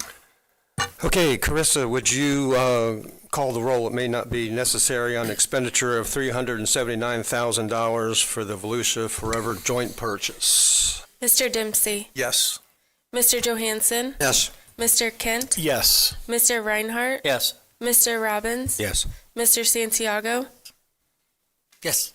Mr. Brower. Yes, and the purchase is approved 7-0. Which brings us to item 6, which is a quasi-judicial hearing. I don't know if anyone has any ex parte to declare on the amendment to Halifax Plantation. I have none. None. I spoke to the attorney for the petitioner. Same. Okay, two members, Jake and I don't know who's writing this down. Jake and Don talked to the I talked to attorneys. Mr. Ford. And Danny, okay. Okay. Duly noted. Motion to approve. Second. Did you say that?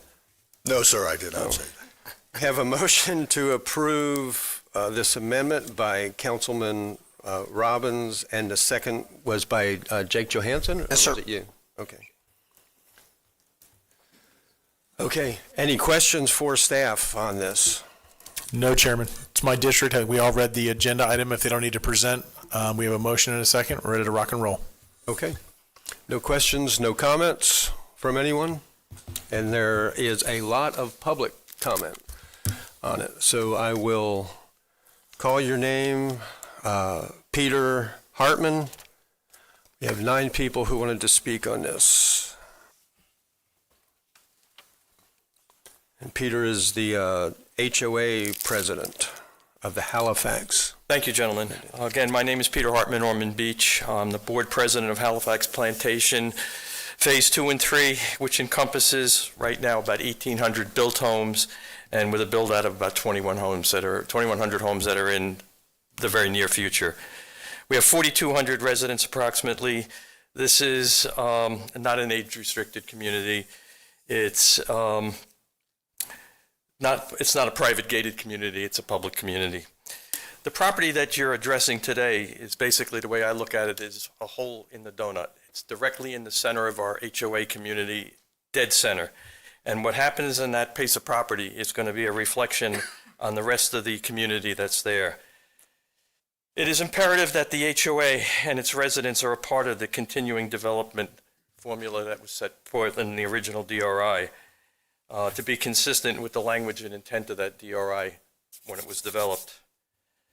The original DRI, I believe, was a contract between the county and the developer at that time, and whereby each has to live up to its agreements. And I know in the time past there has been amendments to it, but nothing that's originally affected the original DRI. And we didn't find out about this until it was actually in the newspaper, and some of our residents had read about it, but we weren't informed about it until probably 4 or 5 months after the fact. So we didn't get a real handle on it until later on.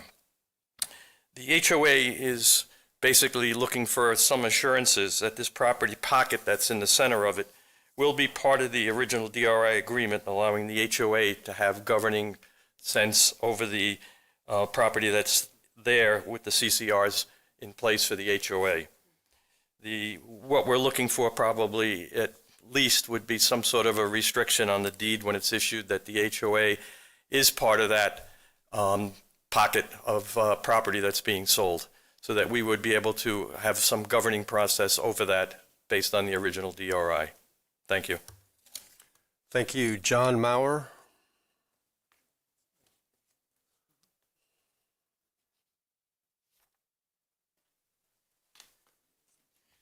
Good afternoon. My name is John Maurer, and I'm a resident of Halifax Plantation. I'm a retired planner and an architect with nearly 50 years of experience working with school districts and developers as well. Set aside as a potential school site, the subject parcel is situated, as Mr. Hartman said, at the heart of the plantation. Being familiar with the original PUD resolution that contained specific language prohibiting sale of the property, and finding nothing on the county website, I reached out to the planning department seeking information about the proposed amendment. I received no response to my inquiries. Further, it appears that no notice was given to the HOA or neighboring property owners. I consider this a negligent outcome and omission, depriving the concerned parties of the opportunity for engagement, enlightenment, or participation in a unilateral amendment attempt. The original resolution anticipated the possibility that the site might not be needed for a school and provided specific options for disposal. It now appears that selling, which was not one of the specified options, is simply the option that is preferred. It is critical to our community that the amendment language is crystal clear on several issues. The subject parcel, located at perhaps the busiest intersection in the interior of the plantation and completely surrounded by fully built-out pockets, with this potential for a change in use, It must be included in the Halifax Plantation Phase 2 and 3 PUD and subject to its terms. While the staff has offered assertions that attempt to provide such reassurance, the language itself of the proposed amendment does not appear to clearly support these assertions. Likewise, and concerned to a planner like me, the included future land use exhibit seems to be in conflict with the original intent of the DRI and thus is inappropriate. Specifically, this exhibit identifies the site as ULI, urban low intensity. While this designation may be compatible with single-family uses, it also indicates compatibility with business uses and manufactured housing. These last two classifications are wholly inappropriate and inconsistent with the community design and the original intent of the DRI. Seems to me as a planner that a more appropriate FLU is LIU, low impact urban, with compatibility reserved specifically for PUD, if including an FLU at this time is even necessary. Also, my understanding of Florida Statute 720.3075 is that a unilateral amendment attempt by a school district constitutes the actions of a developer, and this attempt, as well as any future attempts by future developments after this sale, must engage the HOA in any desired amendment process. This ensures that both the homeowners and developers can achieve a mutually beneficial result. Therefore, I respectfully request that the board deny or continue this item until these deficiencies are addressed. Thank you. Thank you for your comments. Tony Ioannino?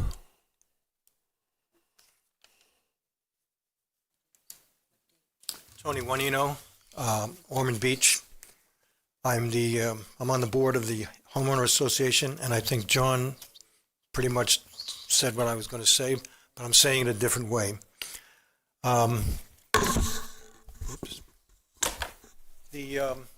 It's not the sale of the property, it's the way it kind of came to your desk, okay? This is the final development order for Halifax Plantation. This is the master covenants.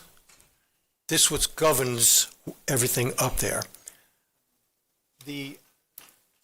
This document, I'm going to take this, do I have to speak to both? Was signed by the county and the developer.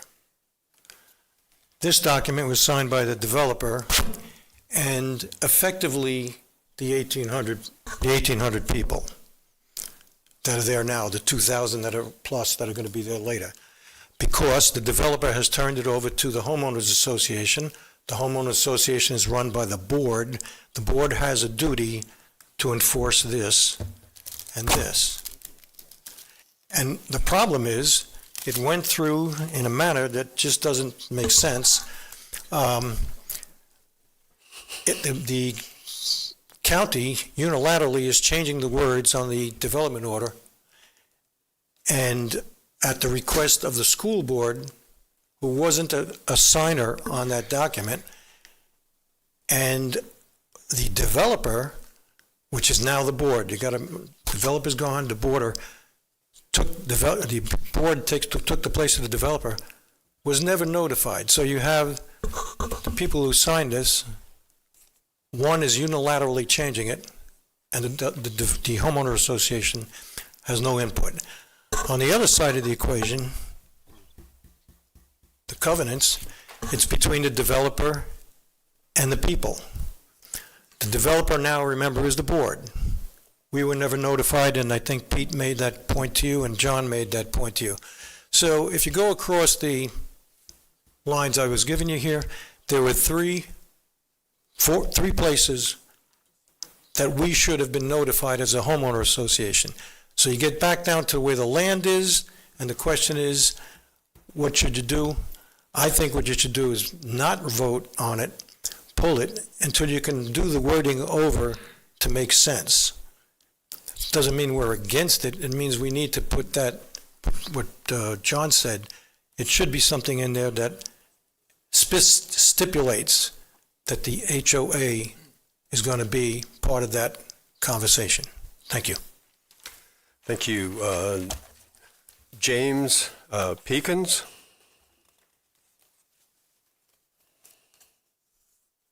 Council, Mr. Chair, James Pickens with the law firm McKinsey Vincent Pyle, here on behalf of the Halifax Plantation Phase 2 and 3 Homeowners Association.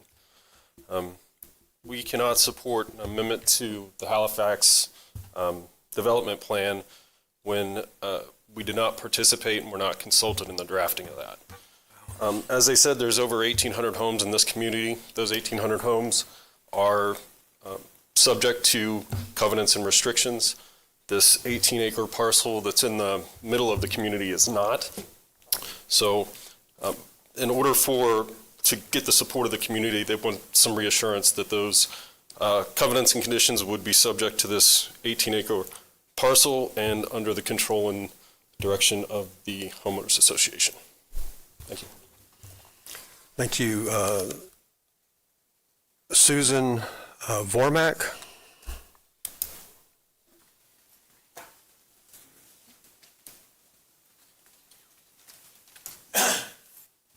Good afternoon. My name is Susan Vormack, and I'm a homeowner of 2 properties in Halifax Plantation. My townhouse is directly, backyard is the preserve area that's in question here, the 18 acres. And the impact to this project directly affects the value of my home and the peace and enjoyment that I purchased the home and the price that I paid for that home. So it made it a premium location.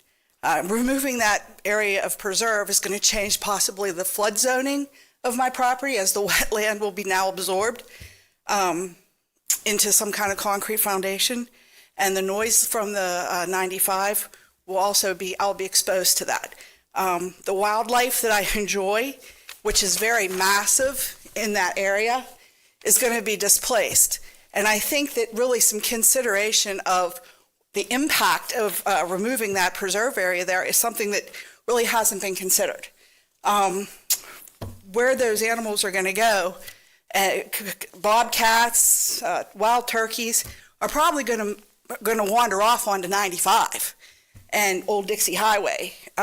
We've had tremendous problems with storm drainage water and the reckless and quick, rapid hardscape development in the area has caused mosquito problems. They're out of control. They've sprayed all summer. I was attacked over 20 times. It was like COVID all over past summer. It's like a paradigm shift, a little bit. Each developer comes in and does what they wish. Then all of a sudden there's a paradigm shift and you have an eco problem. I think that holistically, the situation and the impact of that, developing that land really needs considered. That area is very fragile where all those canals and channels come, and the surge of storms can really impact our residents. And not only that, it's a figurative line between Volusia County and Flagler County and all the development they're doing north of us. So holistically, you need to take a look at what's going on with the water runoff and water drainage. We've had water on the side of Old Dixie Highway now for over a year in drought conditions, and it's just a mess, and nobody can lead the water into the state park because the county only cares about the roadway. Thank you. Brian Bielik. Is Brian here? I don't see any movement. Pam Kroll.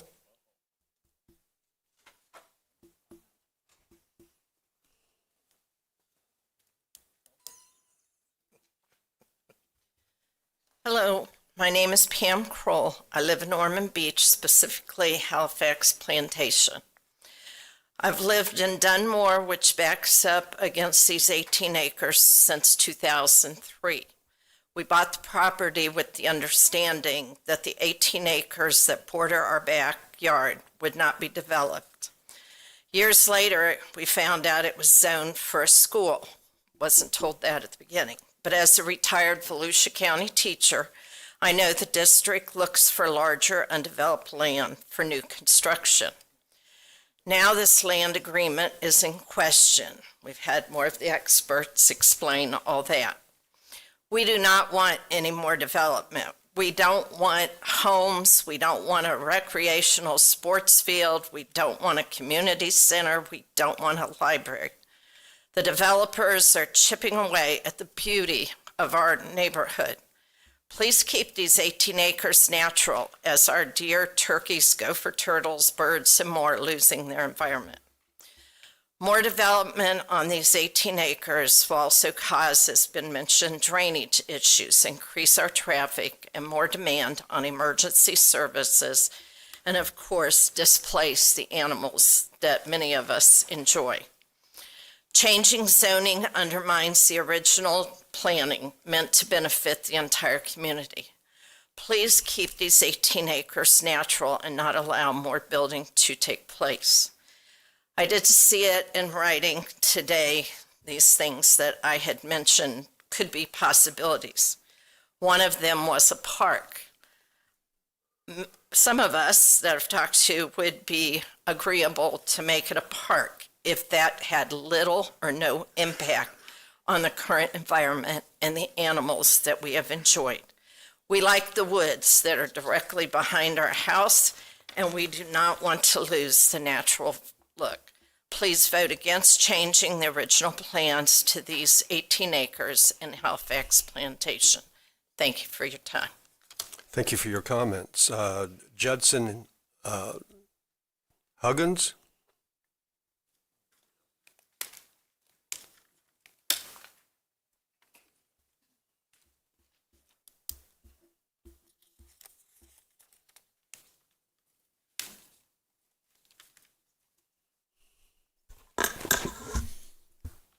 I'm Judson Huggins. I also live on Connemara Drive, which backs up to this property, and had pretty much all the same concerns as her.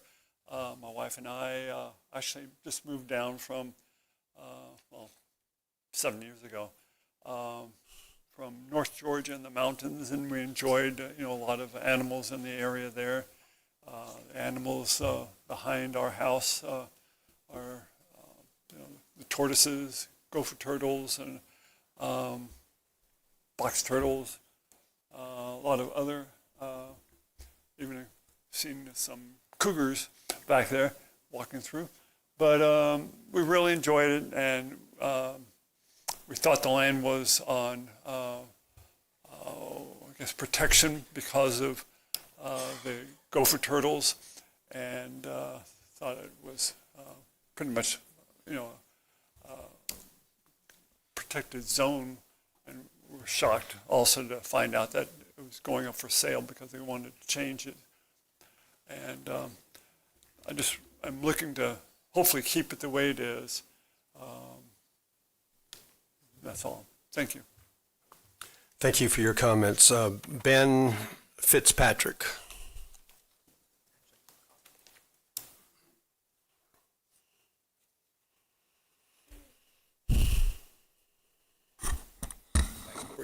Thank you for your time. My name is Ben Fitzpatrick. I'm a resident of Halifax Plantation, and I am against this resolution for a couple of reasons. One is that it is very vague and nebulous. As a property owner in Halifax Plantation, the amendment, there's no specificity to it. What are you going to do? Now, I've been told that, and the reason that this property is being discussed is because the school board wants to sell it. I understand that. The school board wants to sell it, and, they actually took a bid before any of us had any idea what was going on. And my concern is that if you don't specify in the amendment what the zoning is, then there's nothing to prevent, a commercial development there or whatever kind of development the purchaser decides. And that's completely inappropriate for Halifax Plantation. It's right in the middle. It's right in the middle. And we just don't, I think that this resolution is totally unclear, and we need to get something that guarantees that the HOA will have control over that as an assurance before I could support this amendment. So That's all I have. Thanks. Thank you all for your comments. Councilman Kent, do you have questions for staff or just a comment? I have comments.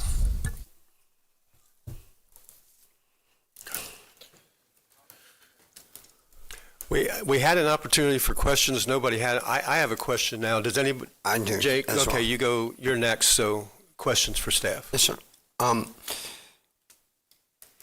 Does this public hearing today have anything to do with the future use of this property?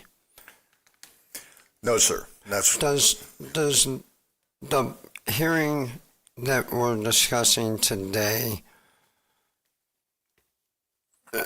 will it come back to us for future decision or to the HOA for future decision of what that property may be? Yes, sir.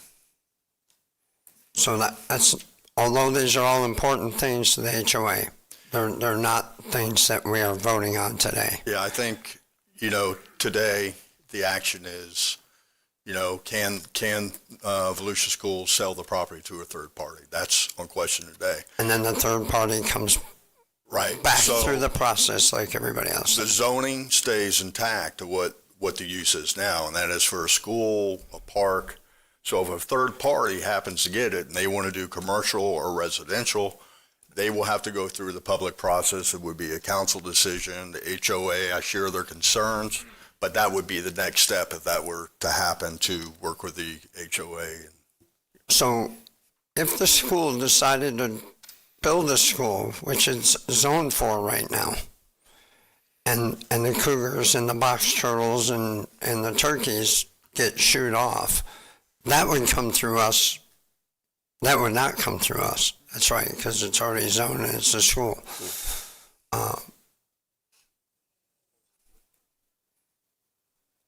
That's all the questions I have. Thank you.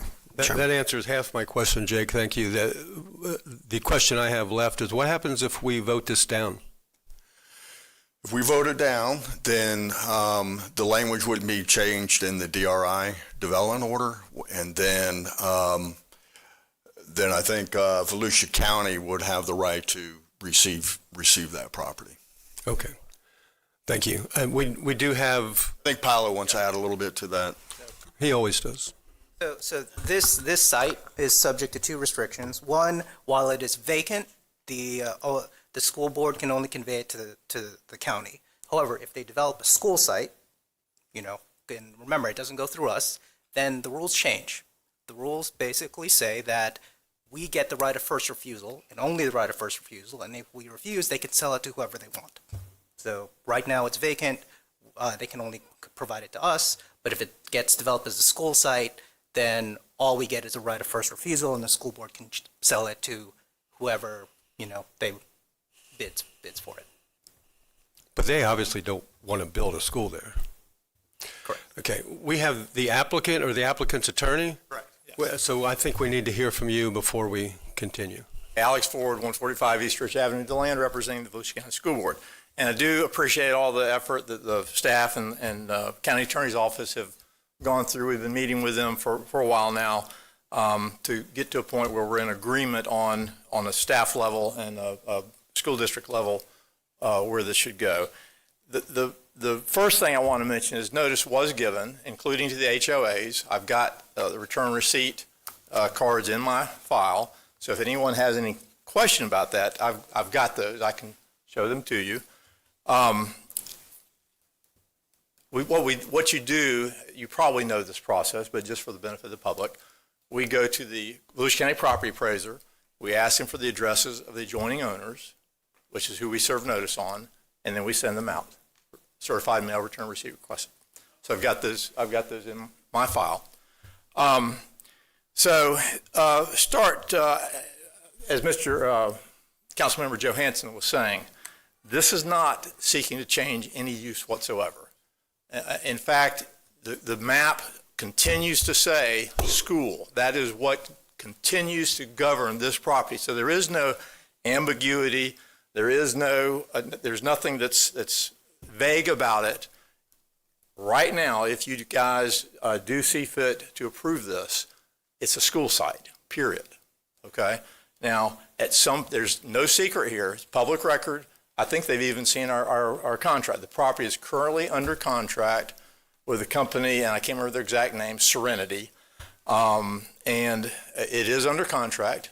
Serenity is obviously would have to come back before, unless they want to put a school there, they would have to come back before this body. These folks would be able to address their very valid concerns at that point in time, every one of them. And you would, as an amendment to the DRI, either say yay or nay, or maybe change some of the development standards they want to have. But we're not developers other than developers of school sites and school infrastructure. So a couple of things I want to create. This DRI, it goes back to the 70s. And back in the 70s, this site actually had two alternative uses. One was as a school site, and then after, I think it was 10 years, if it hadn't been put to use as a school site, it was to be for single-family residential, and I think it was not to exceed 45 units. So this is not something that is a new concept that the property might be developed as a school. It's not a new concept that it might be developed for something other than school purposes. But at some point in time, back in the 80s, I believe it was changed to take out the 45 residences. And then I think at that point, it added things like community centers, parks, I don't remember if ball fields are in there, but other public type uses. So it's never been restricted to a preserve area. And for the people who were told it was preserve, you need to talk to whoever told you that, because they were wrong. It's always been public record. This was never a preserve area. Anyways, at some point back in the 2000s, I think it was 2004, 2005, something like that, the school board actually purchased this site from the developer and paid some cash, gave some impact fee credits, and then fast forward, 20 years has passed, something like that, and it's just been determined that this is not really the best site currently for a school. We don't think it's a good place for the school district to have a school currently. We don't think it's the best place for Halifax Plantation to have a school. What the school board determined 6-8 months ago, something like that, was it would be better to deploy this asset by selling it for fair market value and use those funds in other ways to deal with school infrastructure. And so one of the comparisons I'd like to make, really the only comparison, there is no other comparison right now other than a school. But let's talk about if you put a prototype elementary school there with 700 students. According to our staff, the projection would be 2,800 average daily trips going to that school.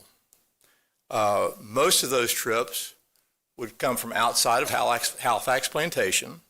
So you're going to have not only the backed up roads twice a day in Halifax Plantation, but you're also going to have a pretty significant impact on Old Dixie Highway.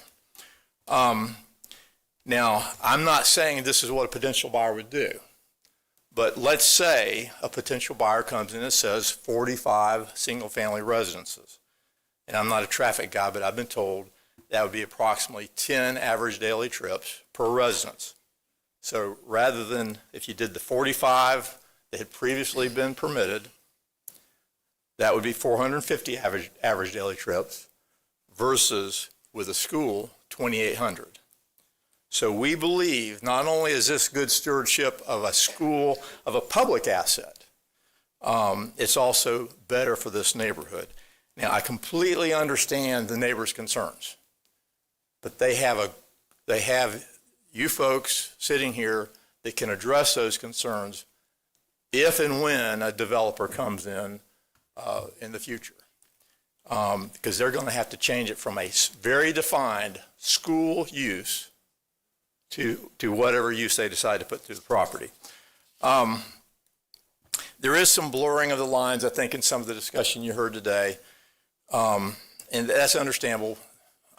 They're not lawyers, but there is a blurring between the private covenants that they have, the declaration, the deed restriction, as part of Halifax Plantation, versus the DRI and the PUD that's associated with that. This property is actually subject to the PUD, to the DRI. It already is. It's not, and they've shown me the HOA covenants. It is not. For some reason, it was specifically excluded from the covenants, probably because it was not anticipated at that time. Again, that's something to address when the ultimate buyer comes before you if they decide to change the use. That's something that you folks can address at that time. And actually, I think it's a good idea to address it at that time. That's typically what you do. I think one other comment, I'm not sure if they mentioned it, but someone said, well, this is it's not a good school site, so it never will be a school site. That's just not correct. The school board will eventually have to deploy this asset for some purpose. If it's not sold, then it will eventually be a school site. And even though this is not a 55 age-restricted community, we have another good example of that, and it's called Deltona, Florida. When Deltona was developed, I don't know about, did you go to DeLand High School? You did. So when I went to DeLand High School, we had kids shipped in from Deltona, Osteen, Lake Helen, okay, and there weren't any schools in Deltona to speak. I think it was Deltona Junior High. But then Deltona was originally marketed to senior citizens, to retirees. And then they died and their children moved in or somebody else bought it. And all of a sudden, Deltona is a great place for young families because there's a lot of availability there. And then all of a sudden, you have all these school sites. So if the people out here are thinking this will never be a school site, if this does not pass, it will eventually be a school site. And that's a pretty significant impact. I don't know how many of y'all have been by this property, but the site is very close to Old Dixie. And just imagine that traffic backed up on a 5 days a week basis during school season. So I think you're going to have your shot to make sure it's developed the right way. But this is not the time to put those kind of restrictions on it. If you have any questions, I'd be happy to answer. Yeah, you had a couple questions, I think. Start. I have a question for him. Did you have? Okay, go ahead, David Santiago. Thank you. Could you address Paulo's comment on what he believes is one of the, I'll use the word restrictions, about the sale of the land? I think he described it in a way that if it's not developed, that the county would be first right of refusal. It's very weird language. I don't think any of us that are currently sitting here would have probably drafted it this way. But the way it's worded right now, as long as a site remains vacant, the only thing we can do with it is either put a school on it, develop it, or give it to the county. And then if the county accepts that gift, there are certain restrictions as to what the county can use it for.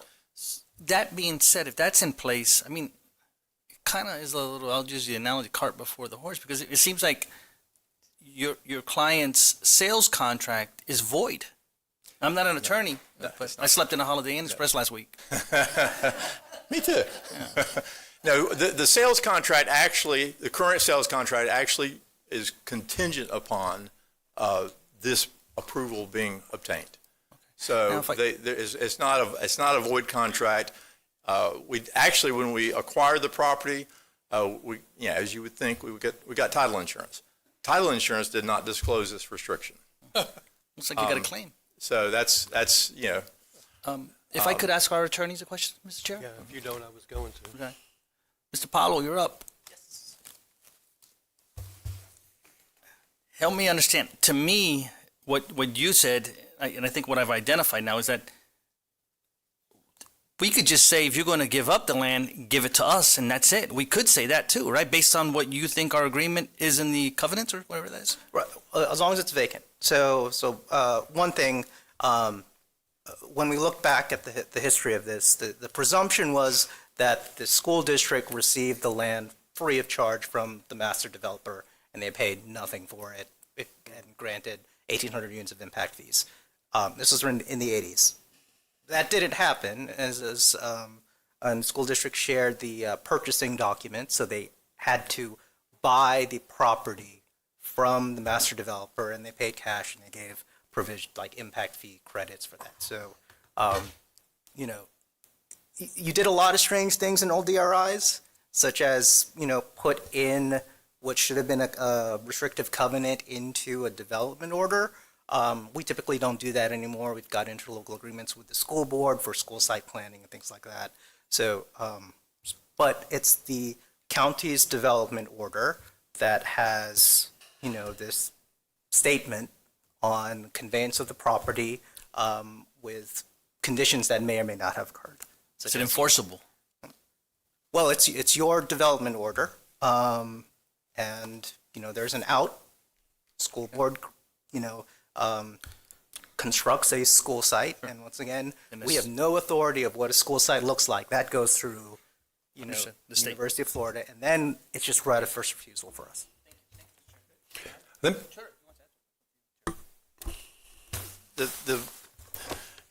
didn't want to get into the weeds on some of the legalities here, but let me make this point. In my opinion, we cannot convey the property to Volusia County free of charge. And there's a very good reason. I think it would violate state case law. It's something called the dual rational nexus test, which Mr. Dempsey may be familiar with, some of the rest of you, but basically it says, because keep in mind, part of the consideration was impact fee credits. So we have to be very diligent to follow the law regarding impact fees on this. We can't transfer, okay, here's an impact fee that's paid for schools. Well, all of a sudden we're going to make it, instead of using this for schools, we're going to use it for parks. It doesn't meet what's called the dual rational nexus test. It doesn't meet Florida statute. It doesn't meet even the Volusia County ordinance on impact fees. Secondly, a couple weeks ago, Mr. Dempsey was talking about restraints on alienation.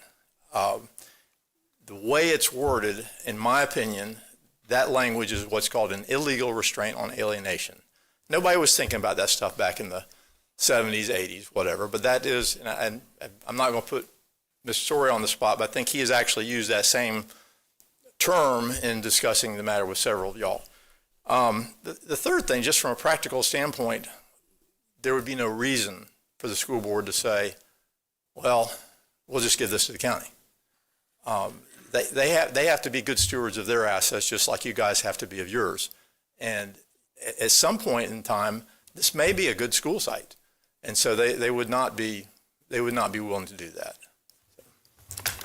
Okay, one more question for you, Mr. Ford. You said that you did send notice to the residents and the board. We have the board president here, and he said he didn't get a notice. How did that happen? I don't know. All I can do is mail the notices, and that's all your ordinance requires me to do. It was mailed through the snail mail, not through. Okay. Your ordinance. Okay.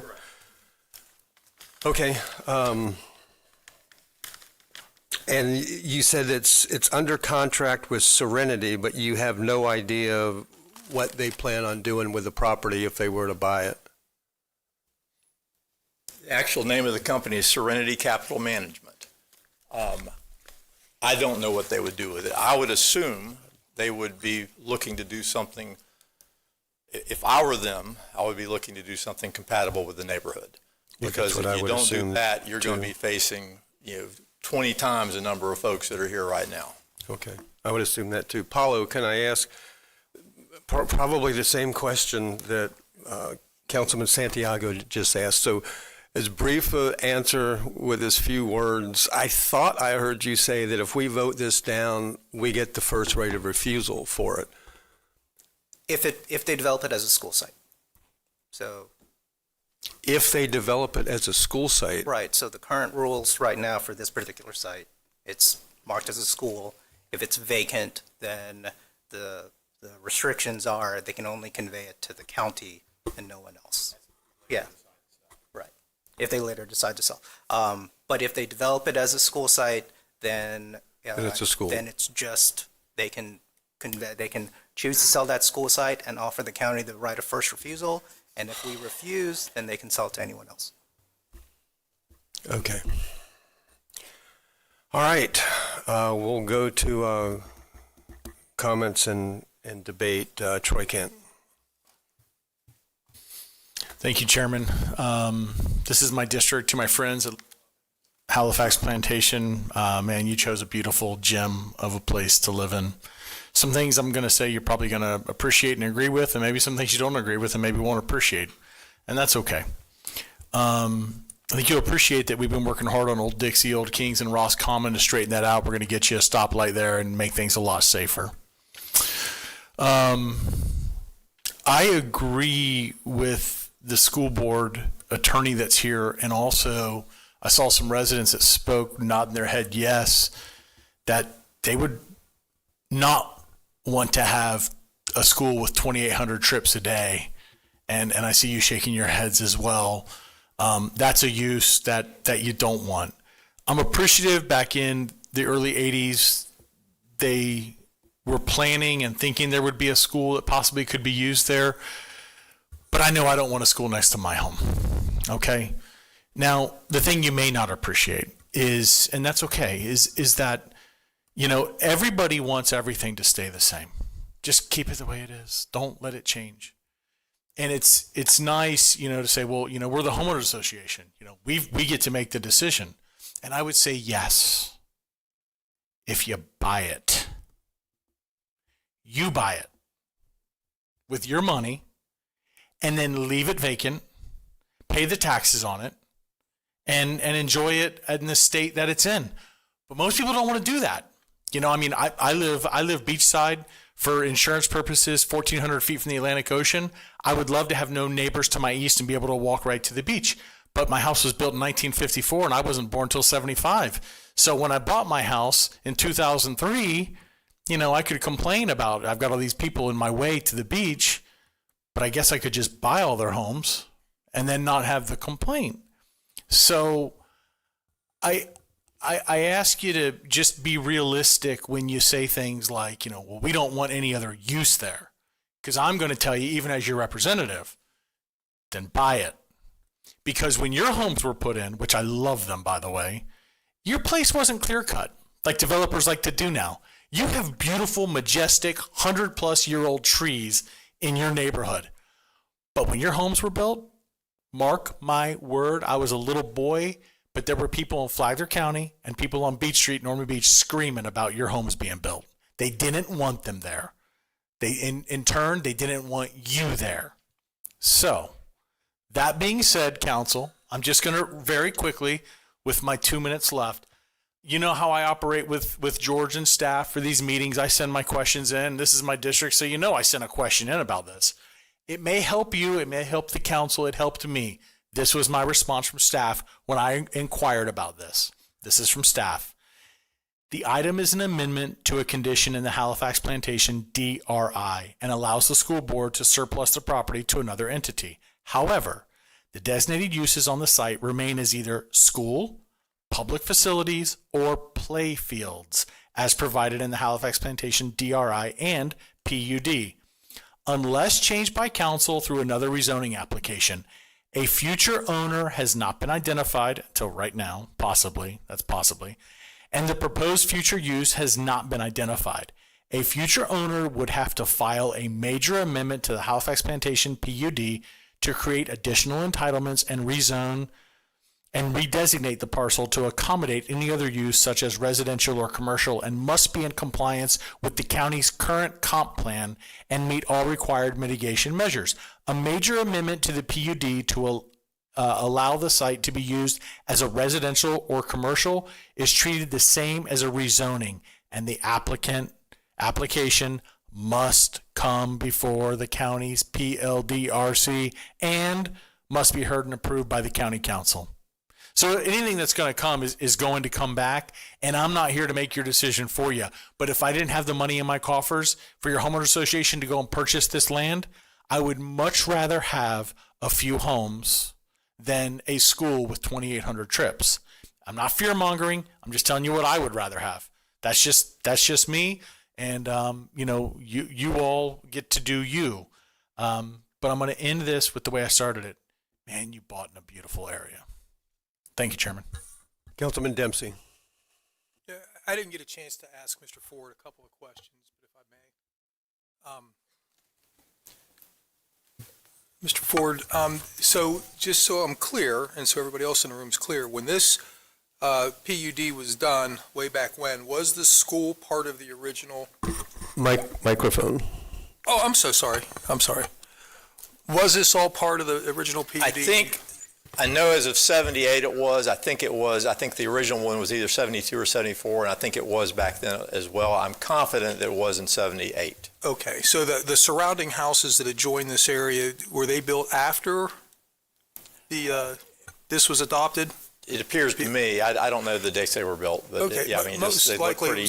Most likely it was all done as a package, and the school board got their property, and then homes were built all through it. We didn't actually physically take title of the property to 2004 or 5, something like that. But the site was designated as a school site. I know at least, in fact, Tony? Is that what? Yeah, yeah. Tony just showed it to me a little bit ago. Was that the original one, or was that the 78? Yeah. But anyways, yes, it's been there. It's been a school site for a very, very long time. So they were on notice, at least through public records, that this was intended to be a school site, most likely when they were beginning building their house or buying their house. Okay. Correct. It sounds like that maybe you guys have not had a meeting between these people and you represent the school district, correct? I do. You don't represent the purchaser? I do not. Okay. I mean, is there any harm in having a workshop or a meeting with these people to discuss what, it sounds like they're not asking for too much, and maybe you could work out an agreement. I would much rather see you guys have an agreement than us coming up with a black or white type of resolution for y'all.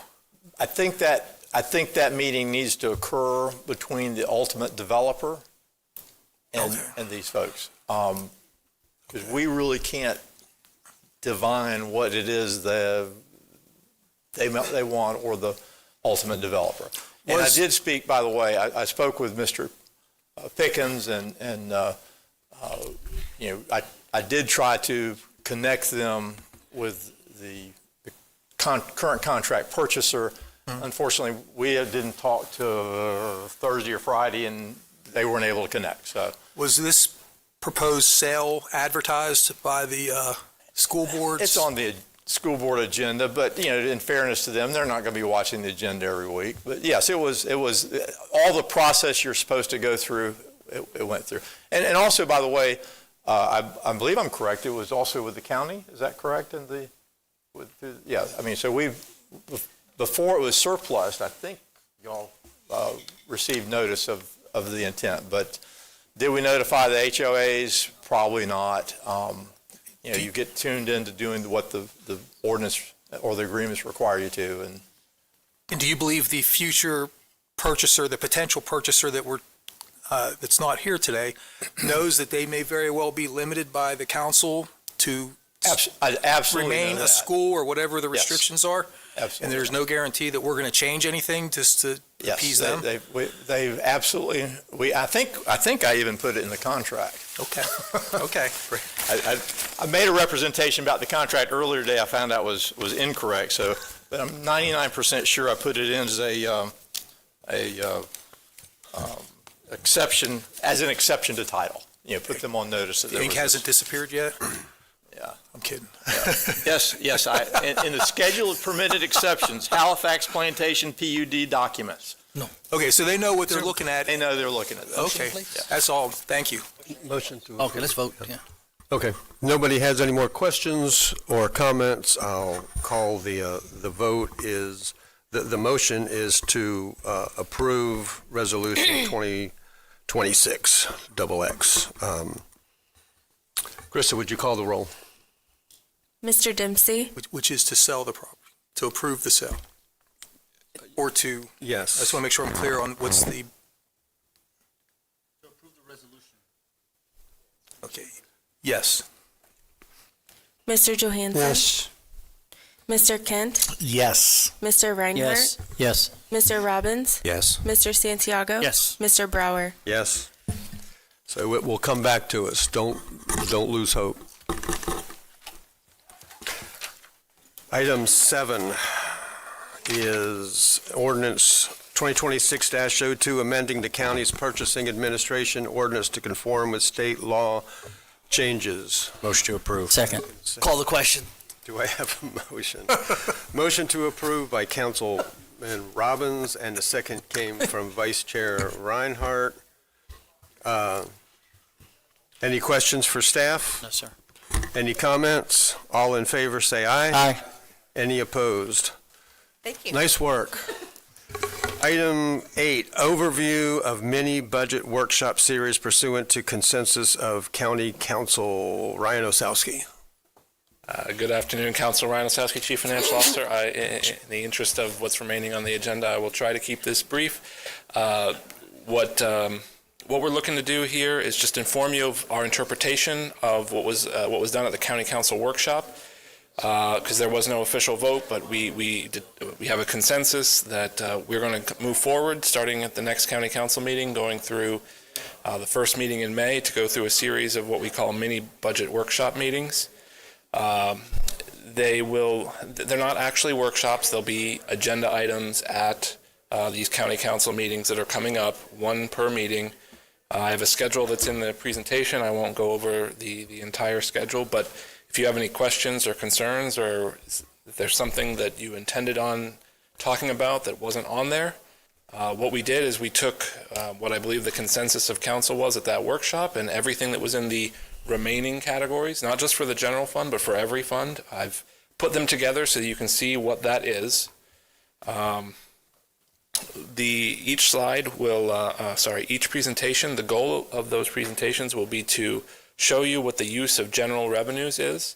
So any department revenues will be netted out, so you'll see how much the expenses are, the gross expenses are, when any revenues are generated by that program or restricted to that program, and then the net use of those revenues in a little bit more detail than what was provided in the handout at the workshop. And then we'll be looking for feedback from council, because some of the decisions that you might want to make regarding a program or an activity could be a simple decision. It could be a line item, for example, and not that you would take this action, but it is a simpler example. Recently in our budget, we've included $5 million of general fund money for additional road construction. That is a simple thing that we could remove from the general fund budget. That would be as opposed to some service that's being provided in an area that is not representative of like everything they do. It's just one little thing they do in an area, and you're like, we don't want to do that anymore. We might not know immediately what the savings of that would be. We have to go back and figure out how many staff members that is, what's the cost of that, what kind of operating expenses are attached to that. So in these first 5 meetings where we're going over these presentations, any feedback for things that you might be interested in, we're seeking that so that on the May 5th meeting, I think it was the 5th, it's the first meeting in May, we can come back with costs related to those things and show you everything that maybe you've asked about, put it all together, compare it against each other, and see if there's any official service reductions or budget reductions that you want to move forward with. And the plan is to have that at that first meeting in May. At the absolute latest, the second meeting in May, it could push into that. And I'll fast forward to this slide here. Community services, that meeting is April 21st. If you have anything that we're looking at gathering facts and individual costs related to some service or program that's done in that presentation, the publishing deadline for the May 5th meeting would be a week after that. So it might take longer than that to gather those facts, put the presentation together. So we might have to come back if there's too much on the April 21st discussion on May 19th. Move to accept staff recommendations.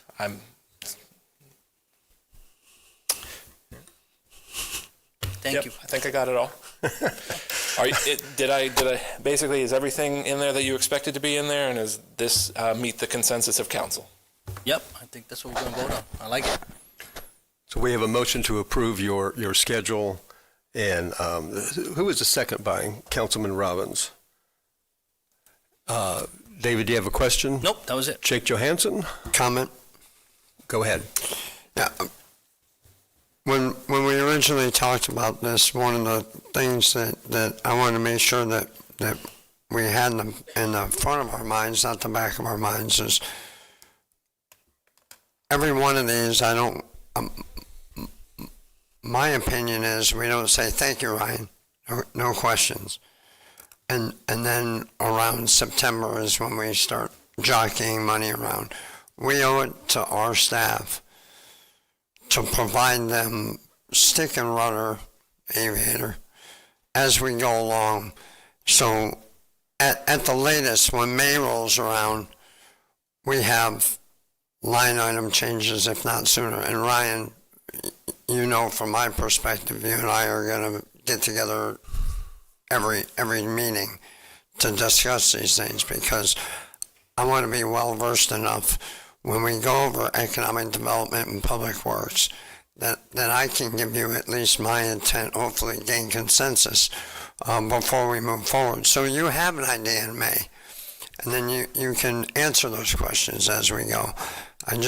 Last year we were flat-footed throughout the spring, and then September rolled around and we started maneuvering, and I know it's a bad time of year to be doing that. So hopefully we'll give you enough heads up.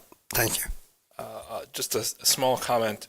To be clear, any information that's needed to feed back into the budget, and when we get to that final presentation, I will be leading that final presentation with all the different departments and stuff, unless there's some nuances, maybe the department director will get up. But during these first 5 meetings, the intent is for the departments and divisions to really be the one delivering. Whoever's standing up there. Okay. Okay. We have a motion and a second on the floor to approve your schedule. We look forward to the hearings. All in favor say aye. Aye. For the presentations, not hearings. Any opposed? And it's approved 7-0. Item 9. You've been here all day. Discussion request to modify Code of Ordinance Chapter 72 regulations regarding digital billboards. Mr. Tyner. Thank you, council members. This was a request by Cobb and Cole, I think, approached y'all representing a client to look at the possibility of having digital billboards within Volusia County. Then council directed staff to go back, do some research. We did do that.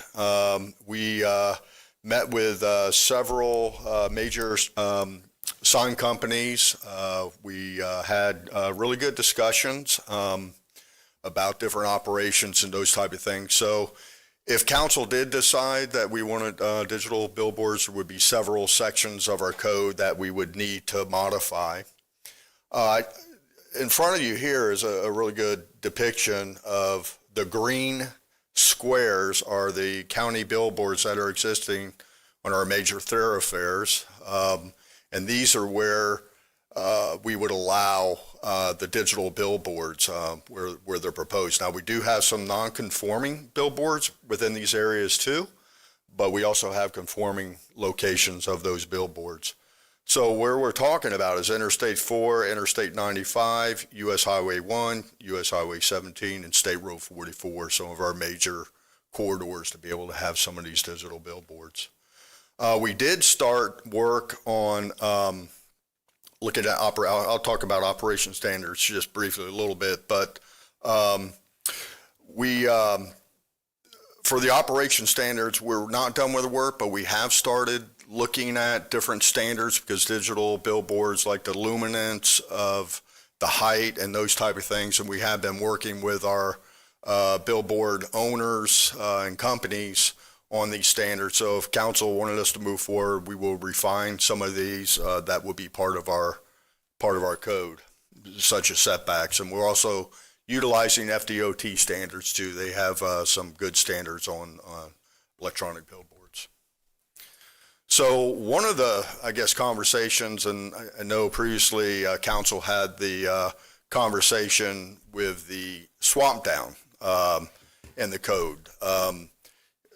Swap down meaning we do have non-conforming billboards. So one option, if you were going to allow a digital billboard, you would have to swap down or get rid of 4 non-conforming, whatever that number is going to be. So we did have some conversations with several of our billboards companies, and the 4-to-1 seemed pretty reasonable. We've done research around the state, and 4-to-1 seems like a pretty kind of standard middle of the road compliance for that. Another option that was really interesting, as our attorneys and us worked on, is that let's say you had a requirement, a code for 4-to-1. And let's say you had a billboard company that did not want to do 4-to-1 and has another alternative. Well, state statute, section 70.20, allows for a case-by-case statutory agreement that would be approved by council. So if you wanted to do something, let's say a company says, you know, I want to do 1-to-1. Well, okay, well, you know, 4-to-1's in the code, but the code also is going to allow you another option to do a statutory agreement. So staff will go back and work with the company, come up with an agreement, approach council on that agreement, and council would have to approve that special agreement. So things in the agreement that have been done throughout the state is that, you know, you may say, okay, the agreement is you can do 1-to-1, but maybe you provide some civic or community messaging at no cost to the county, such as maybe it's 5 2-week periods during each calendar year, such as the Ocean Center. Let's say we want to do some advertisement. So it does have some options that through that statutory agreement that we can do. And then, you know, wherever we set or wherever you set the swap down, let's say you have a smaller company, you know, I think it makes it more equitable too. Let's say you have a company that only has a few billboards in this location, and they might not have the ability to swap down.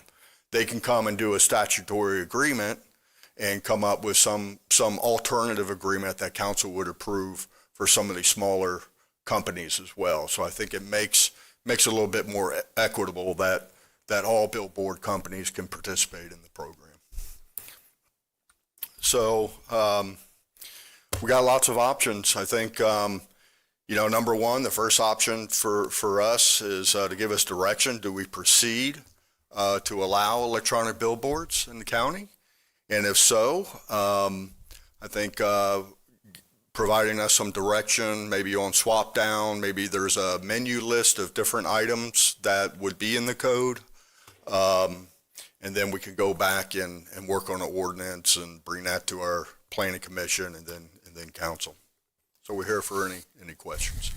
Okay, we do have, let's take some questions for staff, and we have 2 members of the public that would like to speak. Councilman Robbins, you have questions? I don't have questions. I can make a motion. Chairman, council, I'd like to make a motion to approve digital billboards with an unincorporated Volusia, with also a 2-to-1 swap down and owner to provide public benefit measures. Second, Johansson. Okay, we have a motion to approve digital billboards in unincorporated Volusia County with a swap down of 2-to-1, second by Jake Johansson. Question. Other questions for staff? David Santiago. Yes, thank you, Mr. Chair. Regarding that statute that you referenced, is that something that would comply with the 2-to-1 motion that's being proposed? Well, what I heard on the motion was a 2-to-1 with a public benefit. Yes. Part of that. So if that motion stands, we would go back and create a draft, work with work with the sign companies to see kind of what that public benefit is. So if you had a 2-to-1 and we had a company that couldn't meet it, I would still recommend that we put the option as well for a statutory agreement 720. If they can't meet A, Right. then they can fall to the statutory agreement. And that public benefit would be some of the things like what you have outlined.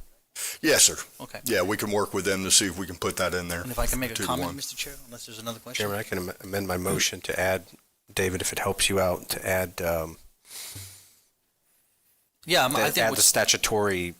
I think that's a good idea. That way you give staff some capabilities. Okay, so you're amending it to, Just add the statutory, everything I said plus the statutory. Yeah, the statutory agreement. Agreement, sorry. Pursuant to 7820. And then I just had a comment, so Mr. public Chair. benefit and statutory agreement. And before your comment, Don, did you have a question? Okay. Thank you. Oh, I'm sorry. We have a couple members of the public that I'll want wait. to speak to. I'll wait. Okay. Go ahead, Don. You have a question for staff? Yeah, quick question. How often do these signs, these digital billboard signs flip? Like if you have 4 advertisements, how long do they show on the sign and then until they switch to the other The standard is 8. seconds? No, 8 different signs, and it's how many seconds? And it's 8 seconds. 8 seconds. They'll stay up, one advertisement would stay up for 8 seconds, and there's typically 8 different advertisements per sign. So the average driver going down the interstate is only going to see maybe 1 or 2 of those images on the sign at best? I would think so if you're traveling at 55 miles an hour. Yeah. Yeah. Okay. So there'd be 6 signs that you wouldn't see driving by. Possibly. Okay. That's all I have. Thank you. Okay, probably, Rob, you'll be able to answer some of these questions, but we'll open it up to Rob Merrill, who's representing Lumar Advertising. Lamar. Lamar. And it's Rob Merrill with Cobb Cole, One Daytona Boulevard. Thanks for spending the day with you guys today. I always enjoy it. Really don't have a whole lot to add other than to say we went through the materials staff provided. All the concepts seem fair, and we're ready to move this thing forward. Certainly in favor of the motion, and I think this sort of advances the cause that we talked about at length in October, so I don't want to rehash any of that. We talked about everything, and we want to keep it moving, so appreciate you guys letting it keep going forward. That's it. Okay. Thanks. Thank you very much. The other public comment is from Greg Gimbert.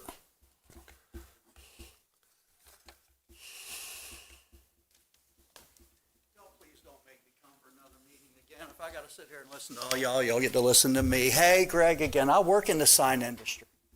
This is my jam. I install these signs. I work for the biggest sign company in Florida. And you should support this, but not with those restrictions. I've negotiated this very same thing with other communities trying to work with gas pricers. And what I would like you to do is not hold these people's representation hostage to the county, where you've got to give them some little representation every little bit. I will say there is a circumstance in which you should ask for some consideration, and that's during declared states of public emergency.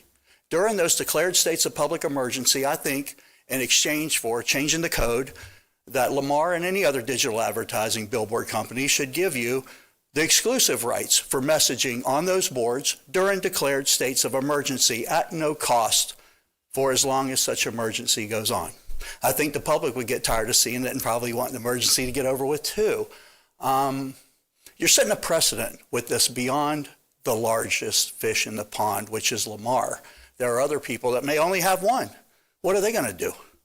I would encourage you to set one fair, consistent standard so other businesses do not have to engage land use attorneys and staff and a whole litany of other meetings just to conduct their business. Thank you for considering. Have a good day.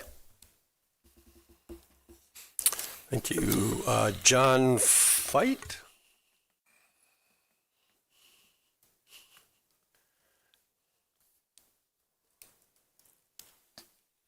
John Fite, Lake Helen, Florida. I work for Outfront Media. I'm the real estate manager for Central Florida.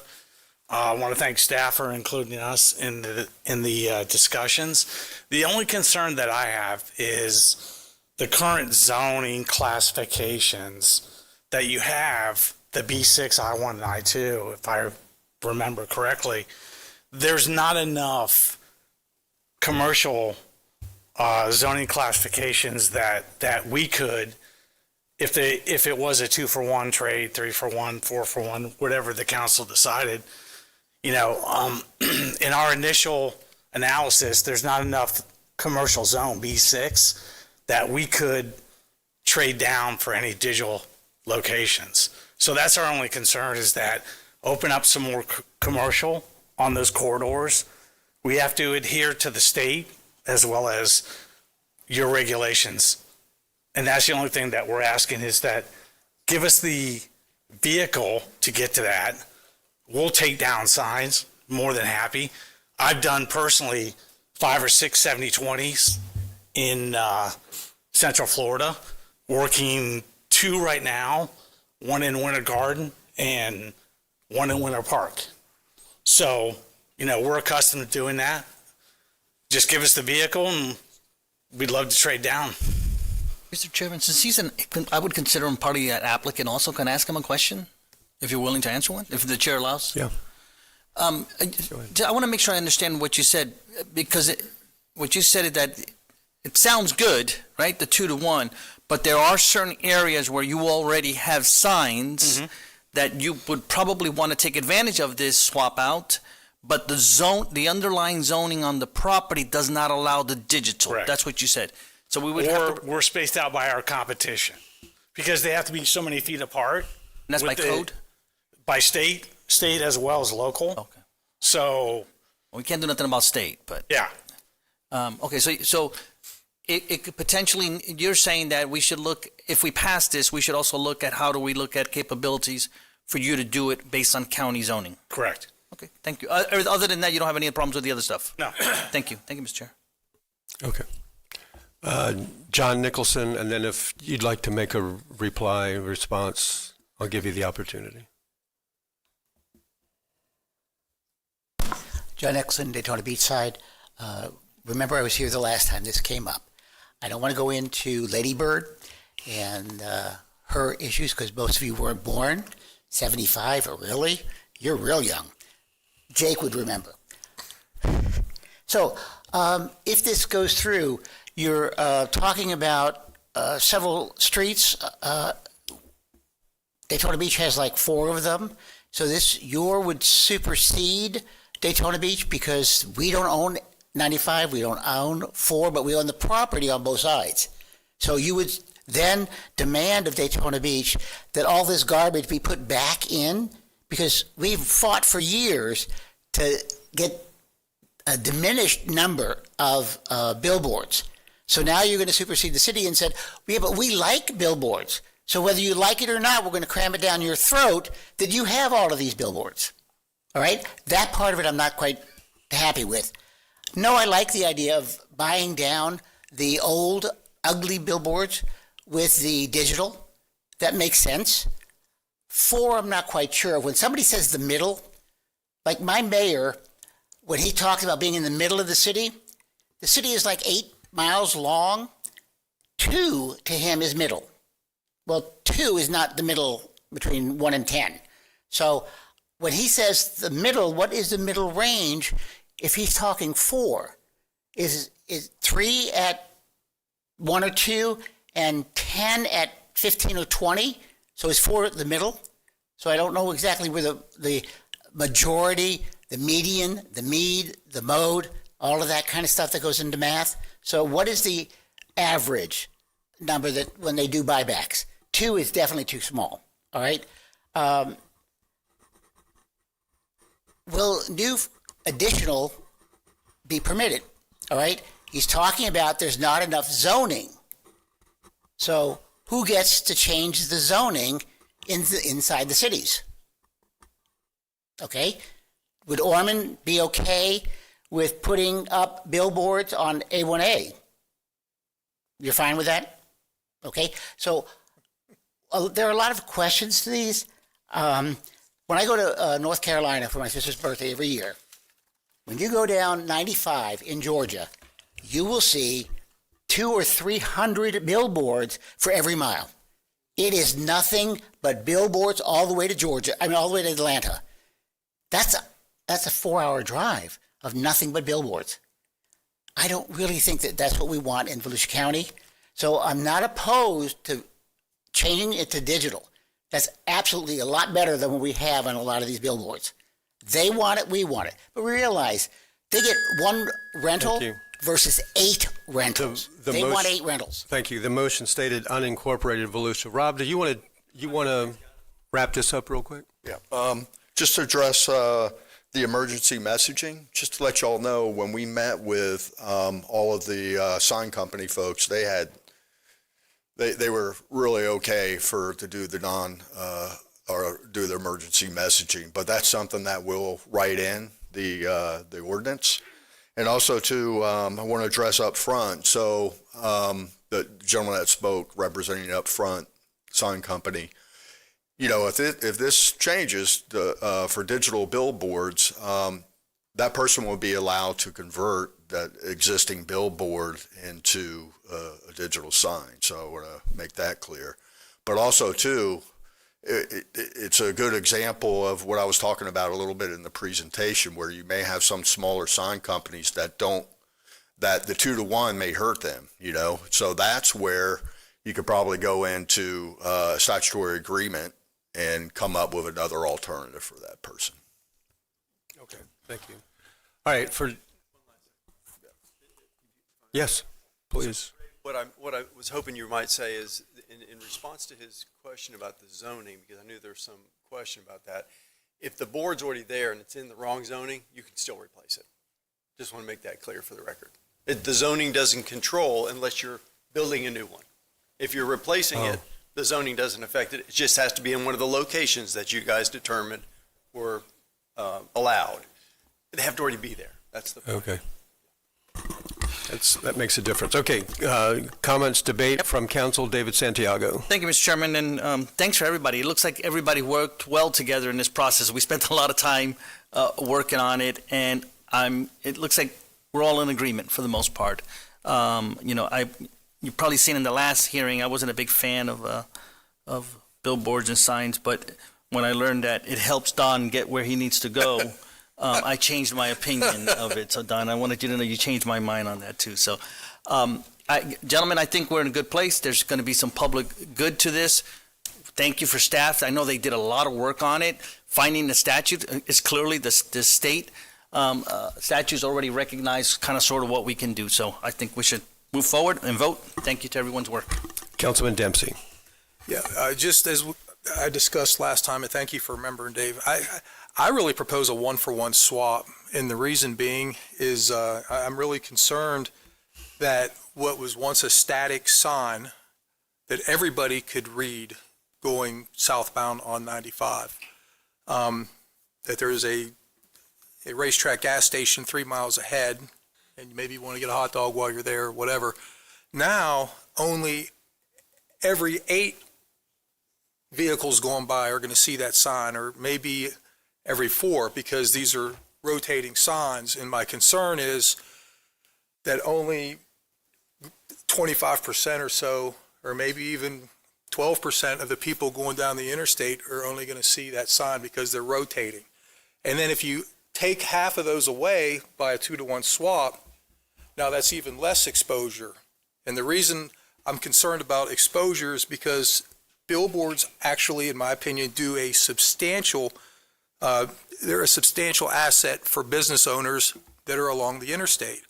Restaurants, Ron John's, you know, Pedro's south of the border, Buc-ee's, hotels, gas stations, restaurants. I mean, they count on a lot of this interstate traffic. And if we limit their exposure on billboards, I think we're doing them a disservice. Even a 1-to-1 swap, I think, is taking away a large part of their ability to advertise to drivers on the interstate.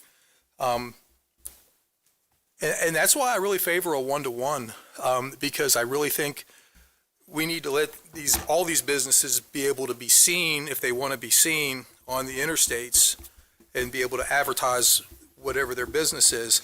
The other thing that I'd like to just make sure that we're talking about, not only the emergency announcements that they would be able to let the county advertise as needed, but I think this serves the digital, I think, serves the community even more than just for emergency announcements. We're talking about silver alerts, amber alerts, possibly road closures ahead.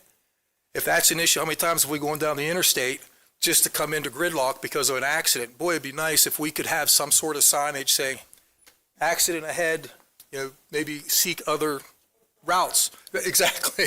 So I'm not in favor of the blight payment. I just don't see the necessity for that. I don't want to penalize these guys for the service they're providing to our community. I would like to see, hopefully, a commitment from them to help us make these emergency type announcements. And so, I mean, if that's as much as we can do as a 2-to-1, that's fine. I'll go with that. But I would really like to see a 1-for-1. Thank you. Okay. Councilman Robbins. Don, what kind of coffee did you drink today? Is there sugar? You have a lot of sugar? It was a monster. Does anybody have a problem with, I want to get the show on the road. Does anybody have a problem with a 1-to-1 to help Mr. Don out? He's been taking a real... It'll still be optional. Jake, I'm sorry, I jumped up to you. They have the option if they want to exercise, so that doesn't bother me. No, and I'm good with that. So let's just call the question, and I have a follow-up motion as well. Okay, Jake Johansson. Yeah, I have one quick question for Ray. How many billboards are we talking about on the interstates? 4 and 95? Do we know?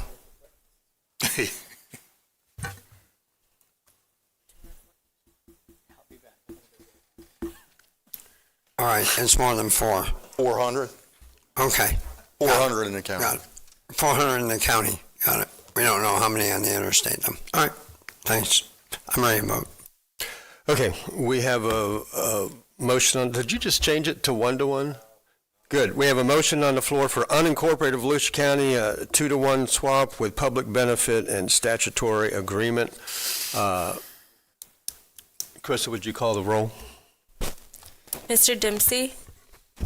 No. Mr. Johansson? Yes.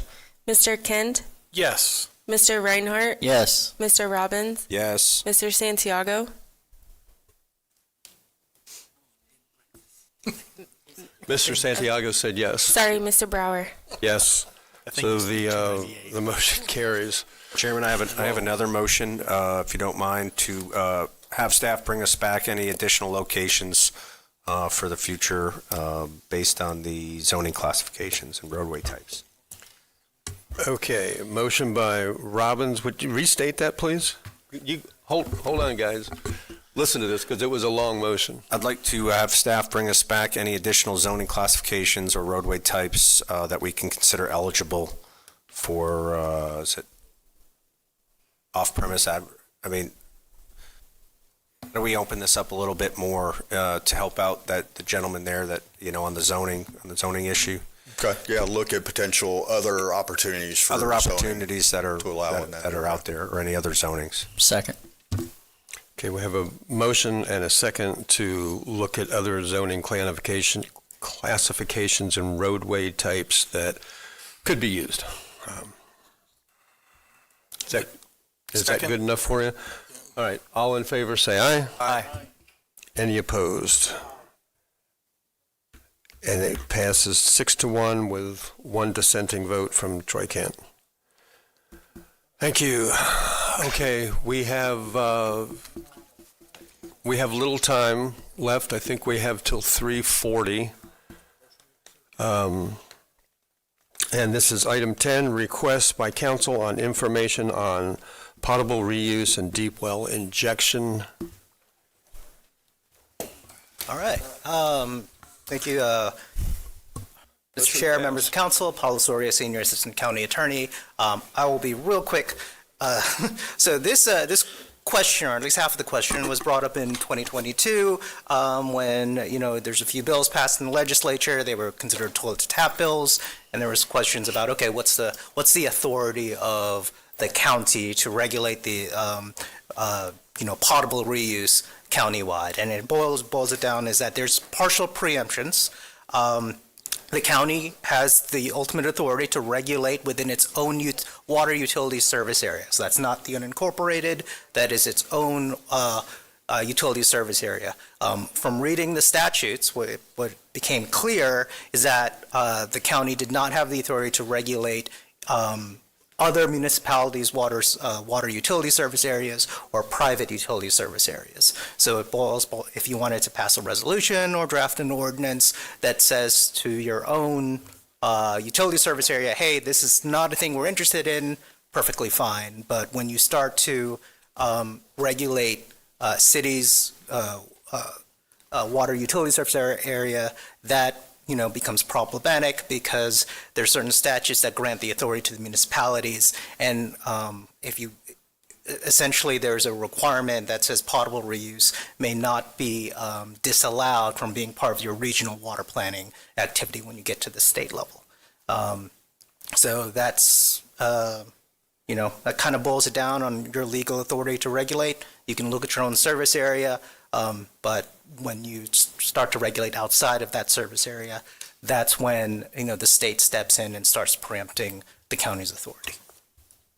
So if you have any questions on the operations of potable reuse, or some questions about ASR, which is aquifer storage and recharge, that is also another aspect that is entirely held by the state. You can regulate your own utilities and your service area. You can't start regulating other utility service areas because, once again, that's done at the state permitting level. None of the permitting for ASR wells or anything for your water supply goes to the county for approval. That's all done at the state permitting level.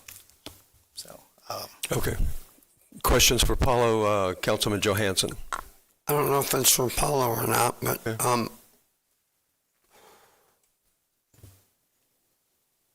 what projects in Florida are potable reuse projects? there have been a few pilot projects, but a true potable reuse provision, will take a while to start up and running, because as mentioned in the memo, it mentioned something that in 2020, the legislature mandated the Department of Environmental Protection formulate rules regarding potable reuse. Those rules did not go into effect until February of 2025. So, it's a very large set of potable reuse rules that requires, at the very least, like a 12-month pilot demonstration project that, demonstrating that you can do potable reuse to the levels that the state is mandating, and then you can proceed forward with the actual project. What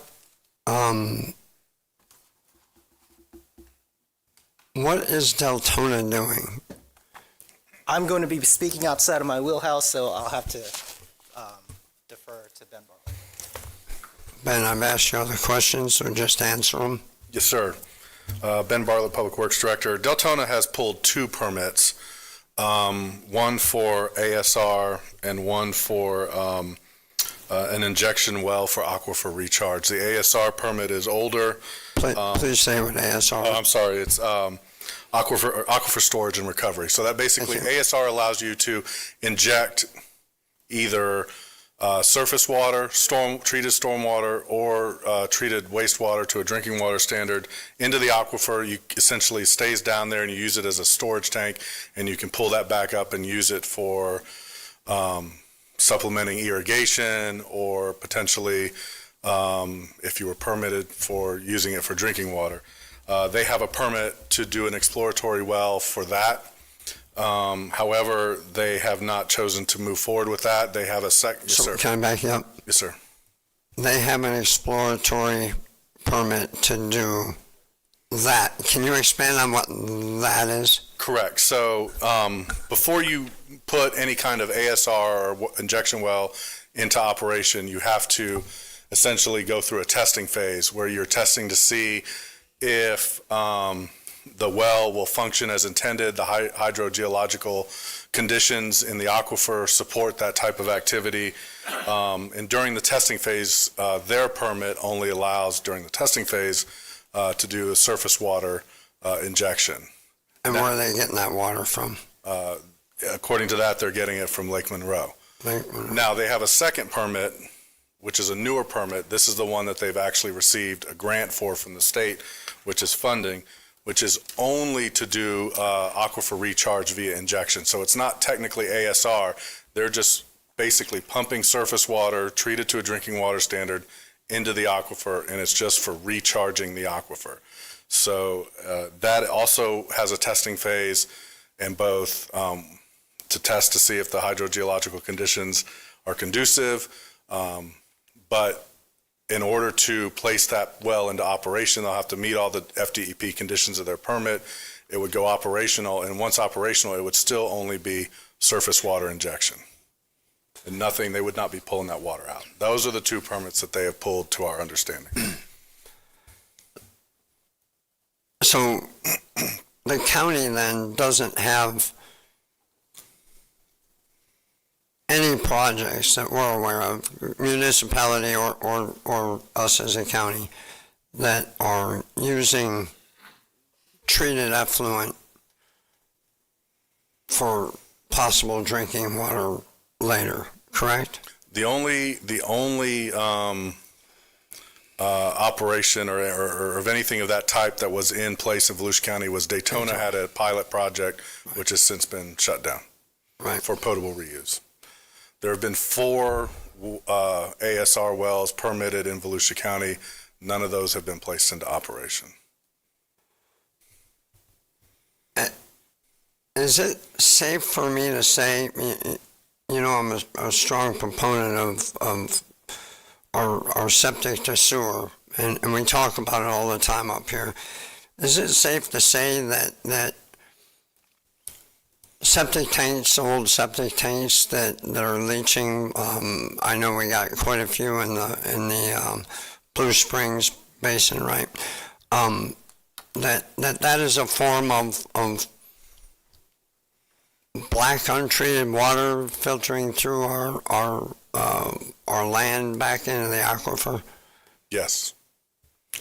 And is that one of our priorities here at the county and in the cities and with the state, to try to get people off of septic or to go to the new septic tanks so we don't do that? Yes, sir. The concern with septic systems, traditional septic systems, older ones, is the nutrient loading that they put into the ground in terms of nitrogen and phosphorus. Right. The state has concerns with how that affects the springs. Therefore, the state has come in through our 3 springs and and identified the source of the nutrient pollution as mostly septic systems in all 3, and is basically mandating a reduction either through septic to sewer projects or conversion of those septic systems to advanced treatment systems that remove nutrients. Is it safe for me to say that's been our kind of number 1 priority as far as cleaning up our springs and making sure our water is as fresh as it can be coming out of our wells? Yes. Thank you. Councilman Santiago. Thank you, Mr. Chair. Could you describe again, for better clarity for me, the surface water, what would they do with the surface water? And I thought there was different layers of the aquifer and stuff like that. Can you explain all that? Yes, sir. In the permit that Deltona appears to be pursuing, that they actually have funding for from the state, the permit only allows them to pull surface water from Lake Monroe. They have to treat it to a drinking water standard, and they are injecting it into what we call the upper Floridan aquifer for aquifer recharge. So the upper Floridan is the aquifer where we pull our drinking water from primarily. You have a superficial aquifer, which is above it, and then you have a lower Floridan aquifer, which is below it. But their project is mainly to recharge the aquifer as an alternative water source by pulling surface water out of Lake Monroe, which is essentially the St. Johns River, which essentially flows to the ocean, and putting it into the aquifer as recharge.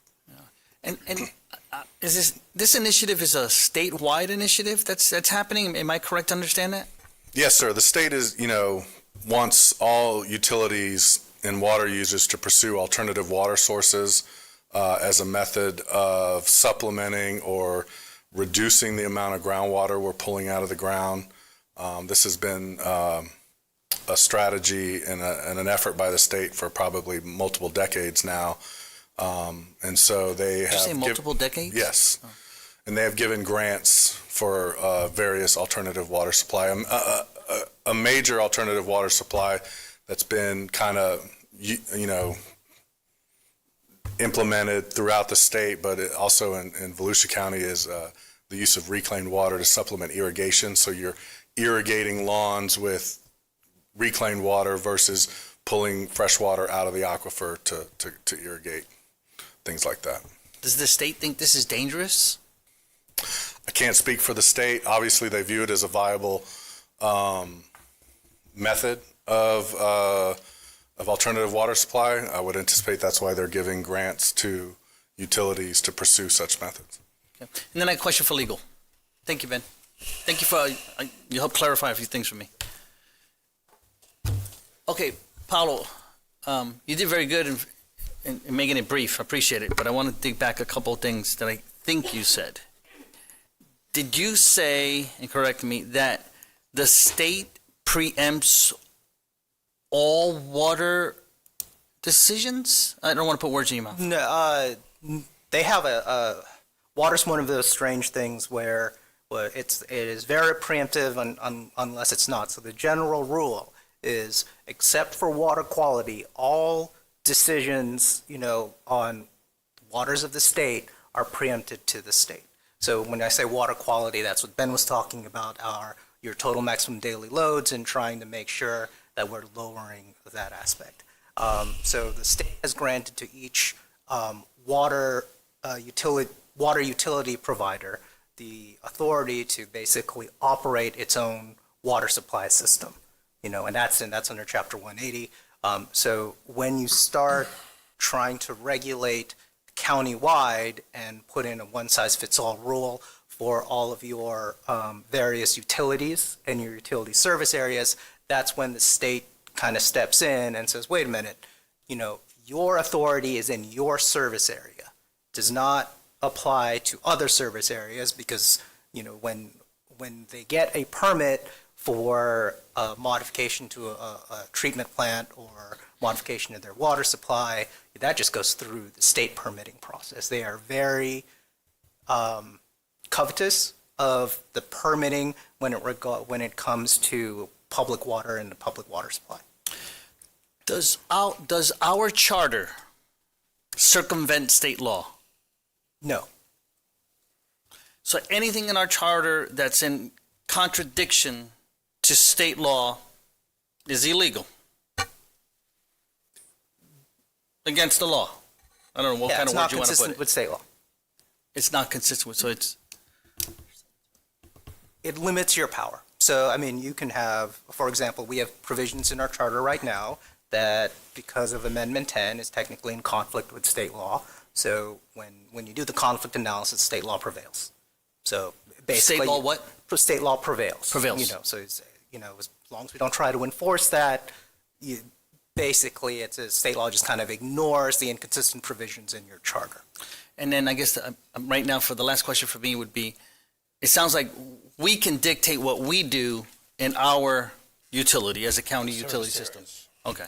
That's where we have our authority as a body. Yes. Okay. Thank you, Mr. Chair. Councilman Dempsey. Yeah, you said if you go through the analysis for preemption, I guess was the word. What have you guys done an analysis on control of deep well injections or? So deep well injections actually falls under that larger preemption because once you're outside of your public water system, that's the state's water. So that's, when you're dealing with aquifer, the upper aquifer, and like that is where the state will have its most protection in terms of what it allows local governments to do when you're dealing with like your cups, your consumptive use permits, and anything related to your cups, because the aquifer that's the state's water.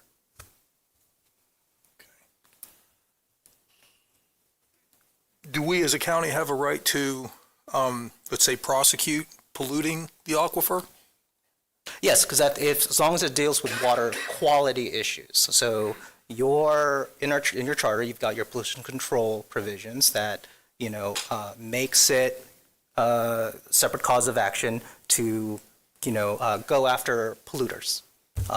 So the issue is, okay, the state has said that the use of reclaimed water, this is the state talking, is considered environmentally acceptable and not a threat to public health and safety.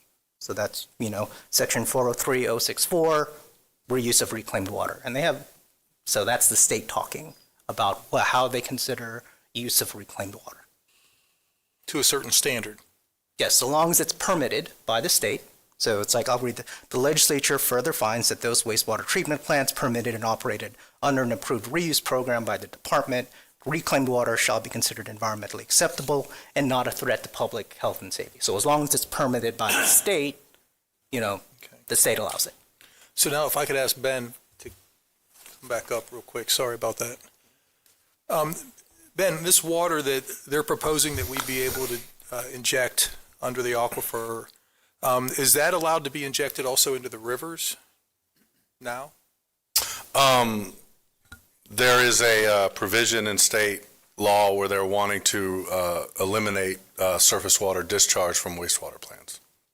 Okay, so basically... So currently today it's allowed by permit if they're permitted, but I believe the state is working to eliminate surface water discharges. So basically... And that's because of the nutrient concerns.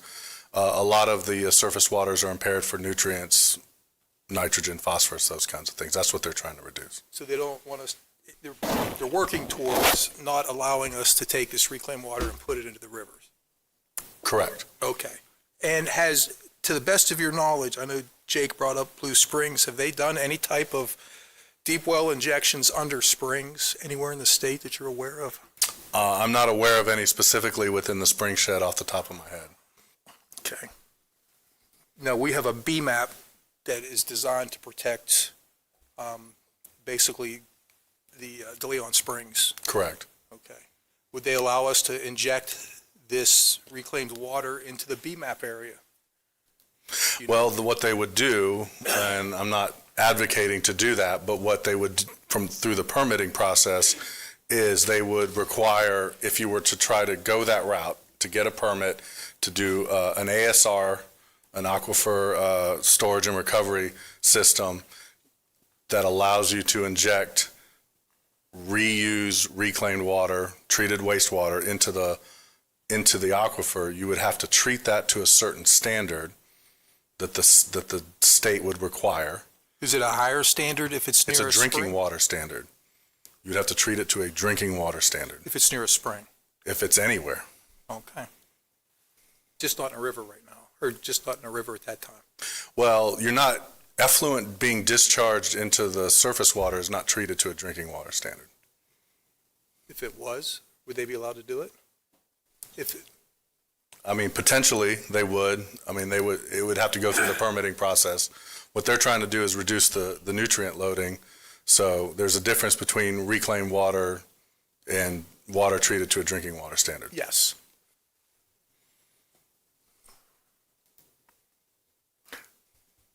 But that water to a drinking water standard, can it be pumped into the rivers?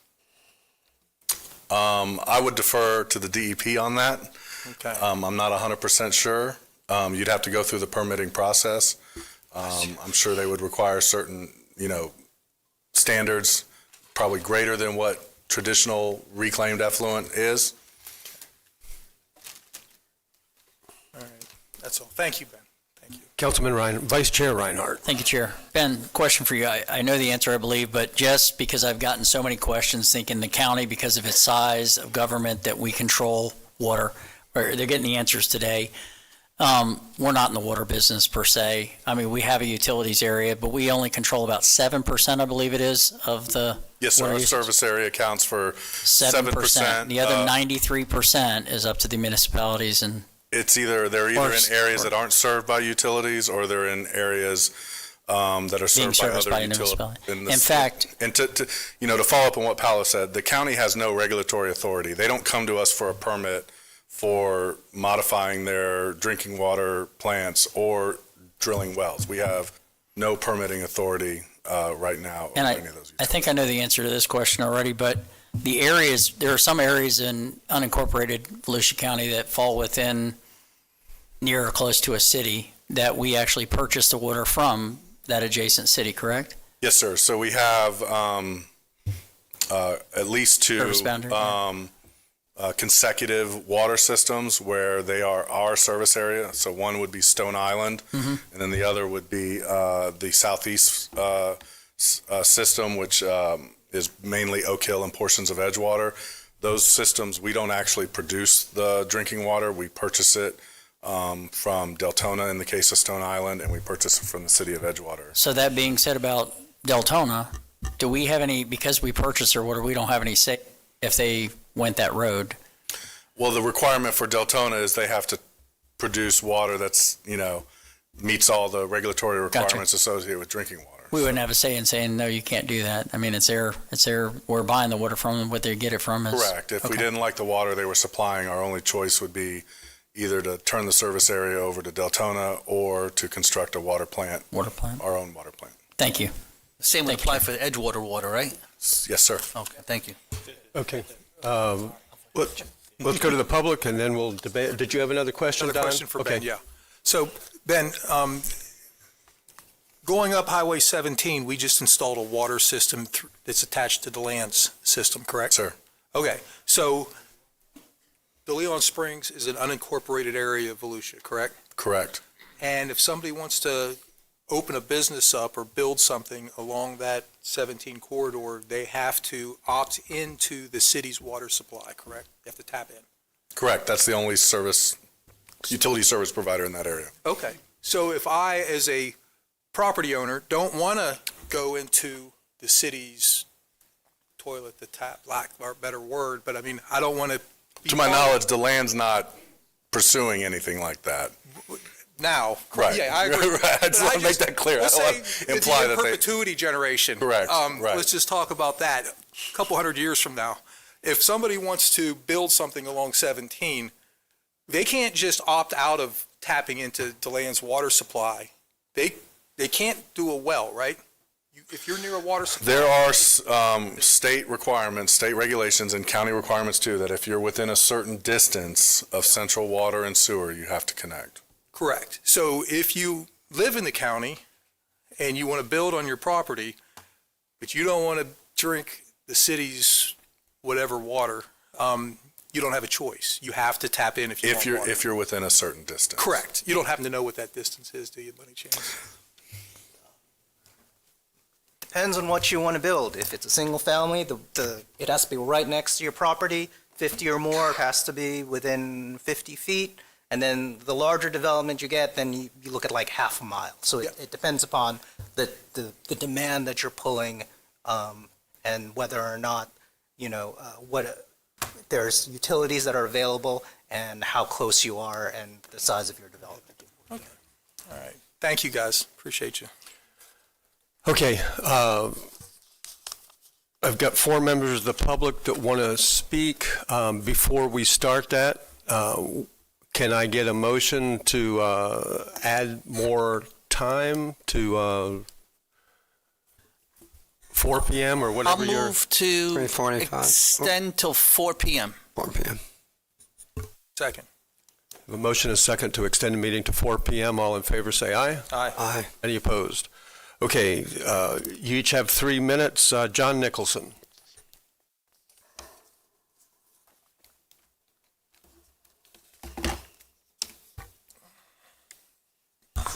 John Nicholson, Daytona Beach side. Questions, all right, because I'm going to be getting these questions. I've heard several times The injection is to the quality of drinking water.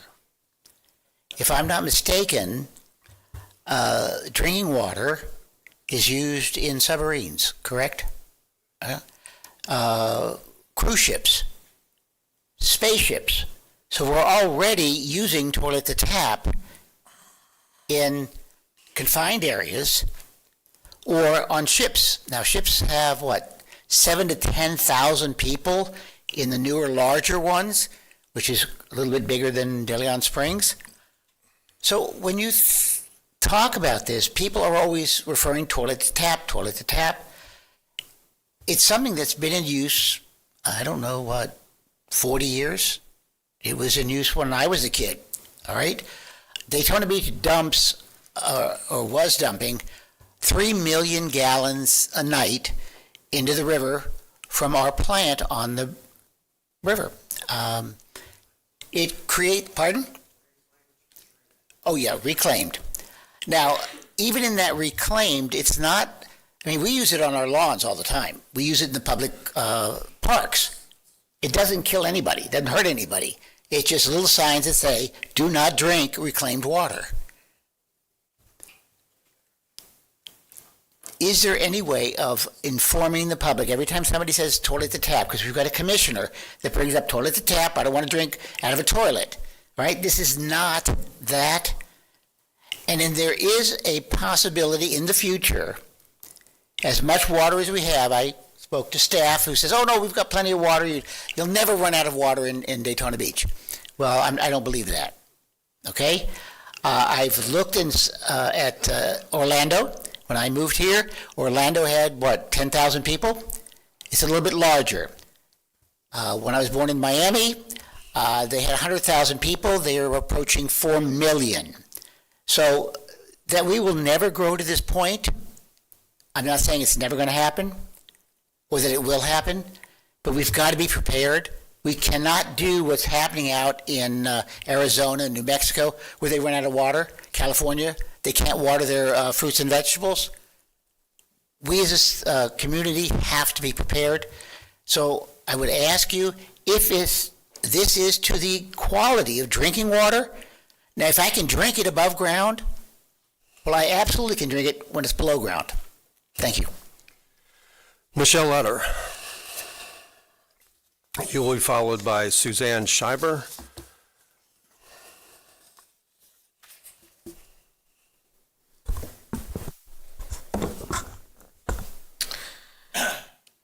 Okay, I can't believe I'm having this discussion about wasted tap water. I think it's absolutely absurd. You talk about the science, you talk about government. I listened to you last time. And do you really think that you want to drink that when you know that there's a lot of people who are still producing spike mRNA in their body? Although that the science says that it's not possible, and it only lasts in your body for a couple of days, why am I still making it 1,849 days, still in my body, and pushing me into cancers? Are you willing to see what future generations, what's going to happen? What are the indications? What is going to happen? Nobody knows. Are you going to have a consent form to give to all your constituents, all the residents? Are you going to give them a form and guarantee them that there's nothing going to help them, just like the COVID-19 vaccine? Are you going to do that? Are you going to let me sign a consent and say, if anything happens, we're going to pay for it? Because guess what? Laws are put into place to protect the government. Because people like me, I'm screwed. But anyway, to go on with that, do you really think this should happen? Are you going to be able, can you tell them that it's going to be absolutely purified? Can you ensure that the water is going to be completely purified? Is there data available that's going to be available to the public so they can see this? My testing, I have to get in Germany, because if you look it up here, the science, it says that you're not supposed to be making spike, but I am. They only have a spike antibody test. So do they have a test that's going to be able to test for somebody like me that is using the toilet and going through whatever. It does say, when you look it up, I've looked it up all over the place, it does say that there can be mRNA contaminants still left in the water, even though you have the UV lights and everything else. Do you want to jeopardize your family? Do you want this for future generations? And what is going to happen long term? And you better have a consent form, because if you put laws into place and people are getting sick, this is going to be a huge thing, just like the COVID catastrophe. I don't want this for my grandchildren, my great-grandchildren, and I don't want them from your kids or any other family members, because guess what? If anybody else gets sick, then I guess I need to play God and tell you where to get your testing done, what doctors to see, what labs need to be done. I can be nice, but I can be a real witch too. So I think that we should work together. You like that one, don't you? I think we need to work together and think better, because you know what? Anything that I looked up in here, it says that I'm not supposed to be making spike because, you know, the data says, the science says I'm not supposed to. Guess what? I guess I'm an anomaly, because there's people here in Volusia County that don't even know that they're making spike. They have no clue. So I don't want this to happen at all. And if you need any information, you want Latipo here, I'll bring him here, because I know where he was last week and I know where he is this Wednesday. I have no problem. You want scientists? I'll get you scientists. I have no problem. Thank you. Thank you. Suzanne Scheiber?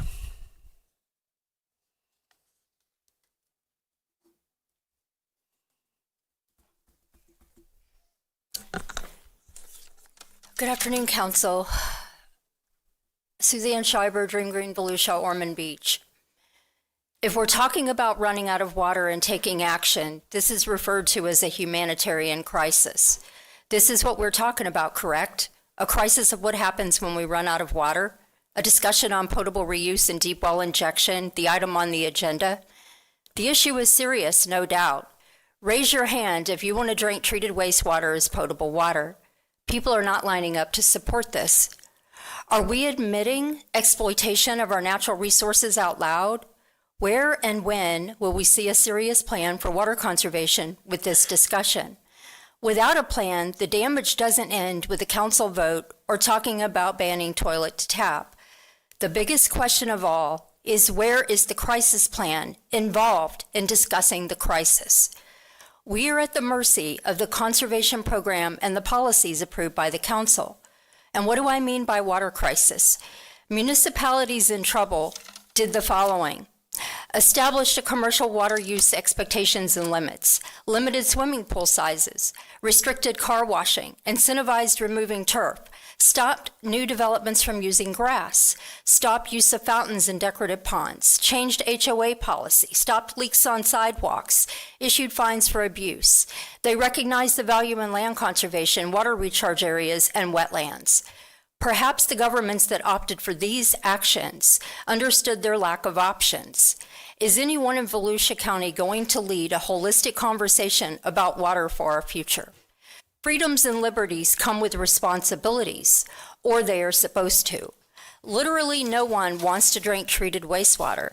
Signing a petition isn't difficult. I can do that right now. Anybody can do that. Everyone in the chamber can sign right now. That does not address the water shortage, water pollution, policy deficiency, or support funding for land conservation, which we already voted for. It is contradictory to support a toilet-to-tap ban and not support land conservation. And what happened to credibility? The frustration is that treated wastewater for potable water is a real issue. So is the need to respect land conservation. Water management must be prioritized for public health, quality of life, agriculture, and economic impact. Everyone remembers economic impact. Respectfully, we deserve an actionable emergency conservation water policy now, the land conservation program we voted for, and this has been our consistent message for 7 years. We do not deserve to drink treated wastewater. So I ask this question again: where is the crisis plan involved in discussing the crisis? Thank you for your time. Thank you, Greg Gimbert.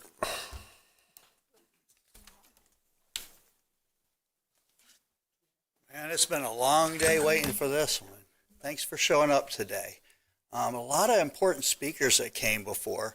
I'll just sum up everything they said is, yes, the state wants us to drink sewage for developers. The same way the state has preempted us and said we got to flood grandma for developers with Senate Bill 180. What I'm asking you to do today is to take the bare bones minimum step to the tiny little sliver that the state has allowed you to have to reserve important protections for your residents. We have a lot of problems in Volusia County before poopy water came along, and we're going to have a lot of them after this is resolved. But none of them are any excuse not to reserve this important protection for our residents today. The prior county councils have tried to gaslight this issue off the dais and into the back room so they could just keep doing business as usual. And the cities have been snookered into thinking that's okay. But here we are admitting what's right before us now. It's not going to happen sometime in the future, somebody else's lifetime. It's happening right now.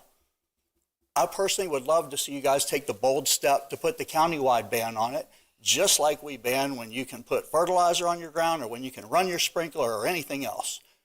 Just like we can all decide whether we put fluoride in our water, we can decide whether we put sewage in our water. And with respect to the attorneys, they gave you some information, but not all. Mr. Dempsey tried to dig into the question a little deeper.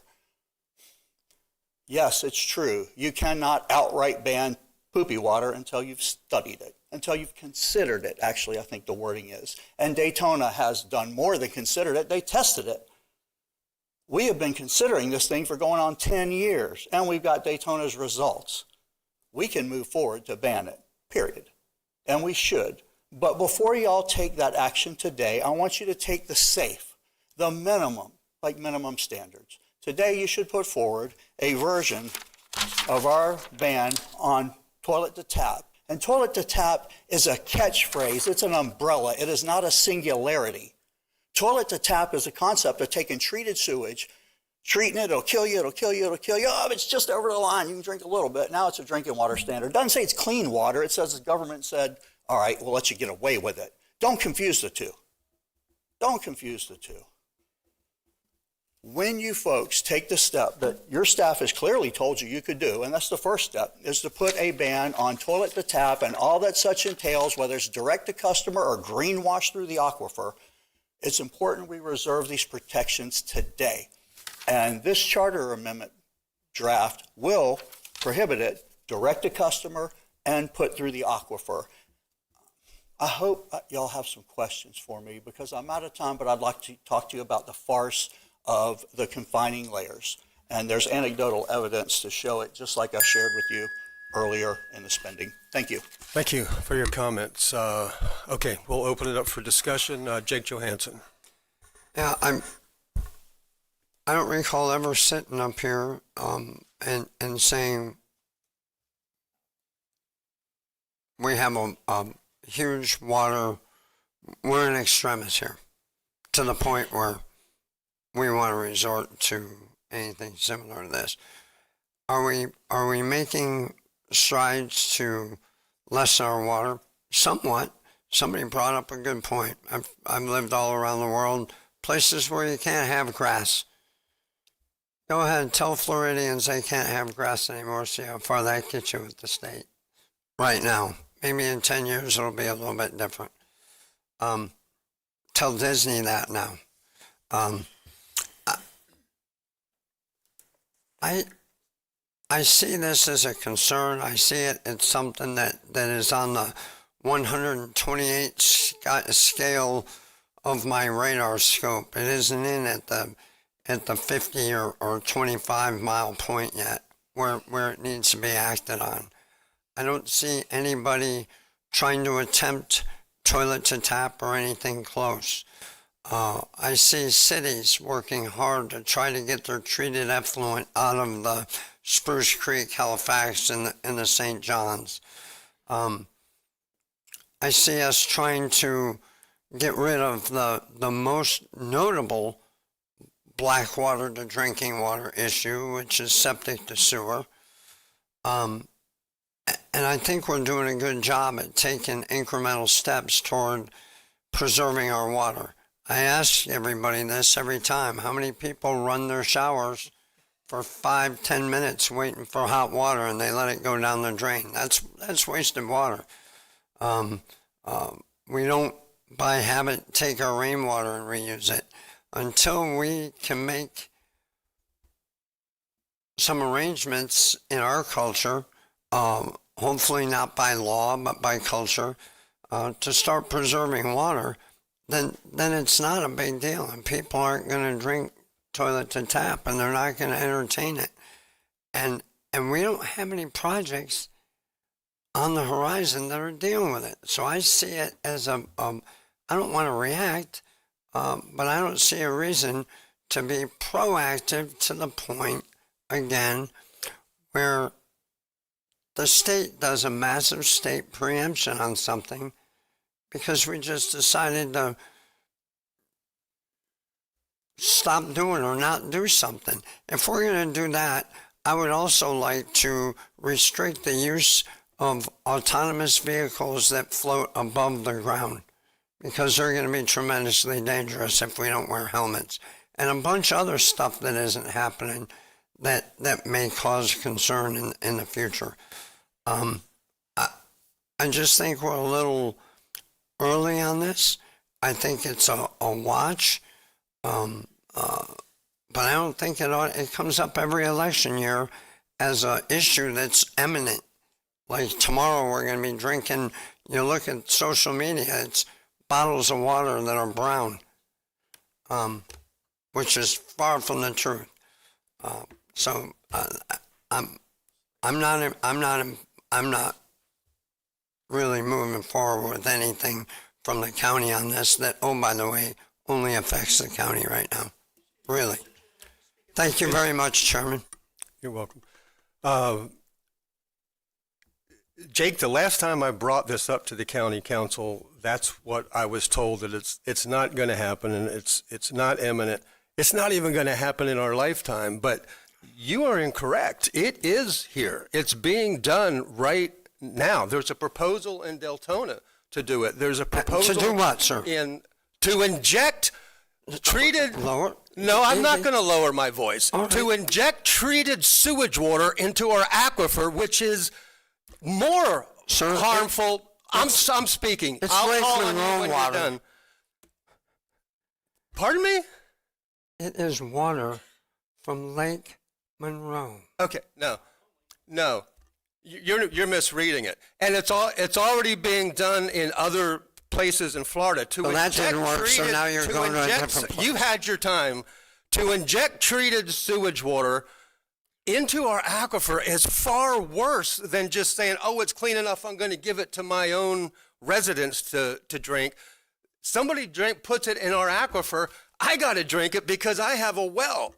I feed my animals with it on an organic farm. I feed my kids drink it. I drink it.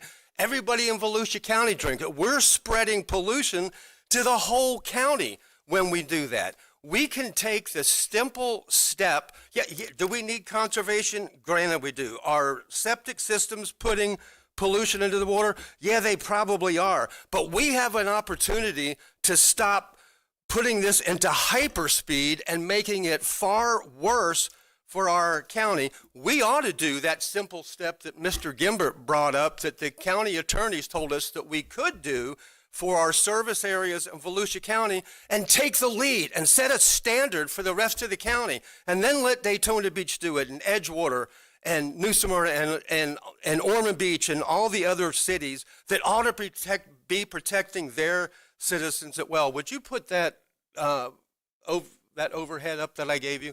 Here is the ballot. I took this ballot to our county attorneys, and I said, can you take this and make it acceptable to this smaller target, which is our own service areas? County attorney said, yes, I can do that. And then we can't vote it on tonight because that's our rule. I can't put something up brand new and vote it on the same night. It's not fair to the public. So they'll bring it back to the next meeting. That gives the public time to look at it. And if I'm asking somebody to make a motion, if you won't, I'll pass the gavel, to put this ballot, send it to the county attorneys, let them bring it back and make it legal for what the state allows us to do Because, Jake, you're right. The state is going to preempt us from doing anything. There's bills right now that we're trying to stop. So we've got to stop that. Suzanne said petitions are easy.